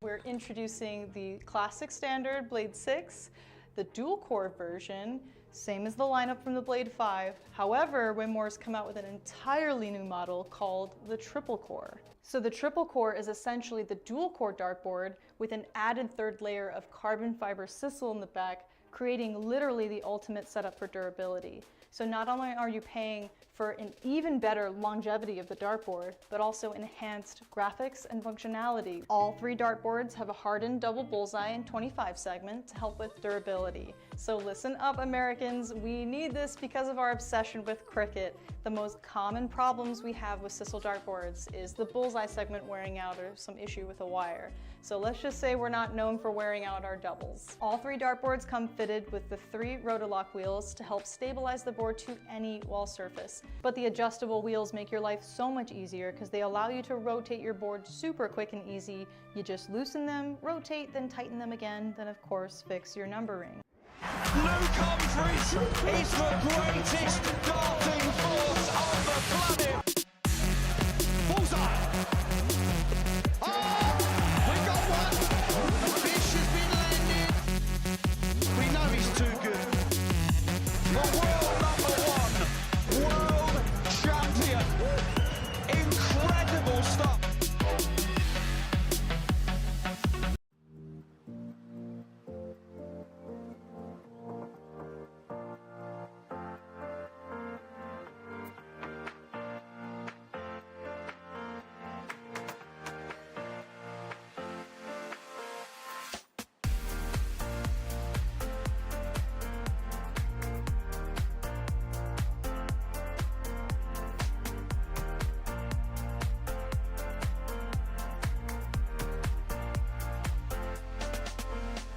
Let me tell you about A to Z Darts. We're a specialty dart store with over 10,000 different products. We create in-depth videos and blogs to help improve your game and showcase our products. We give helpful advice on how to practice darts, the fundamentals of form and mechanics, and how to make better decisions when purchasing your darting equipment. Whether you're brand new or a seasoned player, we try to provide fun and informative content. I'm Jen, the creative director for A to Z Darts. I've been playing for over 10 years and I've traveled the world competing in and promoting the sport. This is Will. He runs our live streaming company, USA Darts, and travels the globe as well to broadcast major darting events and interview PDC players alike. You'll find over 2,000 different sets of darts on our website. Guessing right now you're pretty interested in our resources? Learn about form, throwing mechanics, practice routines, scoring and grouping, checkout methods, cricket strategy, and much more. Visit a-zdarts.com to take advantage of our blog or follow us on social media at AZDarts today.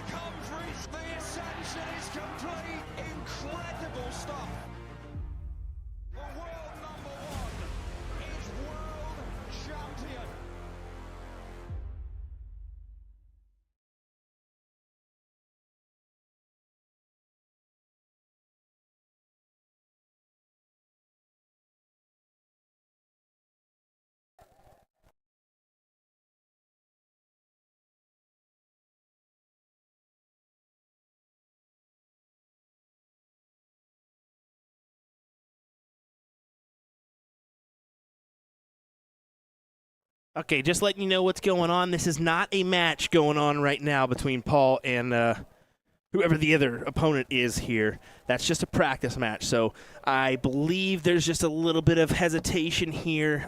They've got 5 to 7 brackets going on at once with the youth side as well. So I think they're just playing catch up, and then we're going to see a match here in just a moment. So I do apologize for the delay, but I just wanted to kind of give you an update that isn't a match there on board 44. So we'll have some more action coming up here next. Thanks for your viewership today. I know it's been a little bit terrible on my part, so I'll just be frank. But now we'll keep it going here in just a minute with another great matchup. So hang tight.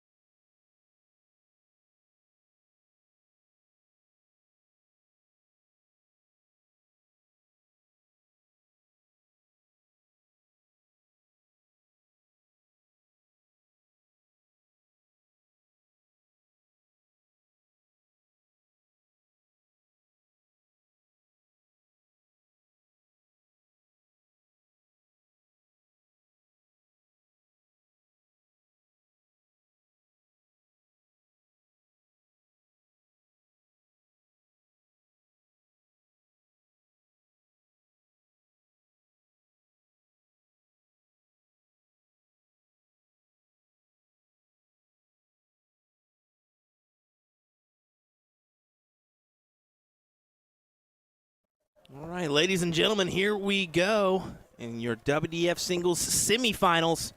Tracy Firetag taking on Paula Murphy here in what should be another exciting matchup. Looking forward to this one. We'll throw our scoreboard up there. Ryan, go ahead. I'm going to take care of something in the background just because I know what's about to happen, and I'm going to stop the inevitable from happening. So I'm going to stop these guys from kicking their camera.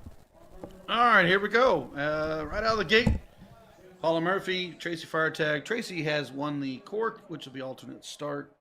On the background on the top 8 match, we got Andrea Taylor taking on Tammy Dauber.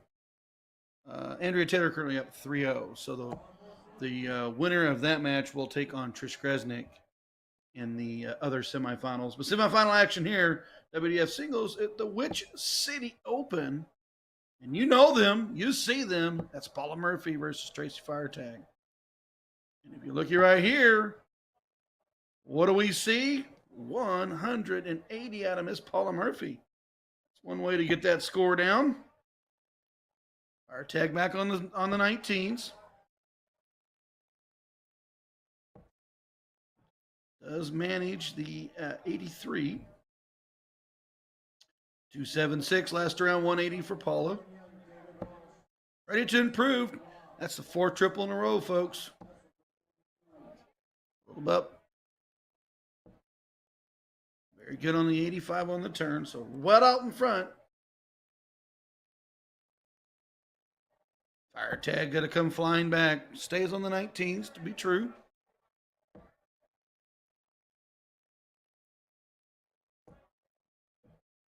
On the turn. Well-seasoned international players. I know Tracy's been to Iceland and overseas. Paula, of course, all over the place. So a good top 4 match here.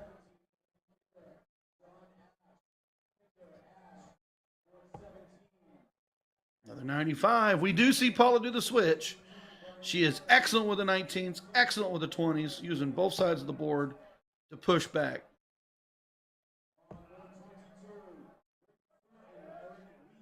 Tell if that's in.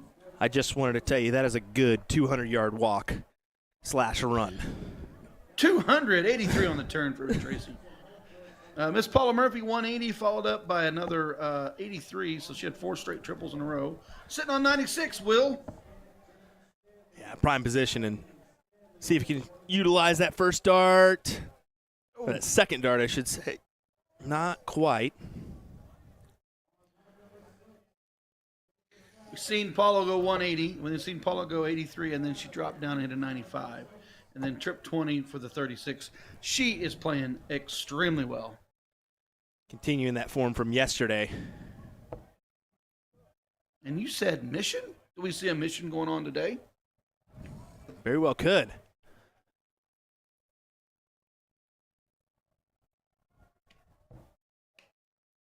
Oh, gets a little bit difficult now. Double 2. Especially if she misses inside. But she won't. She hits it right in the heart of that double 2. As Aaron Rich. Go ahead.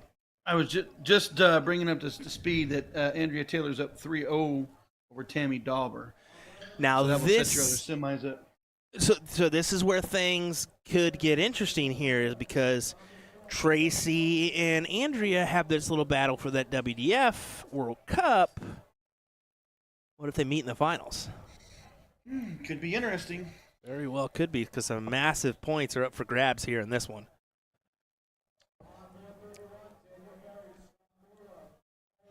And Andrea Taylor just takes out Tammy Dauber. 4-0 to move on to face is Trish Gresnick. So I hate that you. Good spicy top 4. You know there's no N in Gresnick, don't you? Gresnick. I call her Gresnick. Just adds a random. So she'll hear N. this and then she'll get mad at me again. It's Gresnick. Oh, but I put my gosh. Ozarkian accent on everything. Gresnick. And she could be mad at me. You really know how to put that accent on everything, don't you? I put that on Hey, you're lucky everything. I have shoes on today. I have shoes on today.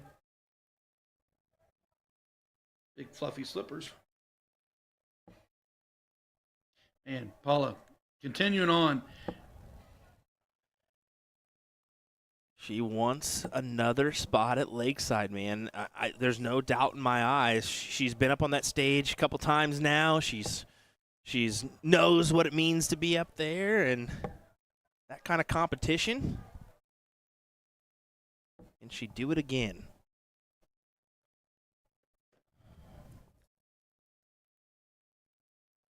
Tracy Firetag did have a top 4 finish in last year's event alongside Andrea Taylor. Your winner of the 2023 WDF women's event was Callie West, who beat Carolyn Mars 5-0 in that one.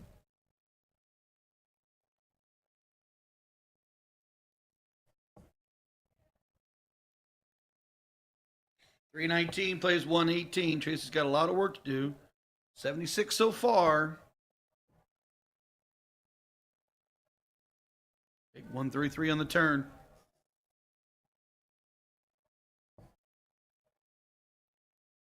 Ooh, pulls to the 4.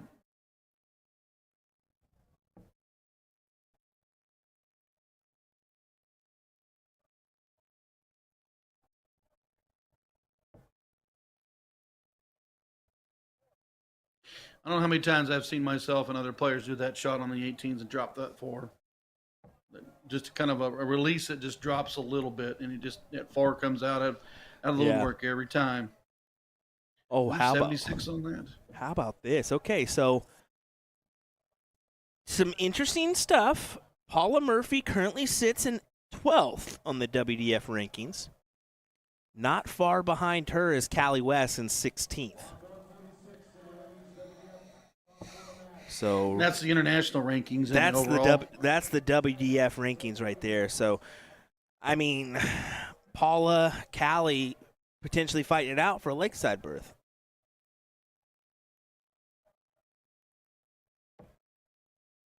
Oh, there's 95. Oh, and what a check from Tracy Firetag. Takes out that 95. Now, over on the men's side, I wanted to go ahead and mention that, too, since we're in the conversation. 6th right now is Mr. Leonard Gates. 18th is Jason Brandon. Kevin Luke in 34th. So there's your rankings on the U.S. side. Now, you do have to remember Leonard is queued in for an Alley Pally berth with the CDC right now, so he'll have a decision to make. And if I'm going to be one to guess, I would assume that he will elect to go to the Alley Pally. $7,500 berth on the Alley Pally stage. Yeah. Win a match, you go to $15,500. And that is something you got to think about when it comes down to brass taxes at the end of the year. Yeah, exactly. Opening 140 for Paula. Hammer in the 20s. Nice cover shot on the 19s. 140 open, 97 to back.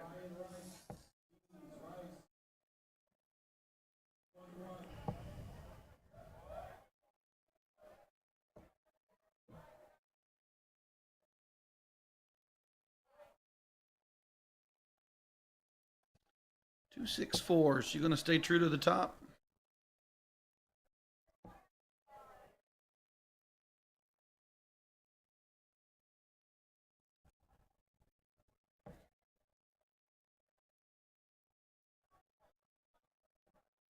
It's not, so Tracy needs 2 triples here.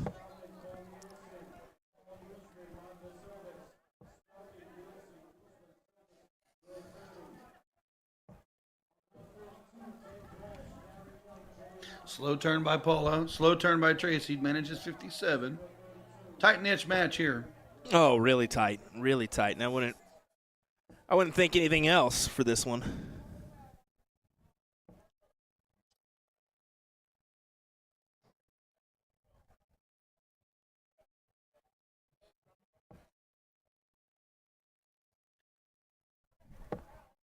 Yeah, you see Tracy. 95 is ideal. 133 is great. Yeah, she's looking at that 19s per usual and using them to her advantage. And you can see right there, sets up the 140. Oh, but Paula Murphy Maybe a difficult one to work around. She gets it in there. I'm pretty sure she's getting a look here. Oh, it was on the outside. It was definitely just a ton. Or just a Big ton 80 40, score. though. Yeah, but a big ton 40 to set up the 15. Really surprised she didn't drop to the bull on that shot, but Yeah. Paula likes that double 15. And that's she'll probably attack that right away. Oh, an unfortunate dropout for Tracy.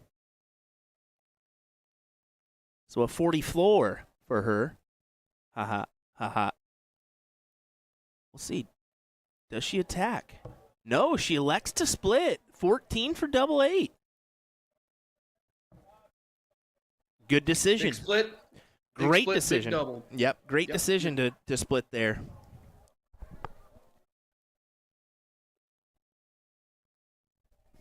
That was a break of throw. Paula will start.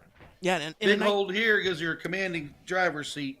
and a 19 dart leg, keeps the average where it is. 83.02. Impressive stuff so far. But needs 2 more legs in order to book that finals appearance. It don't matter who you take on this top 4. That final's going to be great.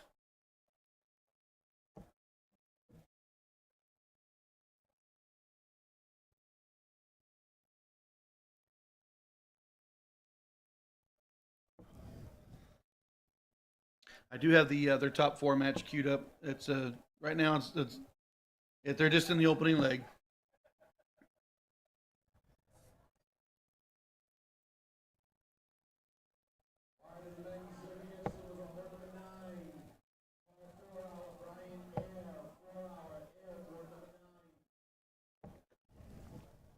Yeah, good 95 once again. Another one for her.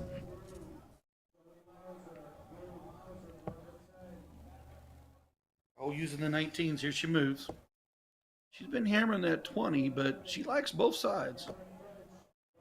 She knows it's all about scoring and getting there.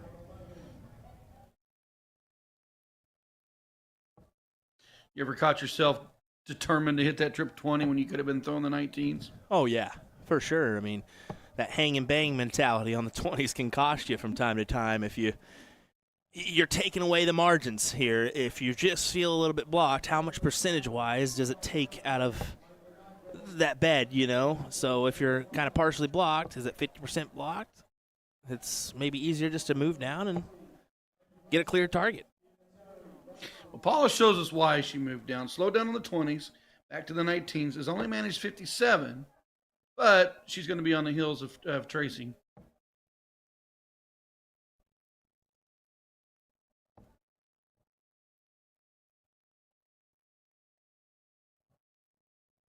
Nice on the 56. He's the 170 for check. Also, when you play the 19s, you got to understand if she would hit another 19, that would left her a 169. Mm-hmm. Versus going to the 20 would have left her, and still wouldn't left her an out. So she knew she had to hit that 56.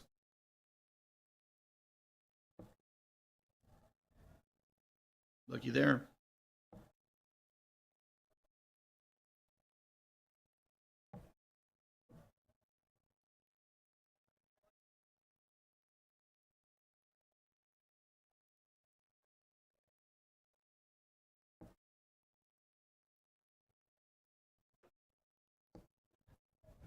Just got a text from David Garvin, goes, is out here doing the Lord's work for you in regards to keeping the camera clean. And I said, oh, you don't have to do that. He said, I'm watching Tracy too. So, I mean, it kind of works. Double whammy. Look at you putting him to work. Putting him to work. You're dang right. We try.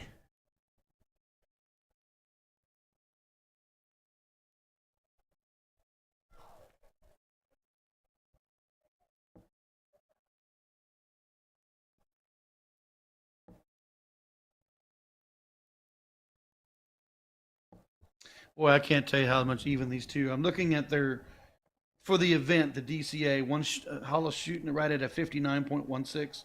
Tracy shooting a 60.79. I mean, they are neck and neck. They really. Checkout percentages are the same. I'm actually surprised it's not a little bit higher average-wise. But you can see in this matchup, there's they're not leaving anything behind. No, checkouts percentages are about the same. Mm-hmm. First 9, 76.70 from Paula, but she's a little lower on the checkout rate. 71.39 first 9 for Tracy, a little higher checkout rate.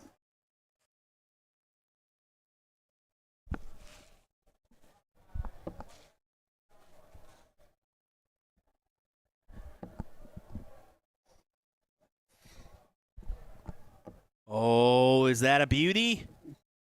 Is that a biggie?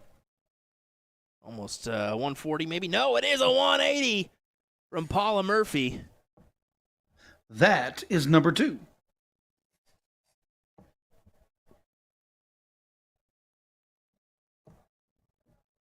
Certainly. Here's help another you out. interesting thing about these two today. Both of them are winning more against the darts than with the darts. So they've been able to battle when they're not on throw. Very interesting stuff for these players.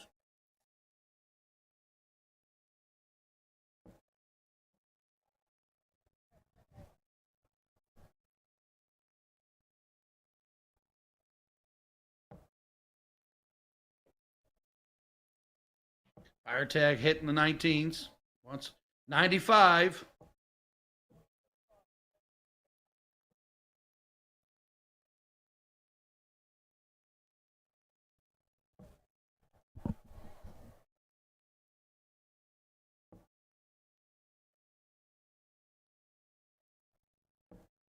Oh, gets it with the last big last dart.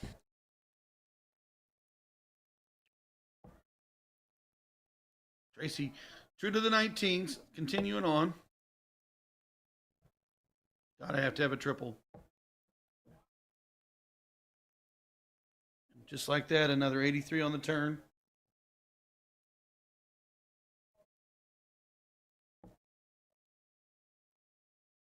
All on them triple 20s.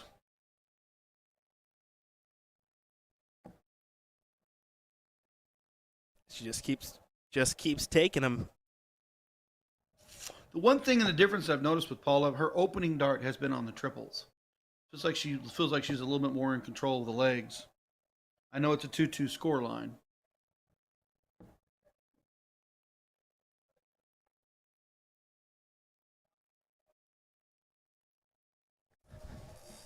At 116. Looks like she's attacking those 20s or 19s. She going 19s.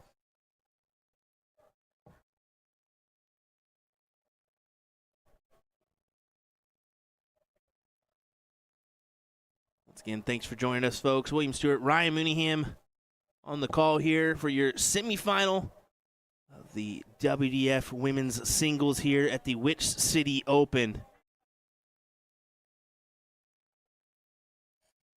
Shanghai needed. This could go. This could go. It does go. Boom. What a big shot from Tracy Firetag to take the leg and make this a 3-2 scoreline as she breaks Trick 20, throw. fat 20, double 20. Fantastic break for her. Or I should say hold for her, because that was not a break.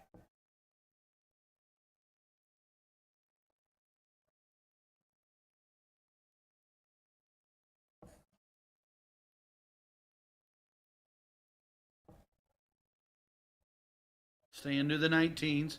Not afraid to attack the 20, but her money's been on the 19s the whole match.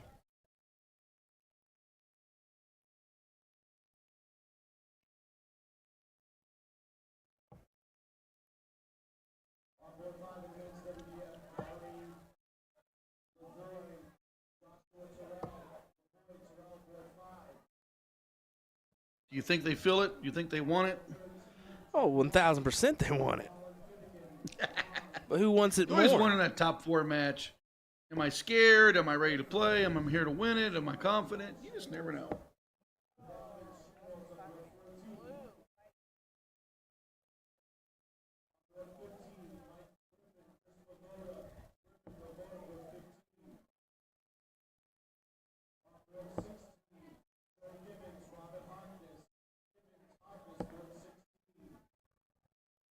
Just manages 60 on the turn.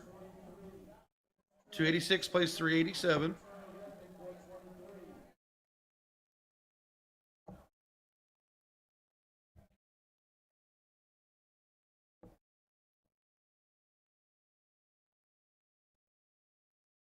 Beautiful 96 on the turn. Uses the 20 there. Right on the heels of Paula.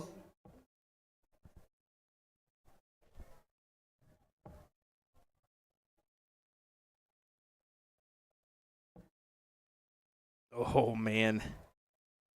I mean, right now, these two are coming up with a triple round. I mean, you're seeing it in the averages here.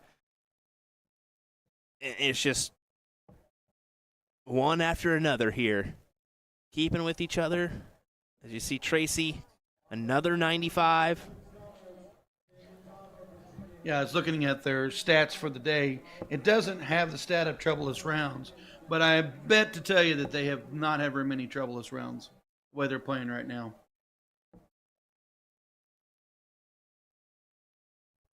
Big 100 out of Paula. This is great.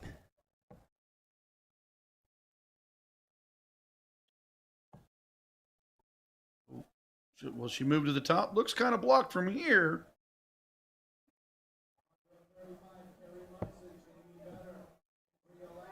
Looks like 54 on the turn. Plus 38.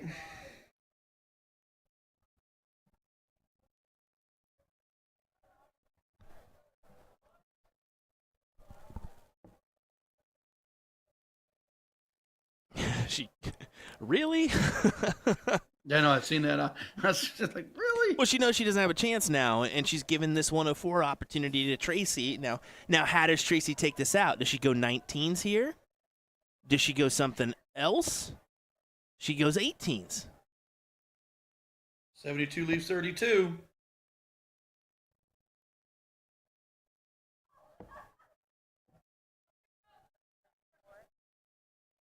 I was thinking maybe she might attack the 16s there, but 104, I like the single 16, trip 16, but I like tops. and that's She likes that 32. And that's the factors that you got to think of is what's your best out. As Paula, just on the inside, and are we gonna bid Paula adieu? Is the question. Tracy for 70, and then look, she's ended up on tops anyways.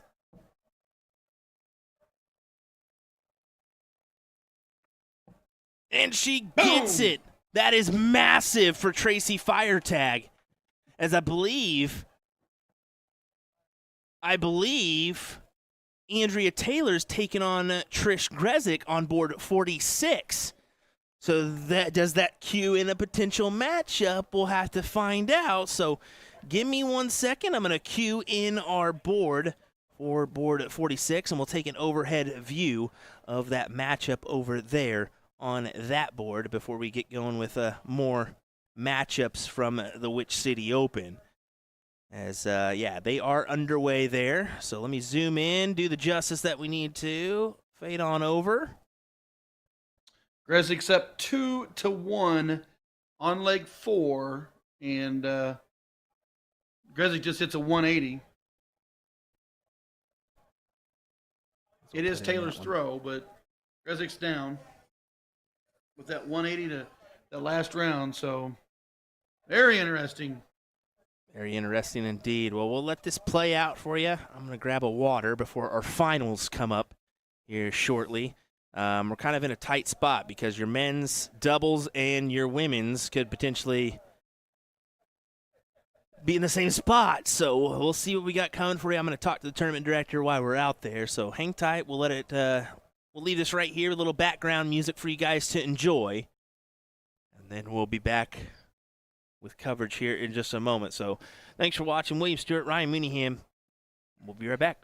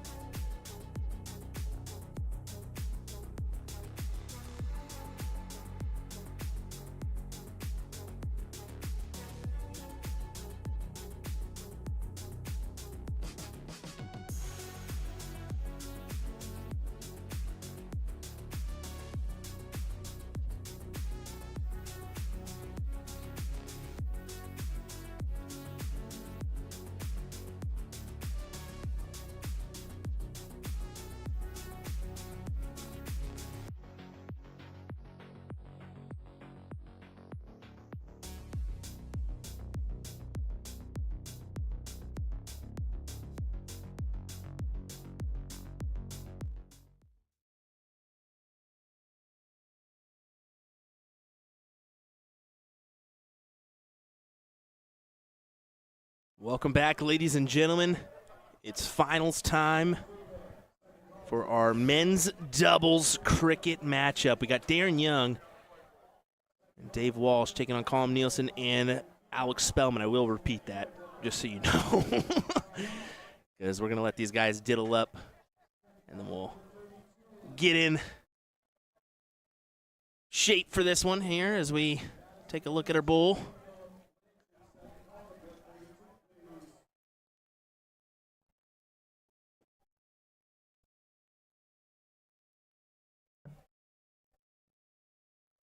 WDF rules. So Darren will get the first look. And we will get underway in this final as Darren will start us off. Here we go. Darren Young, David Walsh taking on Alex Spellman and Colm Nielsen here. In your finals. And I hope somebody grabs that piece of tape off the top of the board. You see that? I do see that. It was holding our wire. Let's see if Darren sees it. No, Darren didn't see it. Darren did see it. But nice little 7 mark just open. I think it'll go the whole match without them even noticing it. I notice it. You notice it. But do they notice it? See if it holds. Jiminy holds Crickets. On. Jiminy Crickets. Look at that piece of tape. Dave, of course, David looking Walsh, no stranger to the darts in Boston. Closes the 18s, right to the 20. Yeah, just taking care of business. Gets the 20-point advantage now.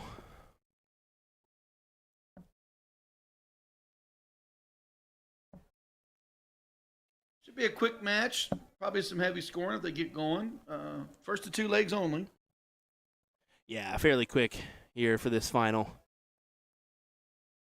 So that's mainly our format for the doubles, triples style events, just because kind of speed through them. Yeah, good stuff from Big Daddy.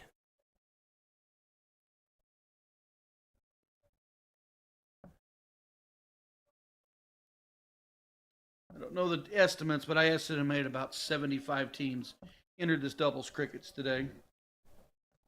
You know, that sounds about right. Just looking at last year's number, they had. Really, you think that's it? You really think that's all they had? They started at 128. I was trying to. Maybe it's a little bit. It's higher than that. Because they had 106 teams last year. No, they're not. They didn't get to the 100 mark. 1, 2. They may be pretty close. It's going to be high 90s. I was looking at the women's bracket for their doubles. It's going to be the high 90s, maybe right at the 100 mark. Pretty darn close to last year's numbers.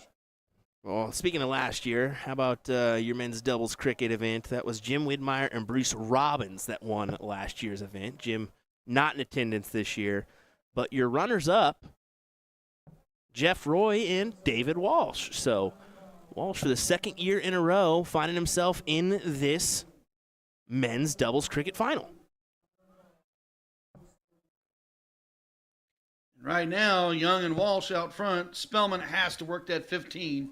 He needs a triple here.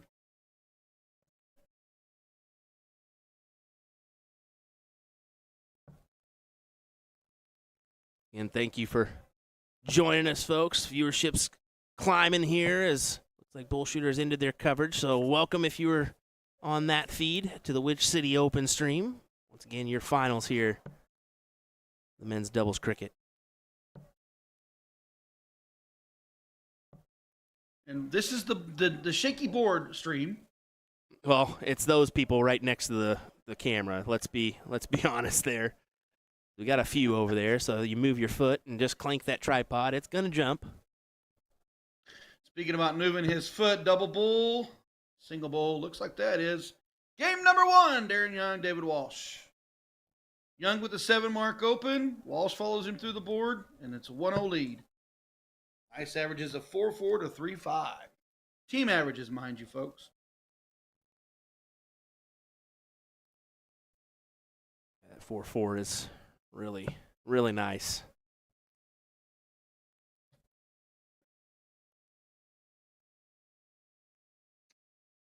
Darren was waiting for the call there. Just making sure Darren's he's like, okay, just call it. yeah, just Call it. whatever you call, buddy. Come on, buddy, let's go. We're ready to play some dots. As As it we looks- see the back of Darren's head, it's a smooth head. I was giving him stuff earlier in the day because I saw him this morning, and I go, oh, crud, I know I'm going to get him the first 2 matches of the day. And sure enough, it was the first match, and I had to move my camera right off the bat. I said, step up there and do me a favor. And he was taking up the whole trip 15, trip 10 area. And I said, okay, we're going to make a change. Young only opens with 4. Spellman backs with 7. Lost to the 20s.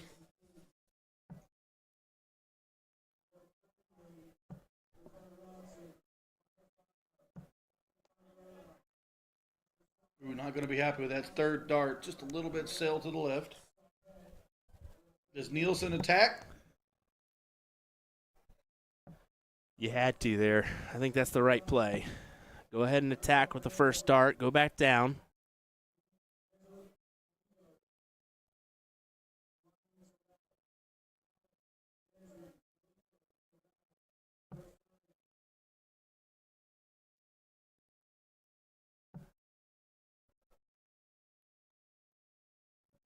A little bit blocked. Moves a little bit.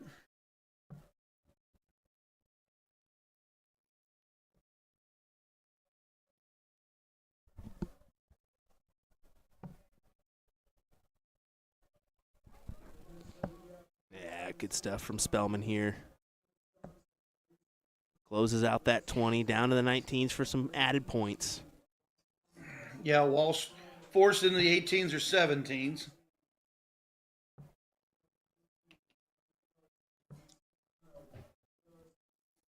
Only manages 3.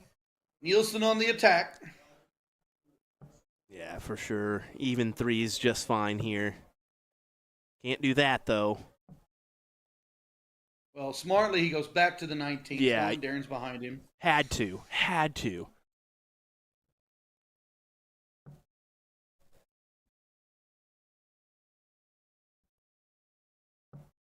Oh, yes. That was a nice adjustment on the 18s. Beautiful. A lot of players will stay there. I've known Darren for years, and he will make slight moves across the hockey to get a better view at his target. Yeah, he's a hang and bang player. He will hang on that 20 rather than make the switch, is what I've noticed throughout my streaming of him. Is yeah, he'll shift right and left on the hockey to take advantage of a wedge rather than just immediately move downstairs or the 18.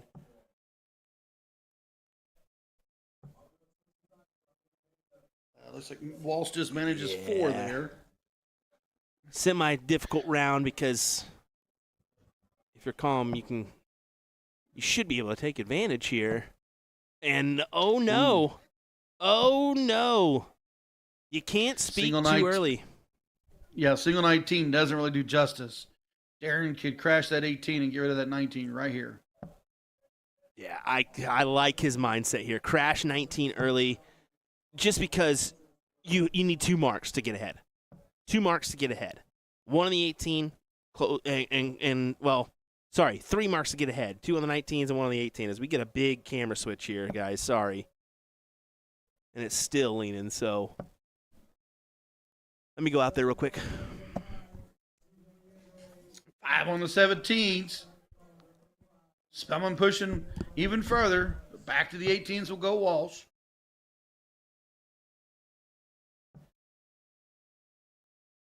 Eyes show that he will stay there, and he does.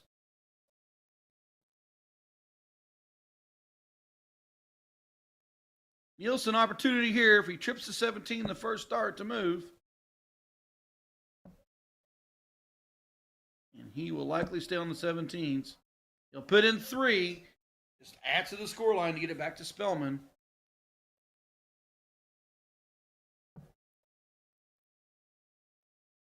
As our camera moves a little bit to the left. Ooh, Young on the trip 18. And nice big 6 mark. Spellman forced to the 17s, needs at least 6.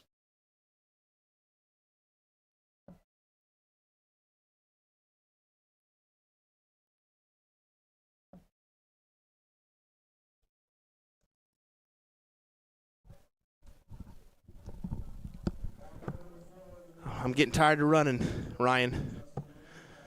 Shaky camera. Yeah, someone's leg was fully resting on that tripod, and I said, "You do know what that is for, right?" That is how we see the board. Oh, I'm sorry. Do apologize. Well, they're folks. banging back and forth, 17s versus 18s. Will it's point battle, looking for the. Each opponents are looking for the mistake. This could have been the mistake to allow Young to crash.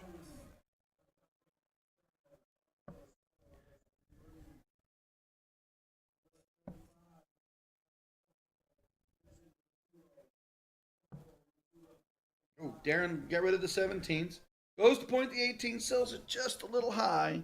Spellman forced to the 16s or 15s.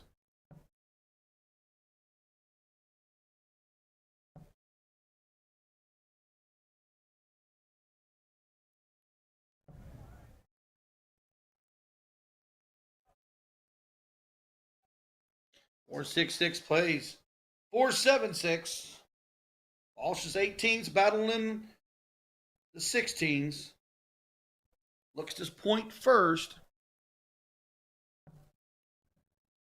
Oh, he goes right at the 16s. Not afraid to be aggressive.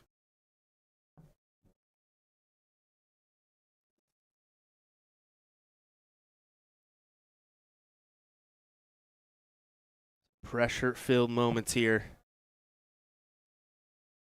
Amai's moved. Does he go ahead? I think Spellman you go says ahead. move. 1-2. Yeah, 1-2 punch here on the 18s. Go ahead. Why wouldn't you? Oh, no! And he's just having those moments of, I mean, that caught the flight, but, oh, my. Same thing happened for Walsh on the 16s. Yeah. Caught the flight and dove. Well, it looks like Darren's going to move. Yep. Yeah, And he trips good, it. good collection there. As they cue in some match-winning darts.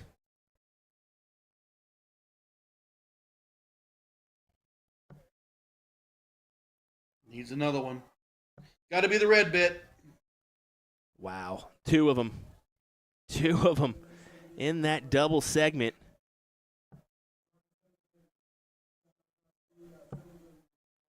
I was going to say, Walsh, all of the 18s, give it back to Big Daddy.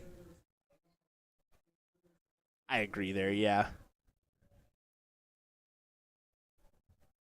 Darts in hand.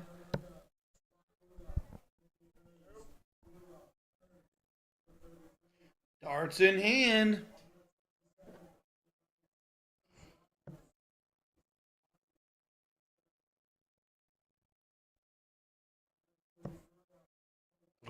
Oh, just about. Was that just one bull or is that a double? Yeah, I believe that was a 2 there, Yeah, so it okay. does get him into the lead, but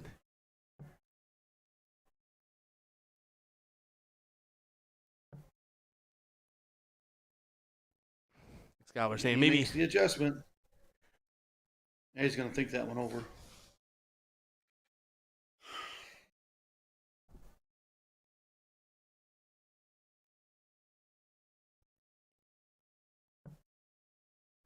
Excalibur saying it may be less of a hassle to rope off your camera unless you're flying. Buddy, definitely flying. I'm from Kansas. Oh, you can see Spellman really not happy with that one.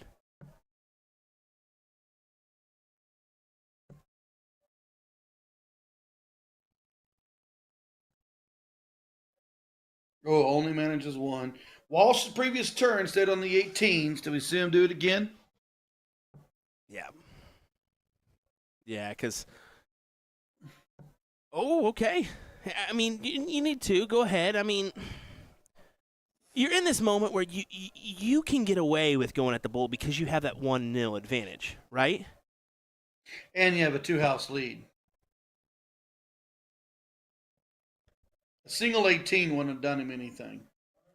That's why he went to the bull. He did the 18. He had to have a trip 18 or go all three at the 18 to really create that bullseye.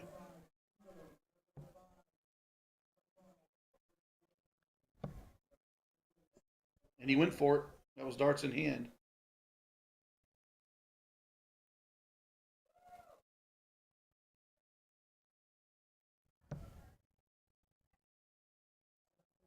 For the win.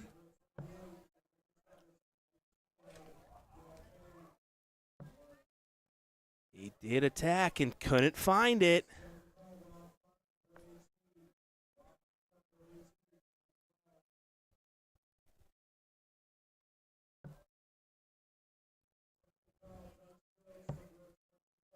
Oh, pulled it.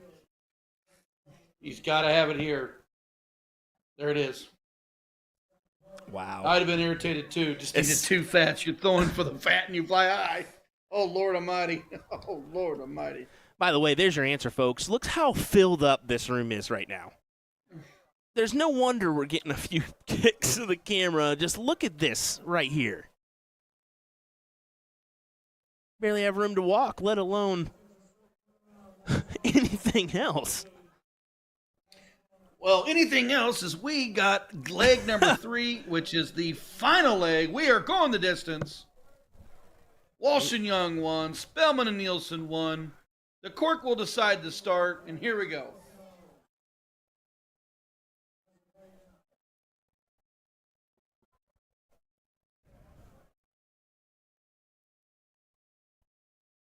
Darren just grabbing a drink before he gets underway, making sure he's calm, cool, collected.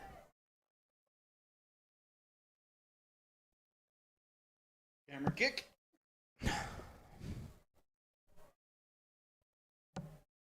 Gonna take hold of the mic here in a minute and let everybody know my thoughts. Oh.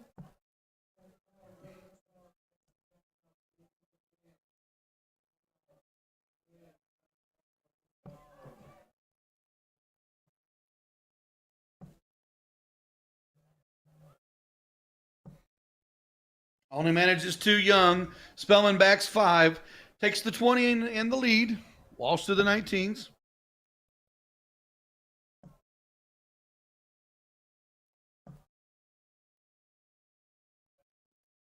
Only see a 3 on the turn.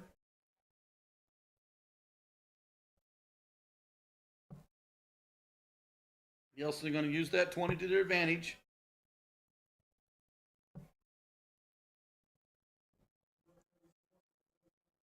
Only manages 2, but that's 80, which will force 5 19s.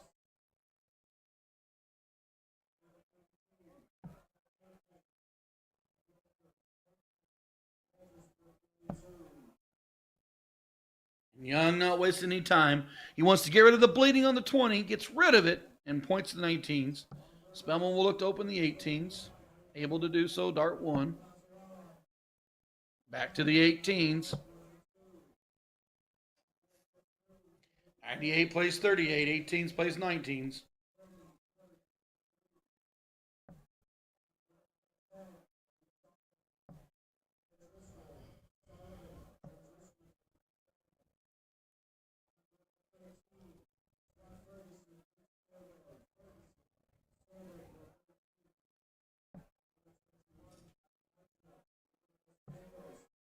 Nielsen unable to connect on dart 1.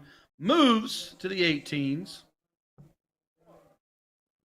He pulls 4.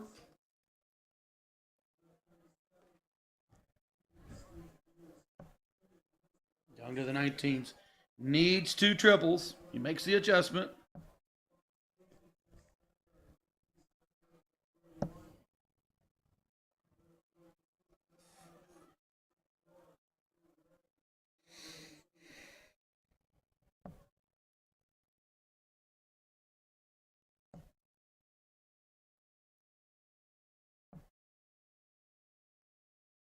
Spellman closes it up. Walsh forced to the 17s. 152 plays 170. Walsh has got some work to do right here.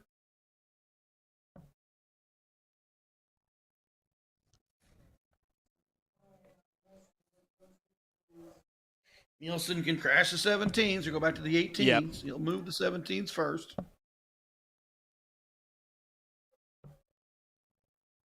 How many times have we done that where you pull that inside on that 17, go to the 18 and pull it short?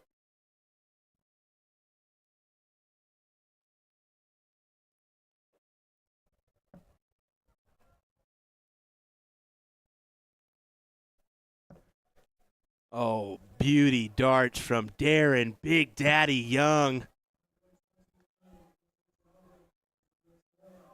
Good He only fight. managed 4 on the Oh. 17s, but that was a heck of a look on the 18s. It really looked promising on those 17s, but yeah, a good look. Forces Spellman to collect on a 5, does so.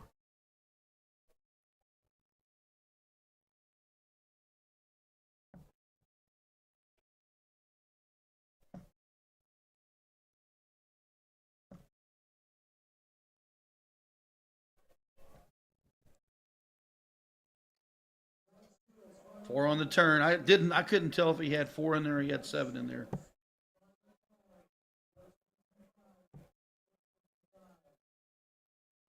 Nielsen needs another one. Does manage 2.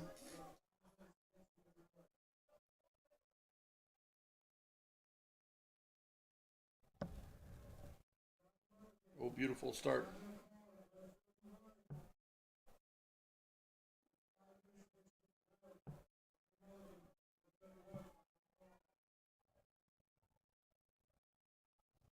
Nice close on the 18. Spellman to the 16's. Gonna have to put in 4. Needs another one. Needs another triple.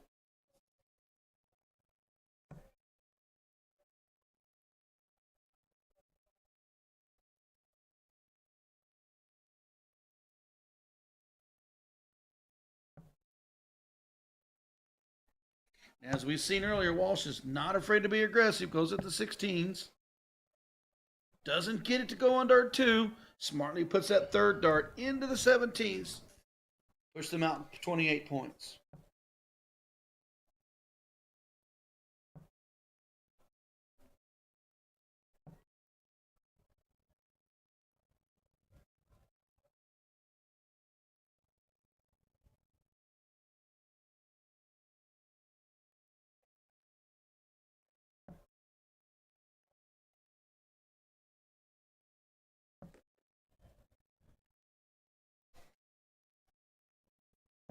Oh my, only a 1.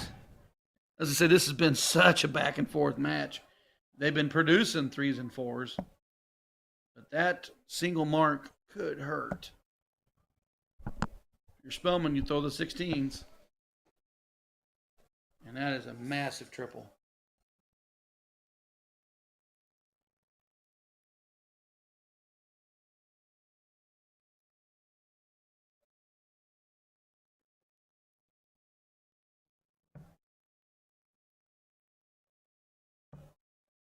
Yes, from Walsh.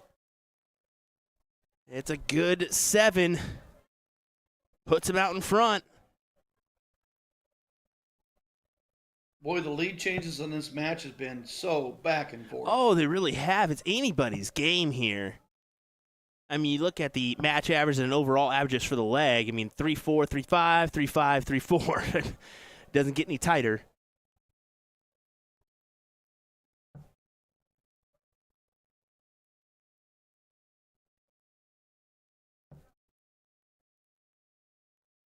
Does he stay there? Does he aggressively go after the 16s? What do you think, Mr. Will? Oh, man. Yeah, he went for it, and I think you have to there. But do you implement the double, or do you stay on that triple? I think that's Darren's old school mentality of the I don't mind a good double, especially on the 16s. You go at him a lot. I mean, yeah, but what if he would have drugged to the outside? Exactly. That's and then the Spellman play. manages the 2 on it, but grabs the 1. The advantage is now Walsh here. Solid darts right here is all that's needed.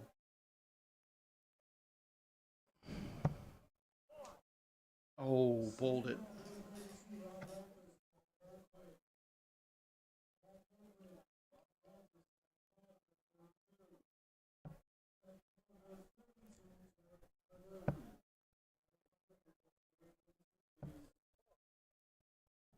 That's a big turnout of Colm.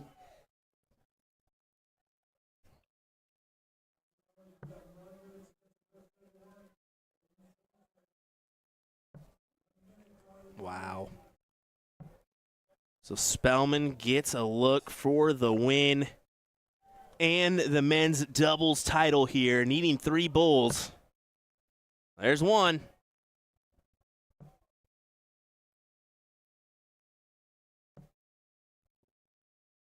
Game shot. There you go. Your champions, Colm Nielsen and Alex Spellman, as they scramble away to find the victory here at the Witch City Open. Excellent match, back and forth. The tide just kept going back and forth, back and forth. 1 minute you got the lead, next minute you're battling back, and but at the end, Spellman and Nielsen, your champions.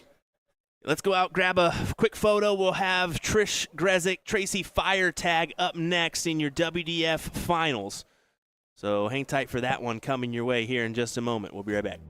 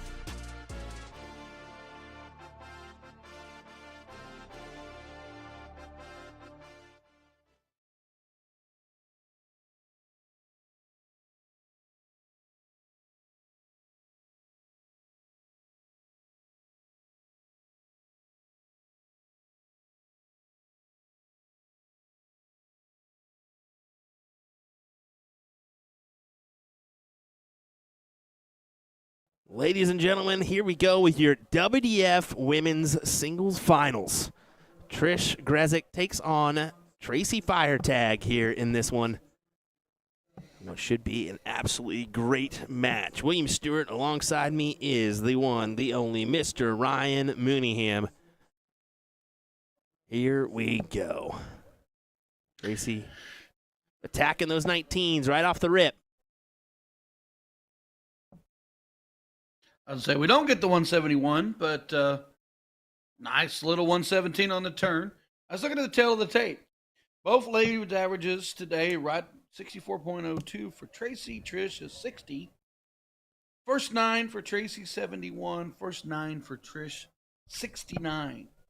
But here's a very interesting fact. Against the darts, Firetag's been 91%, whereas Miss Trish has been at 72%. So Tracy's not afraid to take you down on your throw. No, and she actually is in a great position here because there are some implications here with the semifinals. Tracy did best Paula to make the finals. Andrea missing out to Trish on the finals. So that will have some World Cup implications here because Tracy and Andrea are really tight on that third race. So Tracy may be out in front now, if I'm not mistaken. Yeah, it depends on the rest of the singles for the weekend and other tournaments, but this one's got a lot of points. It's got a big prize fund, so it's going to have a lot of points. And the difference could be this event. You never know. We're still in September, so we're not there yet, but it's a biggie.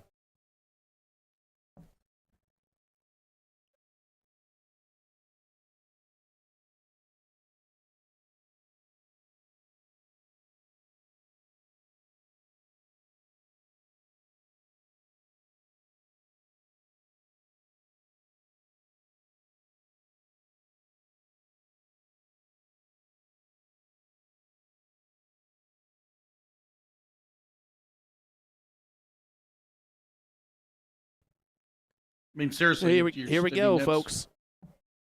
Trish,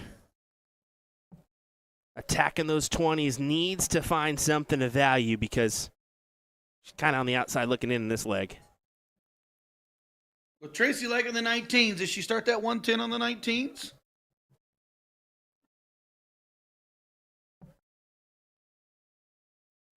Only manages 20, we'll leave 90.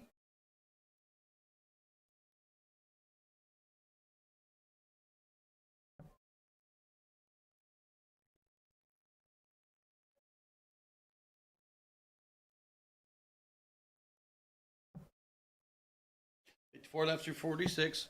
Trish is going to have to get to an out here.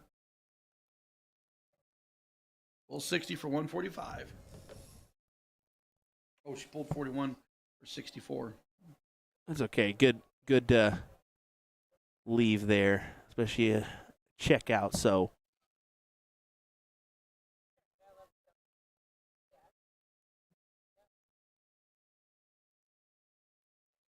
be a hefty checkout indeed.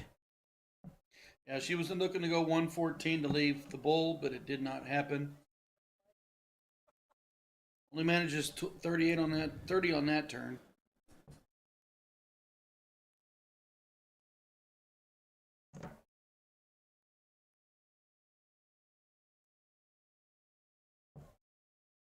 Beautiful, beautiful check on the 9. And that's another break a throw for Tracy in this event.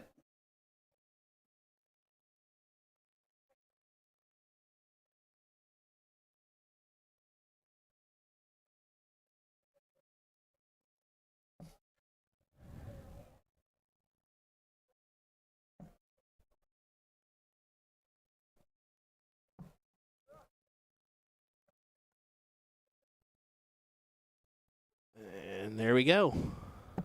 Just a matter of time before we get one of those again.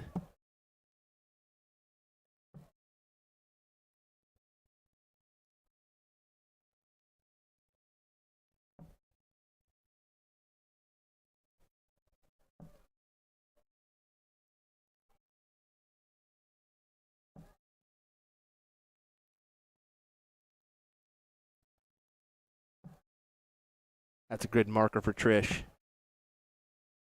See if she can utilize it. She cannot. I feel like with the trajectory she has on that barrel, right above that triple is just fine to work herself into a ton.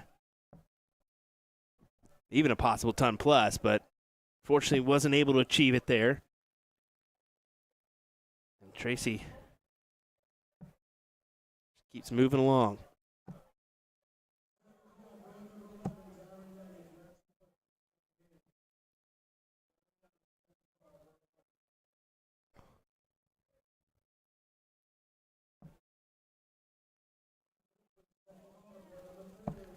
Said it earlier, but Tracy Firetag did have a top 4 finish in last year's event, along with Andrea Taylor. Of course, your winners of this event last year were Callie West, Carolyn Mars coming in second.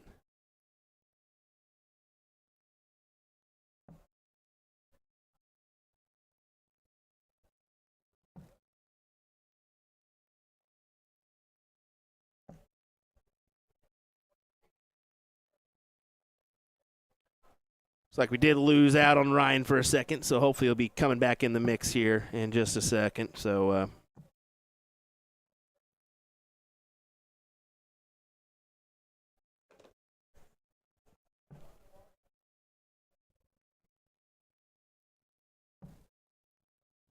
oh, this is a beauty look for Firetag. And she can't capitalize, but she will come back with an opportunity to close this out. With Trish back at 250. No harm, no foul for Tracy. I believe we've got Ryan once again. 35, 3 for double 16. No Tracy well enough.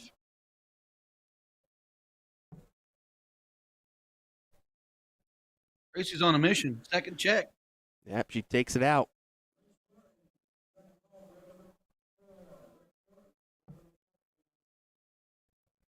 Get right back underway.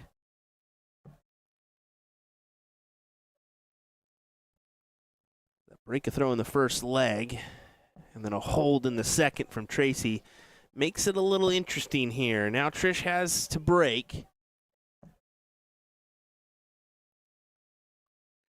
19 for Trish to start. 57 back from Tracy.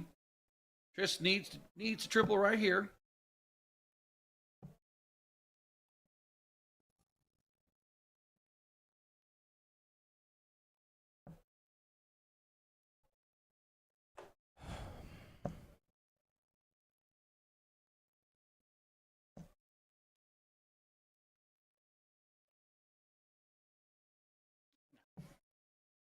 $97 on the turn for Tracy.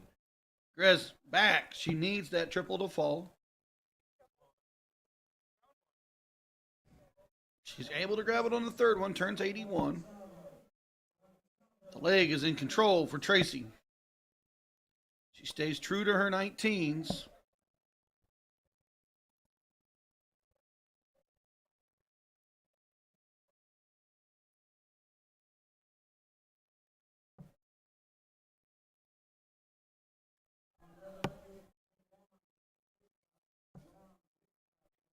Trish starting to find that triple. Another 85 on the turn. Yeah, that was 81 previous round. 85 this time. Starting to build here on the score line. Not the average she's used to here in this one so far. Some room to grow.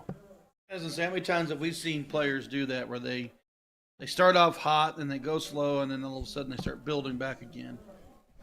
36 on that.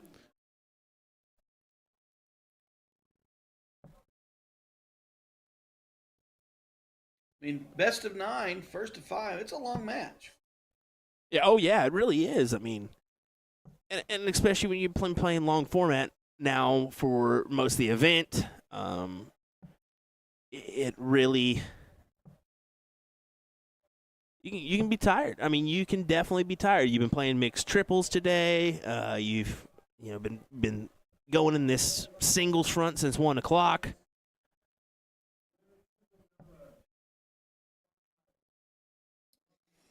Got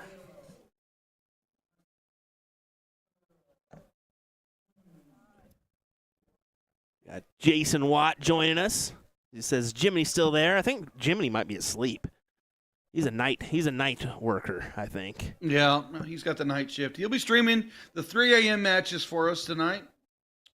It'll be the Beatles taking on the Ants. Good to have you here, Jason, as well as everybody else. Thanks for joining us for our coverage of this Witch City Open.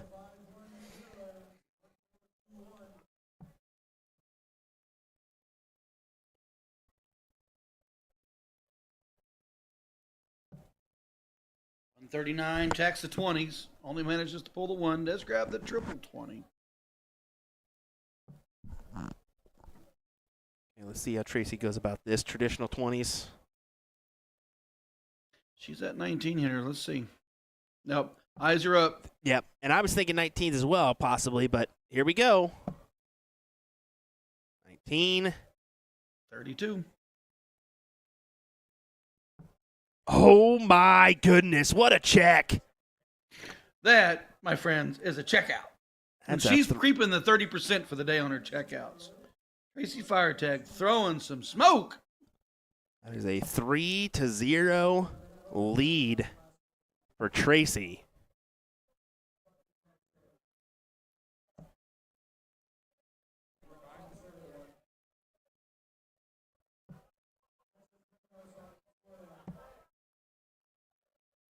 I just heard Texas Roadhouse on Sawyer out there. Uh-oh. Uh-oh, somebody's hungry. I need a 20-ounce ribeye mid-rare, loaded baked potato. I want the salad to start and bring me the fried green beans. Back to the match. I know, and don't forget to bring the rolls. You need those. You need those. Well, I'm going to be quite frank on our WDF men's side.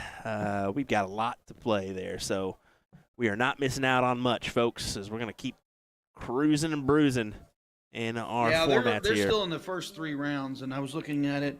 Some matches have made it to the 64, still in the first 2 rounds. Well, how about this? You'll love this. I just checked out the ladies' doubles bracket. You know, these two are women's partners this weekend. So you've got Trish Grazik, Tracy Firetag. That will play on Nicole Dagnall and Cheyenne Dagnall in the second round, right after this one.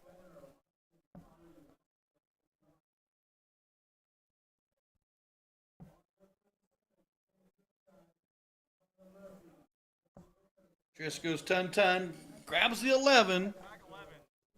Opportunity for Tracy to jump out and only pulls 11 back. The Chalker had a little fun and said only 11, and Trish got a little chuckle there.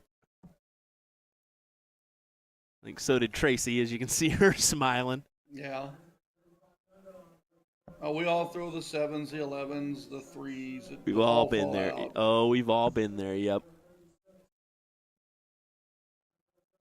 172, where does she go? She should leave 1. My math is right, yeah, 167.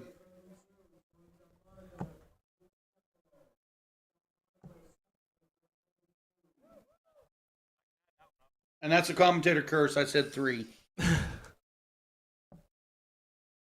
To the 19s. I would just stay there. 95 would be great.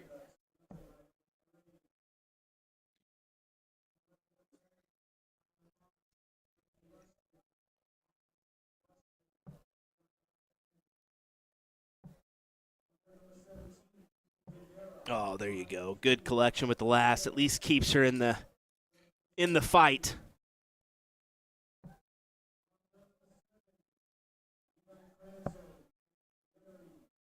That's where I wish.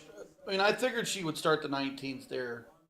57 would have left her 17 for 36 or 50, 13 for tops. But she grabbed that 5, whereas you grab the 3, you're still at 107 on that 110 start for 32 for the 110.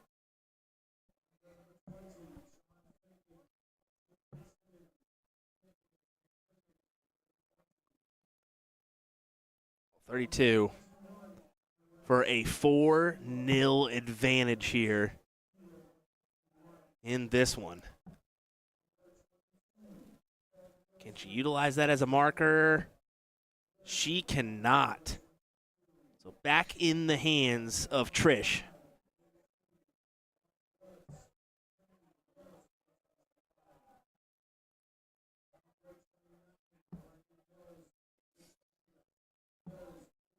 Oh, Just a bit outside.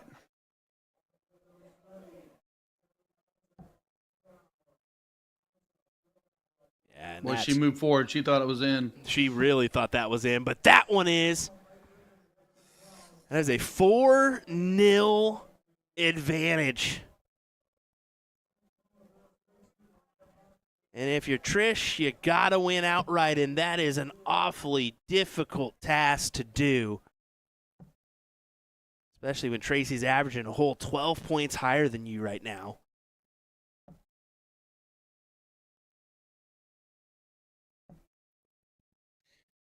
If you would have told Tracy that she was going to average close to 30 on her checkouts and win 92% or more against the throw, she'd probably say, "I got this." That's incredible. Those are incredible numbers. Against the throw, she has won more matches than she had with darts in hand.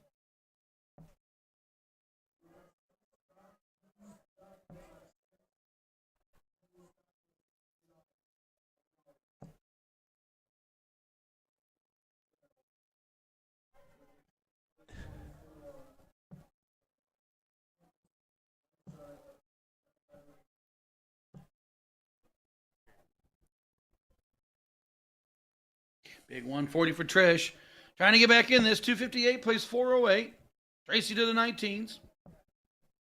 Continually to stay down there.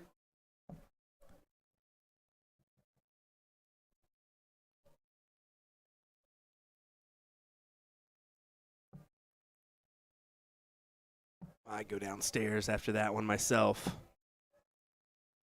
I just, it's very difficult to work those over the top. And granted, we're seeing a slightly different angle than Trish, being that we're on top, but that one just seemed a little bit tough to me.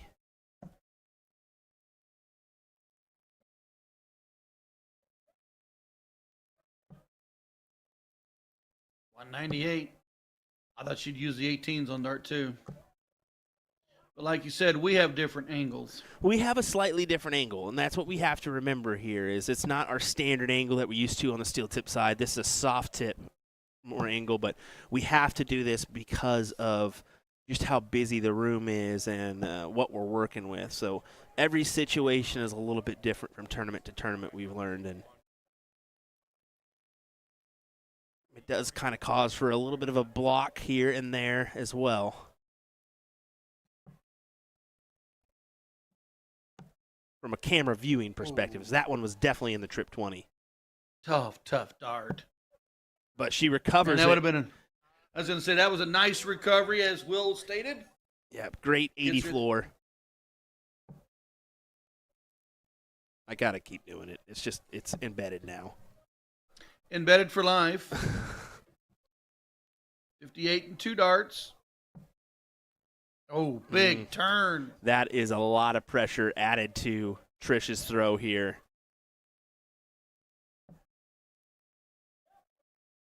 The 19 leaves. 54. Oh, and she pulled it. Yeah. Unfortunate. That very well could be her last darts. We'll find out. Tracy needs 70. Will she utilize the 54 again, Will? I think so. No, she used the 10. We saw that earlier, though. She did attack the 70 trip 10 double top. And you noticed about her, she pulled it, but she didn't let it phase her. She eyes moved to the 15 to set her tops.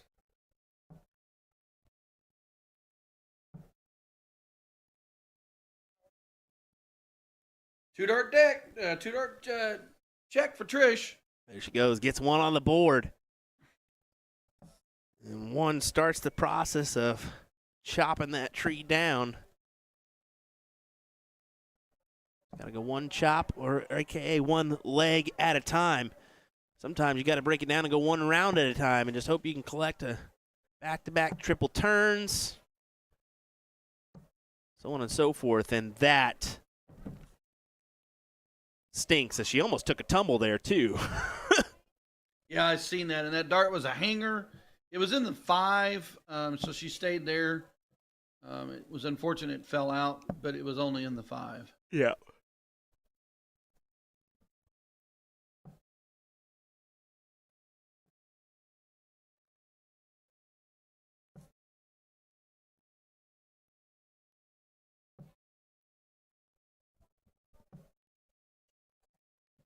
Daz manages to collect the trip 20 in the third dart, 6-6 on the turn. Darts in favor of Tracy, up 4-1. Yeah, pretty well in favor. And yeah, I was about to say, if she can collect another triple, she's going to extend this out. Wow. Great 133.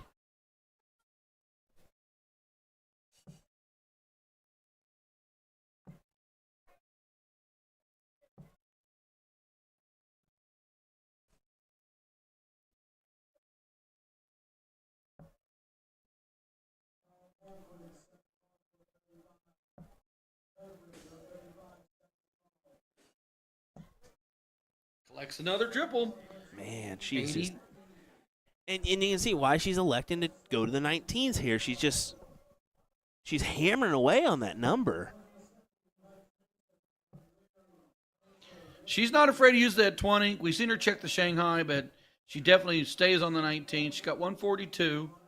Several different ways to go at it. She chooses the 20 route. Beautiful shot.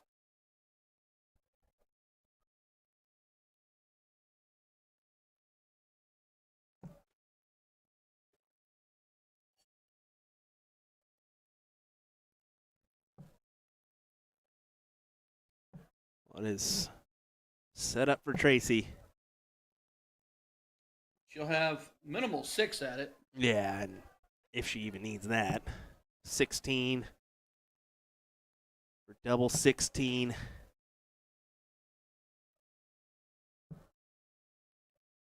Can't put it away here in this one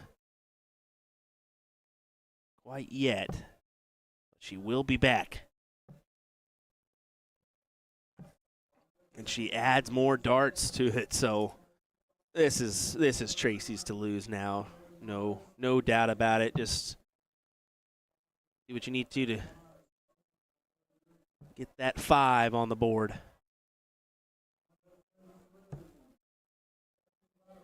Just outside on the third dart.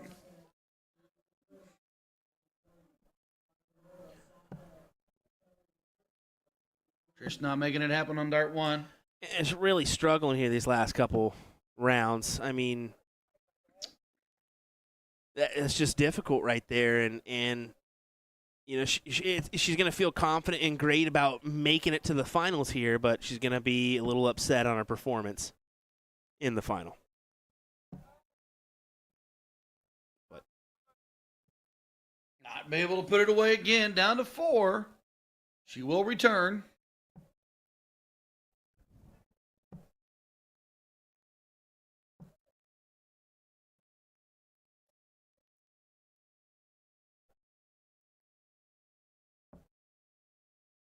Madhouse for the win.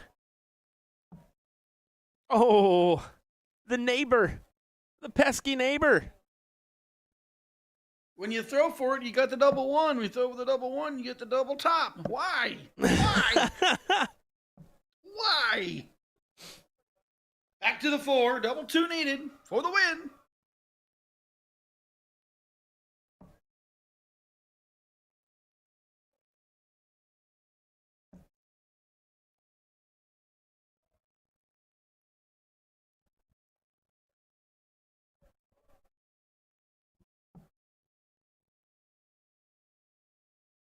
And able to connect that time. 88 for Trish to get the leg.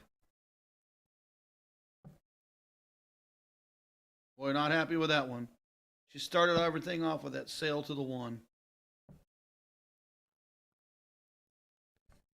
You can see they're getting pretty upset at themselves here. I won't deny it.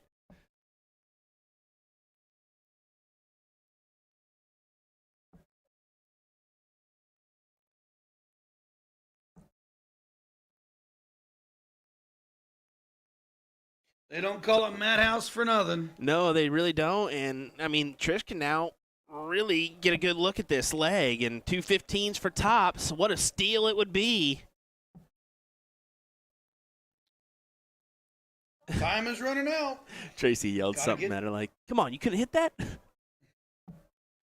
Well, there you go. Well, It but she doesn't can hit matter. that. Yep, Tracy takes it out for the WDF singles title here at the Witch City Open. Wow. Amazing stuff for Trish. And I guess I can't really say amazing stuff, but a big win here to really set herself up for that World Cup opportunity.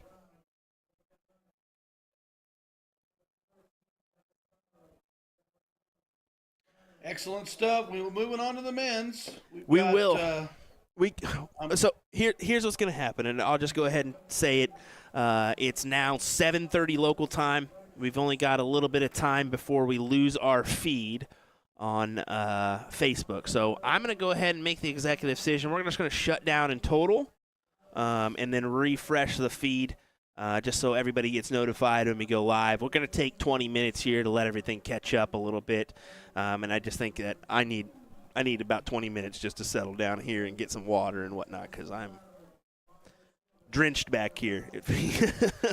So we'll I am go. in a nice, cool setting. I'm actually a little cold. Got a blanket around me. Yeah, well, I can't stand you right now because back in this comms area, it is heating up. Not, and I will say the tournament area is totally different, but it just seems in the area I'm at a little bit hot. So we'll refresh the feed. We'll shut everything down and come back live here in, I would say, 20, 30 minutes. So look for that notification bell, folks, so that you guys can check out the action here from Witch City as we continue on with the coverage of ladies doubles cricket and the men's WDF singles here this evening. We also have that men's 45 and under group going on too. So give us a little bit of time. We'll refresh the feed, and we'll be back momentarily with more coverage from the Witch City Open. Thanks for joining us, folks.